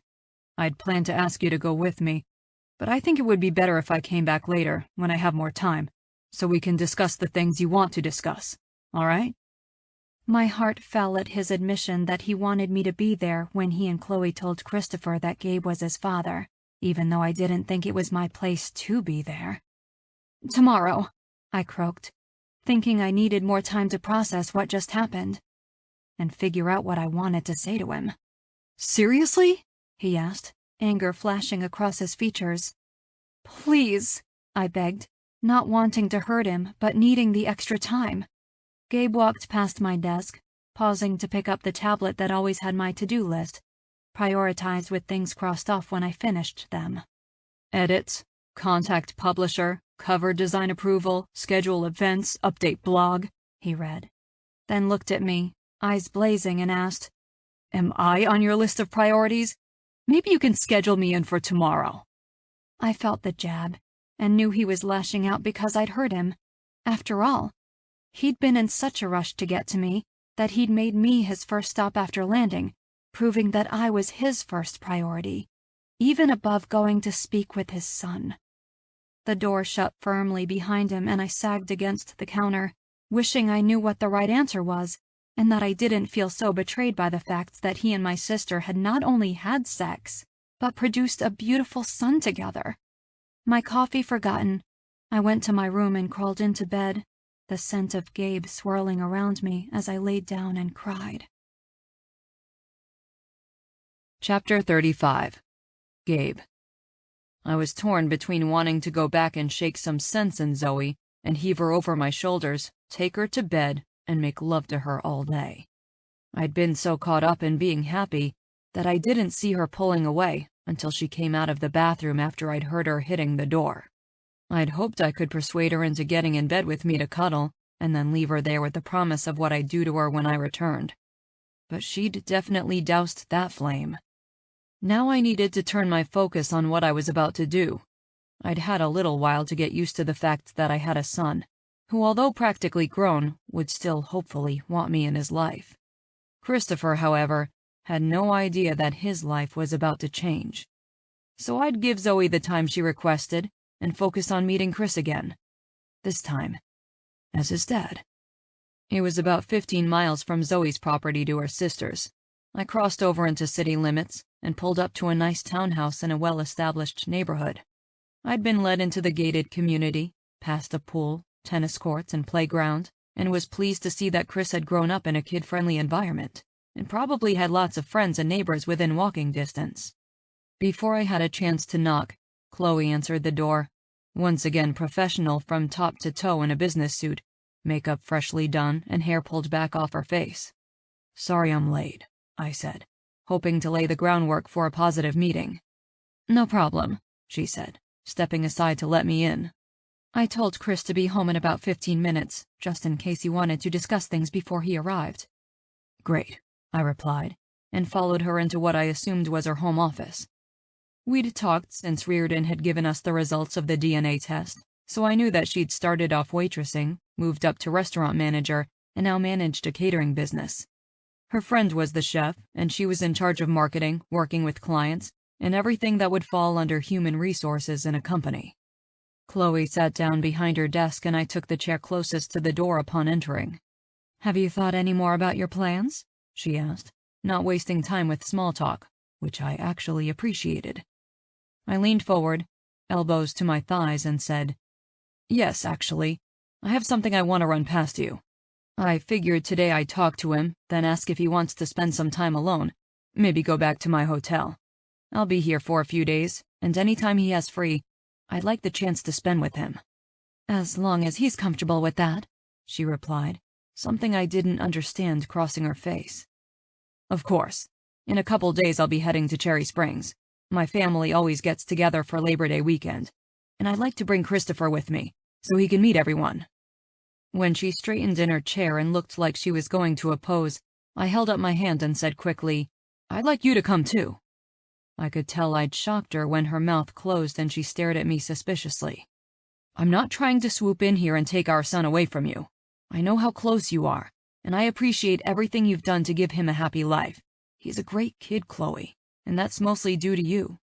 I'm not trying to change that, but now that I know about him, I want a chance to get to know him and be there for him too, and I'd really like for him to get to know my family. I know it's soon, and you probably wouldn't be comfortable sending him off, so I'm asking if you'll come along. I'm sure it would put him at ease to have you there, and you'd feel better being able to watch over him." "Don't you think that would be a little strange?"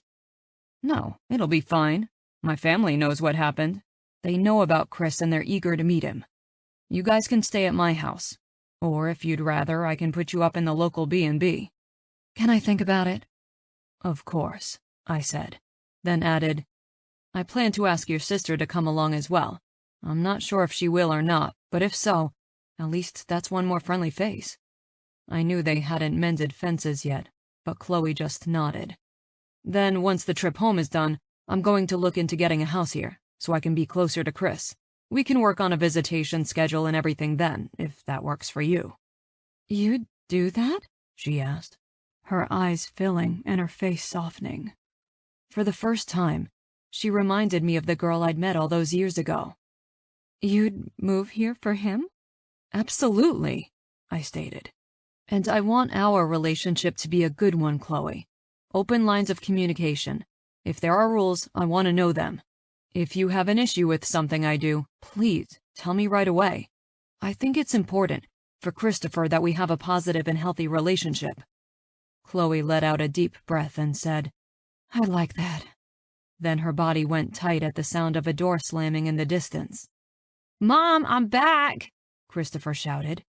"Whose car's out front?" "Let's move to the living room," she said, rising quickly and going out to head off our son. My nerves were suddenly alive and dancing furiously within me as I worried what Chris's reaction may be. Chris looked up as soon as I stepped out of Chloe's office. Confusion, then excitement lighting his face. "Coach Lewis?" he asked, practically sprinting over to me. He stopped before crashing into me, then tilted his head and asked, "Are you here to see Aunt Z? 'Cause she hasn't been over in a while." "Please, come, sit," Chloe said, herding us into the family room. I waited until we were all seated to say, "Actually, Chris, I'm here to see you." "Really? Awesome!" he exclaimed, then turned to his mom. "Did you know he was coming?" "Yeah, buddy, I did." Chloe looked nervously at me, then cleared her throat and reached over to take her son's hand. "We have something we need to tell you." His face cleared of excitement, and when the fear took its place, I realized he thought we were about to lay some terrible news at his feet. Probably about Zoe. "I'm your father," I blurted. Just like that, causing Chloe to shoot me a look. "Sorry," I told her, then looked at Chris, who was staring at me as if I'd just grown another head. "I didn't know until a few weeks ago, or I swear I would have been there for you. I'd like to be here for you now." Christopher was silent, and I could almost see the thoughts tumbling around in his head as he tried to compute what I'd just said. "You didn't know?" he asked. "When I was at camp, you didn't know then?" "No, Chris, I didn't. Your mom told me that last day. I had to finish out the weeks I had scheduled at camp. You know, all of those kids signed up and paid to be there. But as soon as I finished everything up, I flew out to be with you. Your mom and I, agreed that we wanted to tell you in person. I'm sorry that I had to wait all of those weeks." "But you knew?" Chris said accusingly to his mother. You knew all of this time. You lied to me. Christopher, Chloe pleaded, but Chris didn't want to hear it. All of these years, every time I asked you who my dad was, you lied. You knew it was him all the time. We watched his games and you bought me his posters? Chris's voice was thick with emotion, and he wiped angrily at the tears on his cheek. You lied to everyone. Aunt Z, Grandma, Grandpa, Coach. Mr. Gabriel Lewis, all of us. Why? At first it was because I couldn't get a hold of him to let him know I was pregnant. Then after that, after I lied the first time, it just became easier to stick with the lie. I didn't want you to get hurt, Chloe said, speaking through her own tears. We know you're confused and upset, Chris, but we're here for you. I'll answer any questions you have. I'd just like the chance to get to know you, I cut in, trying to give Chloe a chance to compose herself. Why don't we give you both some time to cool down? I'll take you back to my hotel. We can check in, grab some dinner, maybe a swim. What do you say? I'll go grab my stuff, he said, not looking at his mom, who was sitting on the couch, watching him with devastated eyes. When he left the room, I asked, Are you okay? Chloe wiped at her cheeks and took a deep breath. He just needs time, I said, hoping to reassure her. He'll realize you only had his best interests at heart. You think so? She asked, and I felt the pain on her face deep in my gut. That's the kind of kid you raised, I replied softly, pleased when she gave me a small smile. Call me and let me know how he's doing? Chloe asked. You got it, I said, then rose, eager to get some time alone with my son. Chapter 36. Zoe. The pounding on the door echoed the pounding in my head as I struggled to sit up and come fully awake. Pulling the sash tightly around my waist, I rose from my bed and hobbled to the door, wondering nervously if Gabe had ignored my wishes and came back. I could see the silhouette of my sister through the pane of glass in my front door. There was a moment where I thought of easing back from the door and pretending I was gone, even though my car was sitting right in the driveway. But I told myself I wasn't a coward and opened the door. Chloe's face was ravaged with tears, and her hair was coming out of her ponytail, looking as if she'd rubbed a balloon on her head to make static electricity. I'd never seen my sister look so disheveled. My concern outweighed my anger, so I took her hand and drew her inside. Are you okay? I asked as I shut the door behind her and ushered her to the couch. He hates me, she sobbed, falling into my arms. Shh, I murmured, caressing her back as she trembled in my arms. Just give him time. He'll come around. I held her until her breathing evened out and she pulled back, embarrassment flooding her face as she wiped at her cheeks with the heel of her palms. Sorry, she began. You have nothing to be sorry for, I replied, rising to grab the box of tissues off of my desk and handing it to her. Yes, I do, Chloe replied, her eyes watching me warily. For so many things. Crying on your shoulder being the least of them. Chloe. No, please, Zoe. Let me talk. At my nod, she continued. I'm so sorry for the mess I've made of everything. For the lies. The years of lies. For not coming clean about why I backed out of going to the camp. And not saying anything when I heard the excitement in your voice when you talked about Gabriel Lewis. I was selfish. And afraid. And I wish I could take it all back. I know you do, I replied, placing my hand over hers. What are you going to do? About Gabriel? I don't know, Chloe, I really don't. I like him. Could even love him. But I just don't know if I'm strong enough to get past all of this. You are, Zoe. I know you are. I've never seen you like this over a man before. I'd hate for you to throw away a chance at happiness. My eyes filled, and I decided to be completely honest with her. It was the only way we could move forward. I hate knowing that he's had sex with you. Chloe flinched as if I slapped her, but squeezed my hand and said, Zoe, it meant nothing. It does though, Chloe. It means something to me. You've been intimate, even if it was only once, and you had a son together. That's not nothing. No, you're right. But we never had feelings for each other, not the way you guys do. I took a deep breath and asked the question I was terrified to ask. Will you tell me what happened? Chloe shook her head and said, No, Zoe, don't do that to yourself. All you need to know was that I was out with my friends, I'd been drinking, and I decided to do something totally out of character. I never regretted it, especially not after I got Christopher out of it, but I've always thought of it as like a dream. Something that happened, but in an alternate reality. I never loved him. I never wanted a relationship with him, and he never wanted that with me. I don't know if that's enough, I admitted softly, tears streaming down my face. But God, Chloe, I like him so much. This time, my sister held me as I wept. When I was finally tapped out, I leaned back to look at her and said with a wry laugh, We're quite the pair, aren't we? She hugged me and said, I love you, Zoe. I love you too. Chloe's phone dinged, so she pulled it out of her purse and checked the message. Gabriel says that Chris is fine. They're about to go to the pool, then have dinner. He asked if he could keep Chris overnight, then take him to school in the morning. Are you going to let him? Chloe's eyes held a tinge of sadness, but her lips turned up and she said, Chris was upset with me, but you should have seen his face when he first saw Gabriel. This is going to be good for him. I'm going to say yes. It's what's best for Christopher. After she responded, she put her phone away and asked, Can I stay here with you tonight? I don't want to be alone. Of course, I replied, thinking it would probably be good for both of us to have each other tonight. We can order pizza, watch a movie, whatever you want. That sounds perfect, Chloe said, with the first genuine smile I'd seen since all of this had happened.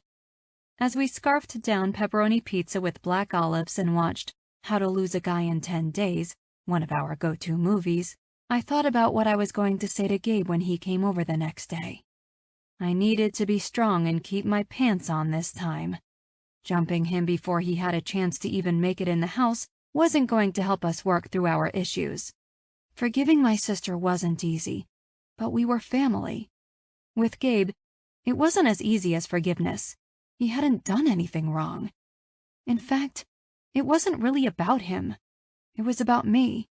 And I wasn't sure if I had it in me to ignore the fact that he had been intimate with my sister, especially when I'd have a constant reminder of that fact. Did that make me a terrible person? Maybe, but I couldn't help the way I felt. Chapter 37. Gabe. I'd just had the most incredible night of my life, and when I eased out of the carpool lane at Christopher's school, I did it with a huge grin on my face. We'd gone swimming at the hotel pool, went to Five Guys for burgers and fries, then stayed up and watched Thursday Night Football on TV. And through it all, we talked. We talked about what my childhood was like, what his was like, about playing football in college, then the NFL. He told me about his breakup with Grace. The long distance was too much for them. And I talked about how Reardon had always been my best friend. We didn't share everything, and didn't delve into some of the really heavy stuff, but it was a wonderful beginning, and I was so proud of the young man he was. Chloe had really done an amazing job raising him, and based off of what Chris had told me, Zoe had played a big part in it as well. I'd tried to push thoughts of Zoe and the issues we were having to the back of my mind, wanting to really focus on getting to know Chris better. But when I laid down at night, I could no longer deny my fears. Her reaction and apparent inability to talk things through scared me. Yes, this was a strange and hurtful situation, but if she was ready to bolt at the first sign of conflict, how could we have a lasting relationship? I went back to my hotel room, phoned Reardon and my agent, then started looking online for local realtors. I liked the area Chloe lived in, but a house like Zoe's was more my style. Something with a little land and a lot of room for Chris and his friends to hang out. I'd always known that I wanted children, and figured once I found the right woman and settled down, I'd be ready to start a family. I never imagined that I'd find out I already had a kid, let alone who was 12. But now that I had him, I wished I hadn't waited so long. Or, more accurately, that I'd been there with him since the day he was born. I guess you didn't know what you were missing until you had a taste of it. Once I figured I'd wasted enough time, and Zoe should be up and about and focused on her day, I got back in my car and made my way out to her place. After knocking, I turned to get a better look at her property. A nice sitting area with a fire pit off to one side, a basketball hoop, and a grouping of trees along the back. "Hey," Zoe said softly, startling me out of my musing. "Hi," I replied, my eyes sweeping over her. She looked as beautiful as ever, and I struggled against the need to pull her into my arms. I felt disappointed that things weren't as easy and carefree as they had been back at camp, but was determined that they would be one day soon. "You look great." "Thanks. Do you want to come in?" "Yeah." "Well, don't we sound just like two polite strangers?" I thought as I walked in, choosing to go take a seat at her breakfast nook instead of on the couch where we'd had sex yesterday. "Can I get you something to drink?" "No, I'm good." When she went and started to make herself coffee, I felt the residual anger from yesterday seeping back in. It didn't seem like anything had changed overnight. Zoe was still trying to avoid me, even though we were in the same damn room. "Can you sit?" I asked through clenched teeth. Zoe's eyes widened at my request, but she left the empty coffee cup on the counter and came to sit next to me. After a few moments of silence, she said, "So, Chloe said Christopher stayed with you last night. How did all of that go?" "It went really great. We talked a lot and had fun hanging out," I said. Then I pushed a little and added, "I wished you were there." Zoe shook her head. "No, it really isn't my place. You two should get to know each other without his aunt standing in the way." "I didn't mean I wanted you there as his aunt. I wanted you there as my girlfriend." Her mouth got tight and she spat. "But that's just it, Gabe. I am his aunt, and now you're his father. It's more complicated than introducing your son to your girlfriend." "So you don't mind that I'm a father, but you do mind that I'm your nephew's father. Is that what this is all about? Holding me at arm's length because of your sister?" I asked, needing to know the root of the problem holding her back if I had any hope of salvaging what we had. "Is that not a good enough reason?" I sighed, frustrated but trying hard not to be. "Yes, it's a good enough reason. Any reason you have is good enough. But if you won't talk it out with me, how can we fix it?" "I don't know if we can." "Zoe, I told you before, what happened with Chloe was nothing more than two people getting off. I hate to sound crass, and I'm not trying to badmouth your sister, but that's the God's honest truth." "I know, you've both said that, and I believe you, but I still hate it. I hate that you kissed her, touched her, had sex with her. I hate that the guy I'm falling in love with was with my sister first." "Zoe." "No. You want to know what kind of twisted shit is going on in my head? I'll tell you. It may not be rational, and some of my feelings may be presumptuous, but they're my feelings, and they're driving me crazy." "Okay." "You're my nephew's father. If we got married, I'd be his aunt and his stepmother. If we had more kids, Chris would be their half-brother and their cousin." "Those are just titles. Who cares?" I asked, barely containing my anger. "Maybe I care." "Maybe you're just latching onto this and not letting go because you want an excuse to end things. Maybe it was fine and good when we were at camp and things were easy, but now that things are serious and we're facing something we never imagined we would, you've decided it's too hard and I'm not worth the effort." "Is that what you think of me?" she asked, standing quickly and actually having the audacity to look offended. "That's what you're showing me here, Zoe. What am I supposed to think?" I followed suit, standing abruptly and sending the chair flying a few feet behind me. Zoe's chest was heaving as she looked at me with hurt and confusion. "I don't know." "Well, here's what I know. I took a folded piece of paper out of my wallet and threw it on the table. Chris and I are leaving for Cherry Springs. I've already told Chloe and I want her to come with us, to ease her mind about Chris meeting my family for the first time. I wasn't sure what your plans are since you've been less than happy to see me since I arrived, but I went out on a limb and bought you a ticket anyway. You and Chloe are scheduled for the same flight on Saturday.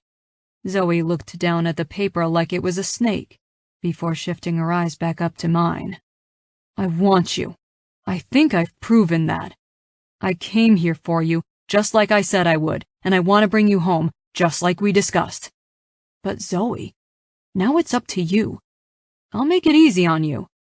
Are you willing to work on your issues and give us a chance? Can you let go of your hang-ups about being Chris's aunt and my girlfriend? If you're ready to show up and meet my family as my woman, then get on that plane. If you don't show up, I'll have my answer. I wanted to pull her to me one last time, but wasn't sure if she'd be receptive to the gesture.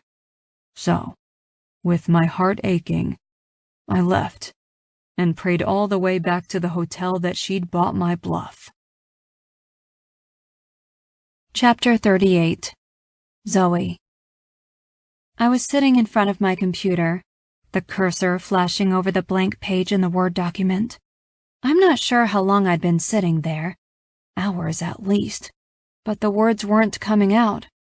I looked up at the clock, aware of the looming deadline and the fact that not only had I not packed anything, but I hadn't showered or gotten dressed. Did this mean I wasn't going? I didn't like ultimatums, and Gabe had definitely given me one. Was I going to let this opportunity pass me by and sit here in my pajamas feeling sorry for myself rather than getting on that plane and fighting for what I wanted? Pounding on the door caused me to jump. What the? I muttered as I pushed back and rose to go answer it. I swung the door open to see Chloe, perfect from head to toe in her version of casual wear. Pressed slacks and a flowing blouse, her hair down and straightened so it was flat, smooth, and shiny. She walked in, her hands fluttering around her in a nervous gesture. "Reardon called me this morning," she began, pacing rather than taking a seat. "What about?" "To get my account numbers. Gabriel's paying me back child support." Warmth flooded my belly. "That's wonderful." "It's a lot. I mean, a lot. He wanted to know everything. Hospital bills, insurance, all of it. They're depositing the money today, and I'll start receiving current child support payments every 2 weeks. I reached a hand out, grasping her arm to keep her still for a moment, and assured her, "Chloe, that's great. He's already put money aside for Chris to go to college." She was overwhelmed, and I swear there was relief underneath. I just needed to help her find it. "Honey, you and Chris deserve this. You've worked so hard and accomplished so much on your own. All of those nights and weekends on your feet waitressing, taking the good shifts so you could earn more tips, putting yourself through college so you could move up to management and make more. Then, finally opening your own business so you were finally able to work from home and be there for Chris when he came home from school, then take him to practices. You're an amazing mother, and I'm so happy that Gabe is going to help ease some of the financial burden for you." "Some? He's relieving all of it." "Chloe, that's a good thing." "It's too much, Zoe. I don't want him to think I'm after his money." I chuckled and pulled my sister to me, hugging her hard before pulling back to look at her worried face. "Gabe knows that. And Chloe, I'm sure Reardon went over everything and is giving you the standard percentage of Gabe's earnings. He's a wealthy man, and he wants to provide for his son. Just think of all the things you can do with it other than paying off debt. You can finally buy a house like you've always wanted. You can go back to school and get your MBA. No, Zoe, this money isn't for me." I stopped myself seconds before pulling her hair, the need to knock some sense in her grate. "Chloe," I said with a low growl. "You scraped and saved to put yourself through school while you provided for your son. Your first priority has always been Chris, as it should be. Now, you have someone to help and take the pressure off of you. You could have denied Chris so much growing up in order to save money for yourself, but you didn't. Look at this money as a repayment for everything you and Chris couldn't afford if you need to, but I think you should use it for school and a house if that's what you want. Those are both things that directly correlate with Chris's livelihood. I looked up at the clock and said, "Oh crap, it's almost time to go. Let me grab my things." "You're coming?" I thought of what she just told me about Gabe, and pictures flashed through my mind. Meeting him in Reardon in the woods that day, Gabe so tall and handsome as he smiled down at me with those fantastic lips. The two of us paddle boating after our unbelievably hot kiss in the water. The picnic at the waterfall. Watching him play football shirtless and the two of us losing control in his cabin afterwards. His smile. His laugh. That body. Hell yes, I am going to Cherry Springs. I shot her a grin and sprinted to my room, grabbing my carry-on bag out of the back of my closet and throwing stuff in there. It was September, so I grabbed shorts, jeans, a light sweater, and my bathing suit. You never knew what could happen. I was shoving toiletries into a bag when I looked in the mirror and squeaked. God, when was the last time I showered? "Time?" I shouted. "We have to leave in 10 minutes," Chloe yelled back. I jumped in the shower and shaved everything that needed shaving while the conditioner worked its magic, then rinsed and hopped out, toweling off as I rushed into my room and grabbed clothes out of my drawers. I threw a rubber band on my wrist to put my hair up on the drive, then rolled my suitcase out. "Ready." "Hair and makeup in the car?" Chloe asked, eyeing me warily. She'd never go out looking the way I did, let alone to someplace as public as the airport. "Yes, dear," I replied sarcastically, but couldn't pull it off, my face betraying my excitement. "Then let's get on the road." Chapter 39. Gabe. "He's really a wonderful boy," my father said fondly as we watched Chris and Reardon shooting hoops in my parents' backyard. We'd arrived yesterday, and I'd opted to spend last night at their house, wanting to let them get to know Chris better. Tonight, I'd be taking him to mine. I figured I'd let him pick out a bedroom, then we could go to Best Buy and get him all set up with some video games or something. So far, Chris was doing just great, thriving even, with the outpouring of love and acceptance that my family was showering on him. It was as if he'd always been a member of our family, and it made me feel a contentment that I'd never achieved before. Yeah, Chloe did a great job with him. I'm not going to lie, son. It's going to be strange having her here, knowing what she kept from all of us for the last 12 years. The opportunity to have that boy in our lives. But I've talked to your mother and she promised to be on her best behavior. Thanks, Dad, I replied with an easy smile. We had discussed Chloe and her decision since I found out that Chris was my son, and I'd broken the news to my parents. At first, they'd been furious, my mom wanting to hop on a plane and go give Chloe a piece of her mind. But after relaying the conversations I'd had with her, and her reasons for keeping quiet, they'd calmed down quite a bit. Meeting Christopher, though, and seeing what they missed out on in the flesh, had gotten my mother a little riled up again. But if anyone could calm her down and make her see reason, it was my father. "Look what the cat dragged in," Dylan called as he walked out of the house, his cousin trailing behind him. "Rena," my father called in greeting as he unfolded from his chair. "Come here, my talented girl." Serena crossed and went immediately into my dad's open arms. "Uncle Zeke, I've missed you," Serena said, offering me a smile. "Hey, Gabe." "Hey, Rena," I replied, reaching out to tug on her long brown locks, causing her to stick her tongue out at me. "Don't tease your cousin," my father warned me, for probably the billionth time in my life. "She's not my only package," Dylan said, then pointed to the house. "I found them outside of the airport trying to find a cab." I followed his finger to the big bay window where I could see Zoe, Chloe, and Jasmine inside talking with my mother. My heart jump-started, and the tension I hadn't realized I'd been holding inside unraveled at the sight of her. Here, in my childhood home, talking to my mother. Shit. I'd better get in there. The fact that my mother was in there hit home.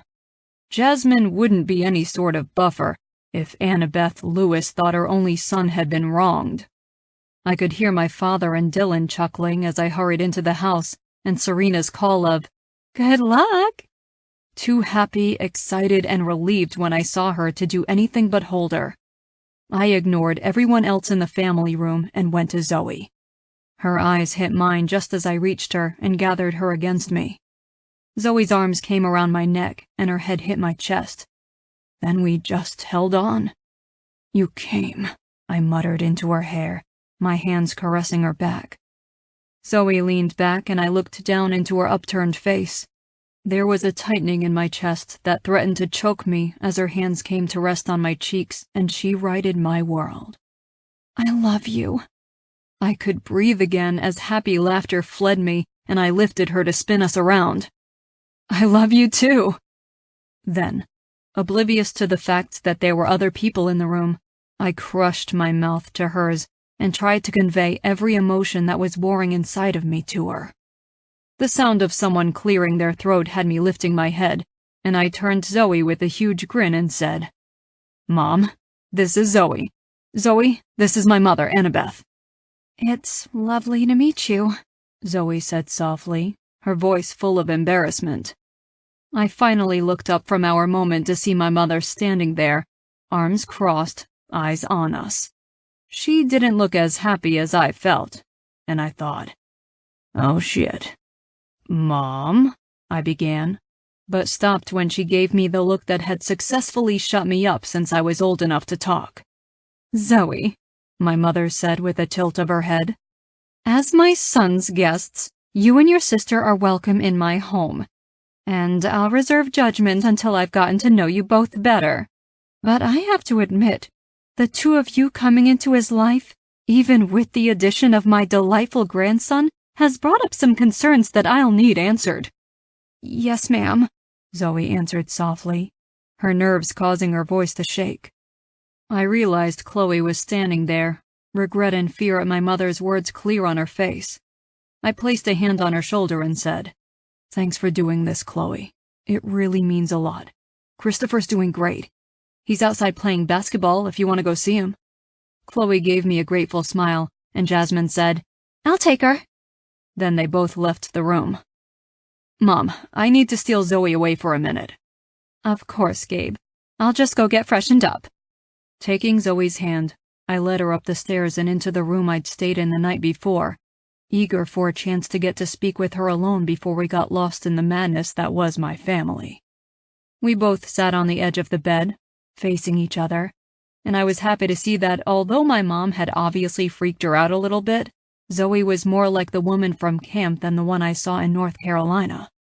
"I'm sorry about my mom," I said, so happy that she decided we were worth fighting for, and hoping she wasn't ready to bolt at the first sign of adversity. "She's protective, but she'll come around, I swear." Zoe nodded and attempted a smile, but didn't really pull it off. Needing to know that she'd come here ready to talk things through, I asked, "Are you okay with Chloe being here? And Christopher?" Zoe placed her hand on my knee and finally smiled. "I've done a lot of thinking over the last few days. So much, in fact, that if I was never alone again with my thoughts, it would be too soon. I was driving myself crazy. All of the what-ifs and worrying what other people would think, what the media will say when they get a hold of our story. But I realized, none of it matters. You matter, and I matter. What we think, what we feel, that's all I need to focus on." "It makes me so happy to hear you say that," I admitted, and it really did. But I needed to know it all. Not to start anything, but I think we need to lay everything out now. I don't want issues to resurface later because we didn't discuss them. Zoe nodded, so I continued. "The stuff with Chloe. I want to have a good relationship with her. I plan to communicate with her often, about visitation and vacations, everything to do with Chris. Are you going to be all right with that?" "Yes." "Stuff like this, holidays and stuff. I want to be able to invite her along. It's been just her and Christopher for so long, and I want him to be able to spend holidays with my family. but I don't want her to feel like I'm taking him away and leave her all alone, so I'll always give her the option to come along, for both of their sakes. Can you deal with that? I think what I wasn't taking into consideration before is that she is my sister, not just the mother of your child. Any other relationship that I was in, if I fell in love and married someone else, I'd want him to include my sister and Chris in our family traditions. Birthdays, holidays, and that's what you're doing. Her words gave me hope, but I still had questions. And Christopher, the fact that he'd be your nephew/stepson, you said that was an issue for you.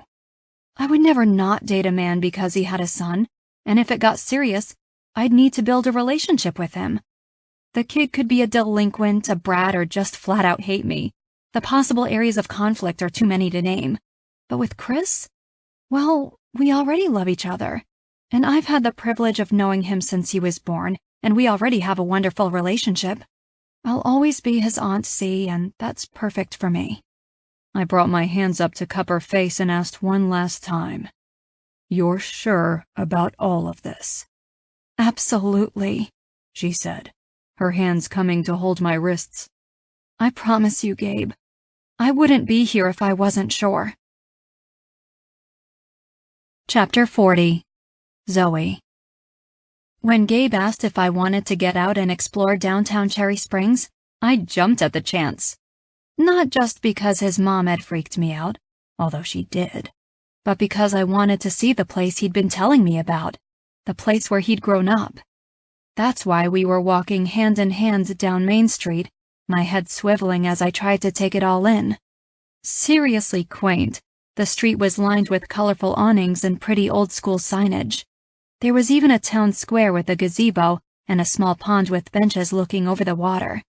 As I took it all in, I squealed, "Oh, this looks just like the town in Gilmore Girls!" Gabe's head turned to me, confusion on his face. "What?" "You know," I urged with a hand squeeze. "Single mom who works in an inn while raising her super smart teenage daughter."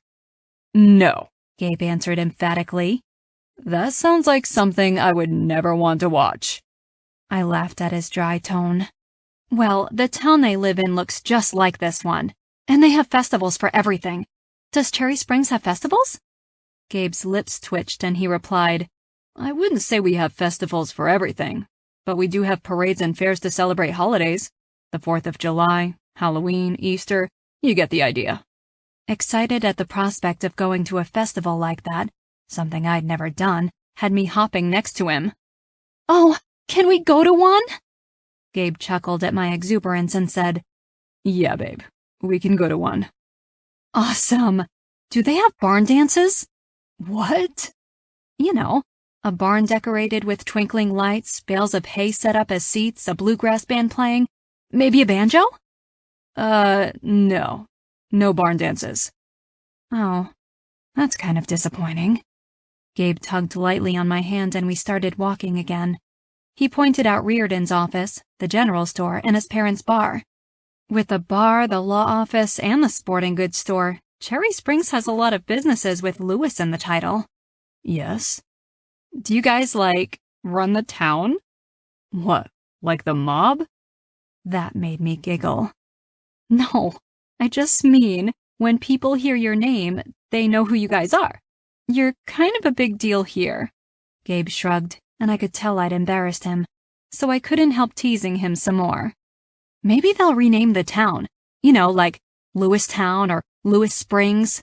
Oh, or Cherry Lewis, like Jerry Lewis, but with cherry." It started with a sharp belly laugh, then Gabe's face lit up and he started really letting go. "You're nuts," he said between breaths, and I just smiled up at him, happy to have this part of our relationship back. But now it was even better. "I love you," I said, stepping up to give him a kiss. "Let's get a drink," he suggested against my lips. "Okay," I said, and he led me into his family bar. As my eyes tried to adjust to the low lights of the room, I looked around, instantly falling in love. Deep, rich wood surfaces, low music in the background, loud enough to hear it was classic rock, but soft enough so you could have a conversation with the people you were drinking with. The decorum was just how Gabe had described it. Half biker bar, half sports bar, and 100% welcoming. My eyes caught his mother's behind the bar, and I watched as she took in our clasped hands, then the traces of laughter that were still on Gabe's face, and I swore I saw her soften toward me a little. She may not trust me yet, but it was obvious that she loved her son like crazy, so I had every confidence that she'd come around, just like Gabe said. "I'm gonna go say hi to Dad in the back. You wanna come?" "No, that's okay. I'll meet you at the bar," I said, indicating the empty stools next to Reardon. "Grab me a beer?" "You got it," I replied, then lifted my chin so he could kiss me. He didn't disappoint, and when he walked away, he left me a little dazzled. Once I had my wits about me, I bellied up to the bar and asked Reardon, "Did Chloe come?"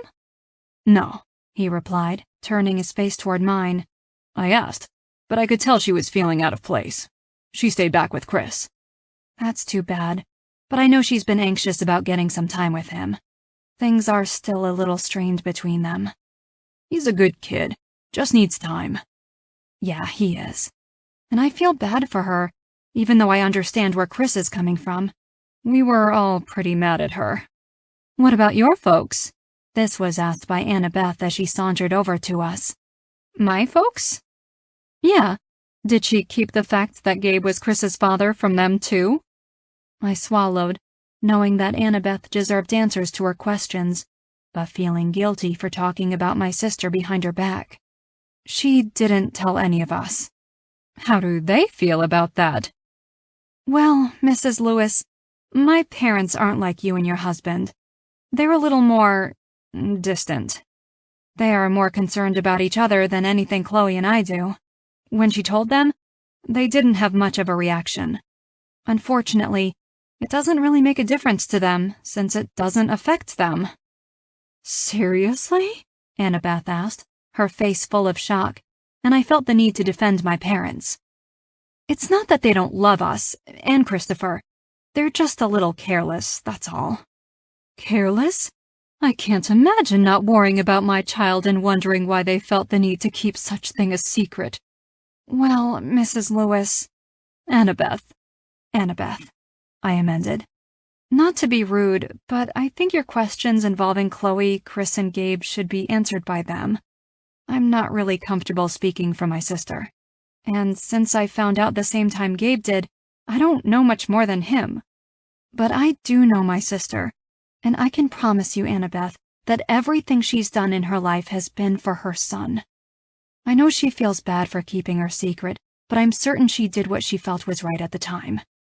Annabeth gave me a small smile and placed her hand over mine at the bar. "I can appreciate that, honey. Now what can I get for you?" "Can I have a red wine? Oh, and Gabe wants a beer, but he didn't say what kind." "I know what he likes." "Of course." When she went off to get our drinks, I turned to Reardon and said, "She can be pretty intimidating." "You have no idea," he replied wryly, then added, "But you did right, standing up for your sister. There's nothing as important to Aunt Annabeth as family, and she'll respect that you want to protect yours." I turned my attention fully to Reardon, taking in his well-styled blonde hair and strong face. "How come you're not in a relationship, Reardon? A tall, strong Viking like yourself? You must be beating off the ladies." Reardon let out a sharp laugh and asked, "Viking?" "Yeah, that's what I thought when I first met you. I thought you looked like a Viking and Gabe looked like Superman. It was like winning the hot guy lottery." He fully laughed at that, and when Annabeth set down my wine, I said, "Thanks," then took a sip. "I'm no Viking. Vikings are ruthless, dangerous criminals. I'm just a nice guy lawyer living in a small town. I've had girlfriends, but ultimately, either they don't want to settle in Cherry Springs and live the small town life, they run when they find out I'm a lawyer, or I get the, 'You're a nice guy, but' talk." "Really? I can't believe that. A hot lawyer who's a nice guy? You don't find those everywhere. You just haven't met the right girl yet." "Maybe I need to get a motorcycle," he said thoughtfully, causing me to laugh. Did you just say my cousin's a hot lawyer? Gabe asked, his arms coming around me. Yeah, bro. Looks like she finally realized she picked the wrong guy, Reardon said jokingly. In your dreams, Gabe responded, then reached over me to pick up his beer. You're not lying, Reardon responded softly. She's out there, I said confidently. You just haven't met her yet. I thought I had, he replied, looking off into the distance, caught in a memory. Turned out I was wrong. Chapter 41. Gabe. I thought having Zoe in my town, meeting my parents and seeing where I grew up, was going to be the pinnacle of this visit for me. I was wrong.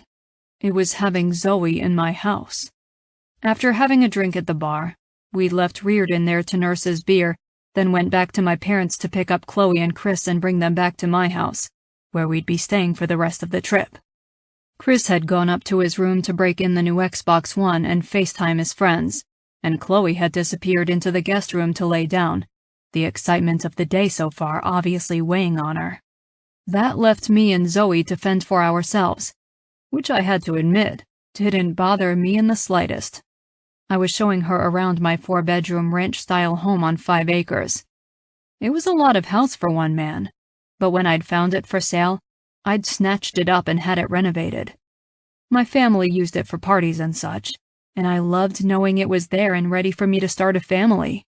Now, having them all here with me, I knew what that looked like, and I really liked it. This is gorgeous, Zoe was saying as she looked out into the expanse of my yard. Is that a barn out there? It is, I replied, looking out at the classically red structure that sat about half a mile away from the house. It's empty, except for the riding lawnmower and a tractor that the previous owners left behind. I'm not here enough to have animals or anything yet. Maybe if I move here permanently someday. So you have a barn that's practically empty? She remarked, causing me to look at her curiously. Then her question from earlier came to me. You want to have a barn dance, I said, as more of a statement than a question. I ran my hand down her long hair, which was free and hanging down past her shoulders, realizing I'd give her anything, even if it was a damn barn dance. I really do, she replied wistfully, swinging away from the railing to launch herself into my arms. I'll let you in on a little secret. What's that? You plan your dance for Halloween and ask my mom to help, throw in a hayride or some shit, you'll have her eating out of the palm of your hands. Zoe pulled back, her wide eyes on me. Really? Hell yeah, I replied, leaning down to drop a kiss on the tip of her pretty little nose. If there's one thing Annabeth Lewis loves, it's a party. Awesome! I ran my nose along the length of hers and whispered softly, I'm happy you're here. Me too. And I'm sorry my mom's being a little difficult, but you give her some time, just be you, and let her help you plan the town's first ever barn dance, and I promise, she'll love you as much as I do. Okay. Now, what do you say I grab you a glass of wine, I get a beer, and we sit over on that porch swing a while? That sounds perfect. We sat out on the swing, talking about our plans for the immediate future. I had my son up in his room happily playing video games, and the woman I loved curled up next to me on my porch. And I knew without a doubt, I was the luckiest man in the world. Epilogue. Does this stay or go? Chloe asked, pointing to my cardboard cutout of R2-D2. Stay, but I'll move it to my office, I replied, then went back to packing up my books.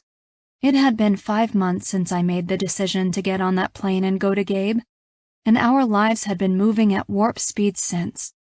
We'd split a lot of time between North Carolina and Cherry Springs, going there for all of the holidays and taking Chloe and Chris along with us. Rather than rent a house here, I told Gabe he should just move in with me, which he had, happily. We'd finished off a bonus room over my garage and turned it into my office, and were busy moving everything up there to give us more space in the main part of the house. He hadn't moved a bunch of stuff in, but keeping my office downstairs didn't work, especially since I needed silence to write, and he always had some sort of sport playing on the television. It was weird, living with another person and sharing space, but I found that even the annoying things he did didn't outweigh the fact that I was the happiest I'd ever been. My young adult series was complete, and I'd finished the press tour before Thanksgiving, and my time travel book had been sold to a new publishing house, which made me excited but terribly nervous. Now I was beginning a new series. It was about a zombie apocalypse set in the 1970s and took place in Cherry Springs. The town inspired me, the small town feel, the way everyone knew each other and looked out for one another. So that got me thinking, what if one of their local sweethearts, a real girl-next-door type, contracted a disease on spring break on a remote island and became a zombie? How would the town react? Would they hide her secret from the world, protect her? Or would they turn against her, kill her, and try to keep it a secret?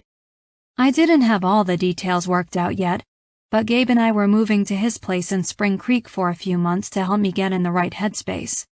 We were already planning to bring Chris out for his spring break, Easter and Memorial Day, then for the summer. But I knew both he and Gabe were going to miss each other fiercely. They'd grown incredibly close over the last few months. "Have you thought any more about moving with us to Cherry Springs?" I asked Chloe, nervous about bringing it up again. I didn't want her to feel pressured, but I really wanted her to come. "You can go back to school, and I know Chris wouldn't mind." "I'm still thinking about it, okay?" Chloe asked, giving me a look, one that screamed, "Stop asking that question." "Okay," I replied softly, then added, "I think Reardon would be happy if you moved there." Chloe looked up at me, her face full of confusion. "Why? Reardon doesn't even like me." Boy, my sister sure could be blind. Yeah, he does. I think he likes you a lot, and not in the friendly sort of way." "Shut up. You're delusional, Zoe. You've got stars in your eyes and you're seeing things that aren't there." "If you say so," I muttered, thinking I shouldn't push my luck when she was already annoyed with me. And maybe I did want everyone to find love because I had. But I'd seen the way Reardon looked at her when he thought no one was watching. "Hey babe, you ready?" Gabe called as he walked in the front door, then said, "Hi, Chloe." "Hey, Gabe."